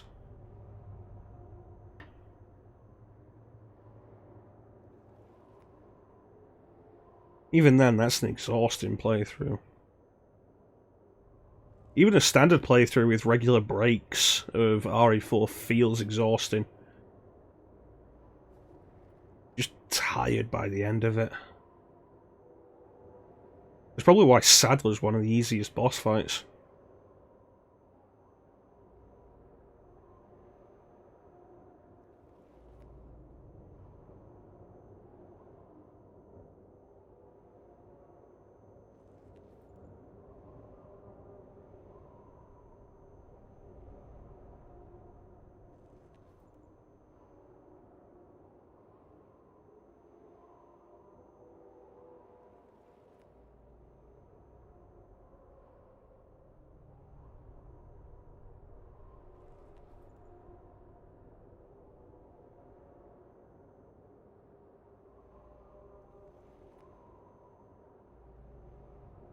Anyway.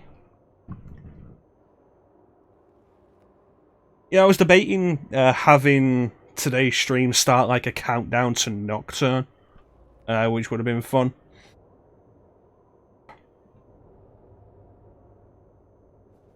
Yeah.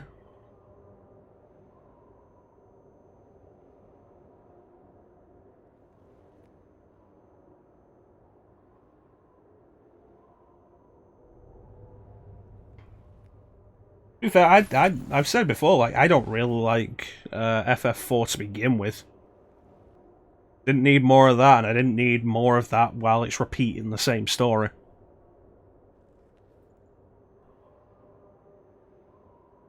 And the awkward thing is, by doing the after years, you've also set yourself up to the question of doing the entire compilation of 7 and FF10 and 13.2 and 13.3 and 12 Revenant Wings.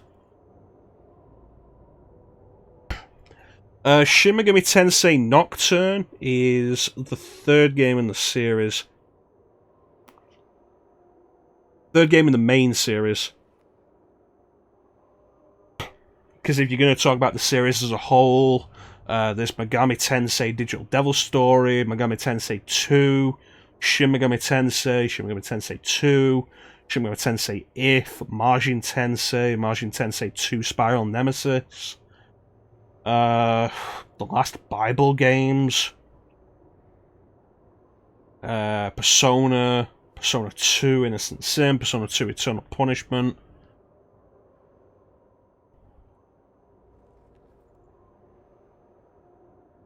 The Devil Kids games, Devil Summoner Soul Hackers.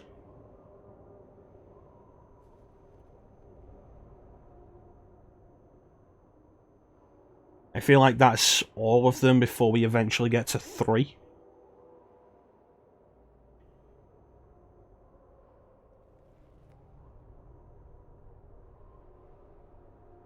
No, you know what? What was Revelations the Demon Slayer?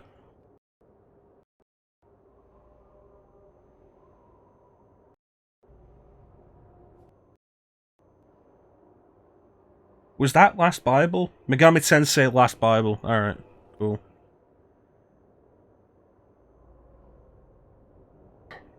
It is too many games. It is a lot of games. Most of them share a similar tone. Like the first 3 Persona games, Persona 2 Innocent Sin, Persona 2 Eternal Punishment,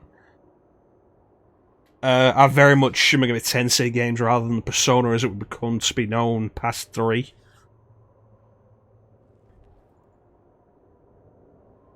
Yeah, the one difference you can give with Shin Megami Tensei is none of those games are essential.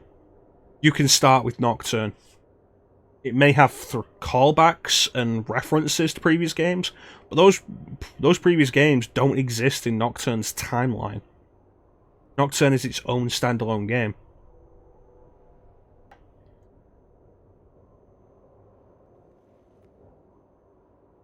So what do you got? You got Megami Tensei 2 are their own thing. Shin Megami Tensei 1 and 2. 2 is a direct sequel to 1. Margin Tensei, I think it might be separate from Margin Tensei 2, I forget. I don't know what's going on with the Last Bible games. Shin Megami Tensei If goes into Persona, which goes into Persona 2. Like, the canon for If is that you play as the female character, who then becomes Tamaki in Persona, and who is carried over into Persona 2. And Persona 3 references Persona 2 a couple of times, and the suggestions that it does kind of take place in the same universe, but is really vague about it. But the way it goes, the only games you need to have played previously to understand other games, you need to play 1 before 2. You need to play Persona before Persona 2. You need to play Persona 2 Innocent Sin before Eternal Punishment.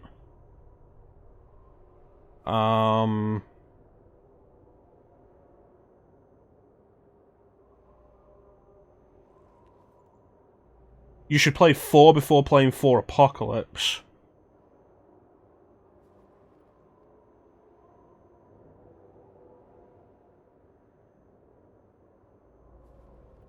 You should play Persona 3 and 4 before playing 4 Arena. Play 4 Arena before playing 4 Arena Ultimax.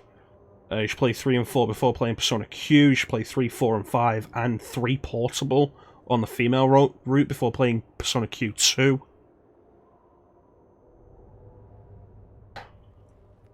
But yeah, no, Nocturne is a fantastic jumping on point because it is unconnected. Story-wise, it is its own thing. It was actually a point of criticism in Japan back when it was first coming out. It was like, this game is not a sequel to Shin Megami Tensei 2. Because Atlus had been messing around for a long time. SMT2 came out, and then SMT If was different, and then the Margin Tensei games were different, the Last Bible games were different, the Persona games were different, the Devil Summoner games were different. And then on the PS2, they're finally coming back with Shin Megami Tensei 3.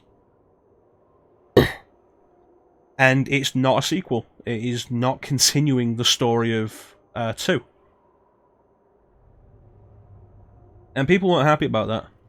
But then it came out and it was fantastic, so everybody was happy with it. It's kind of like how in Japan, the Japanese don't really like Silent Hill 2 because it is not really connected to the plot of the first game. And like generally in Japan, Silent Hill 3 is better considered because it is the proper sequel. Whereas in the West, Silent Hill 2 is beloved, well, partly because it is standalone. I'm rambling. And it has Dante from Devil May Cry 2, which is possibly Dante's best design, but with Devil May Cry 1 personality, which is my favourite Dante personality. I love Devil May Cry 1 Dante's personality.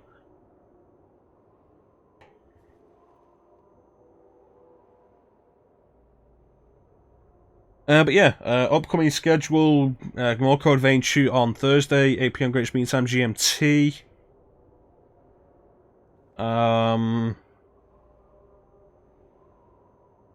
Saturday, hopefully, Skies of Arcadia. I still need to look at the system, see if it's going to work now. Sunday, Guitar Man Lives. It was redeemed by Chance, and we'll be doing that.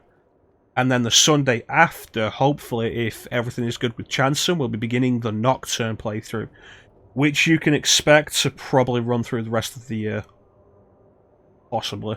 I don't know, it'll be a long time. It's gonna be an extensive playthrough. But we're gonna keep it to once a week because we don't want to overburden Chanson, and we don't want me to go crazy with it. Once a week is enough Nocturne.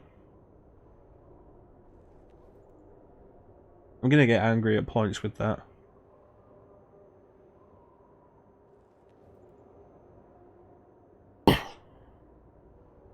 Well, you know, that's SMT. That's what you do.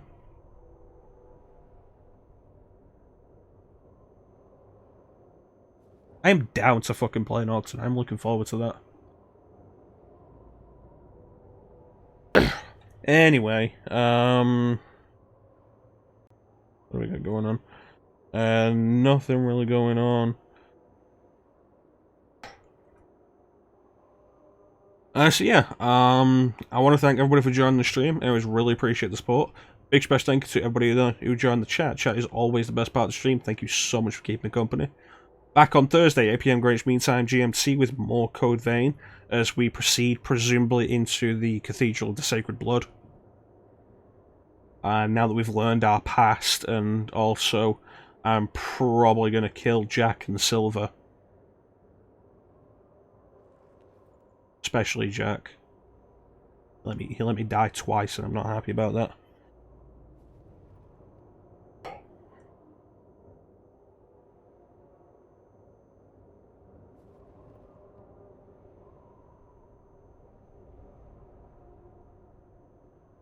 Maybe figure out what's with this building, because it doesn't make sense.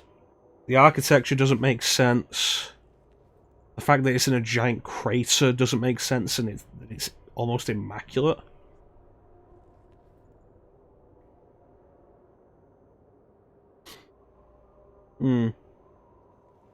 Anyway,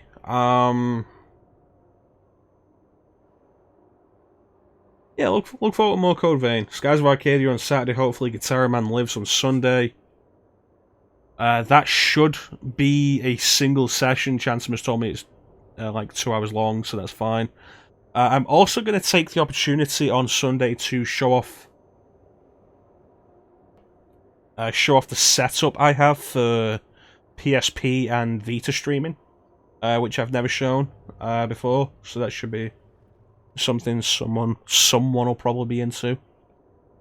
So look forward to all of that, hopefully. But yeah, with that, I want to thank everybody for watching. Thank you all for watching. Have yourselves a fantastic time of day, and take care. We'll catch you next time, guys. Goodbye.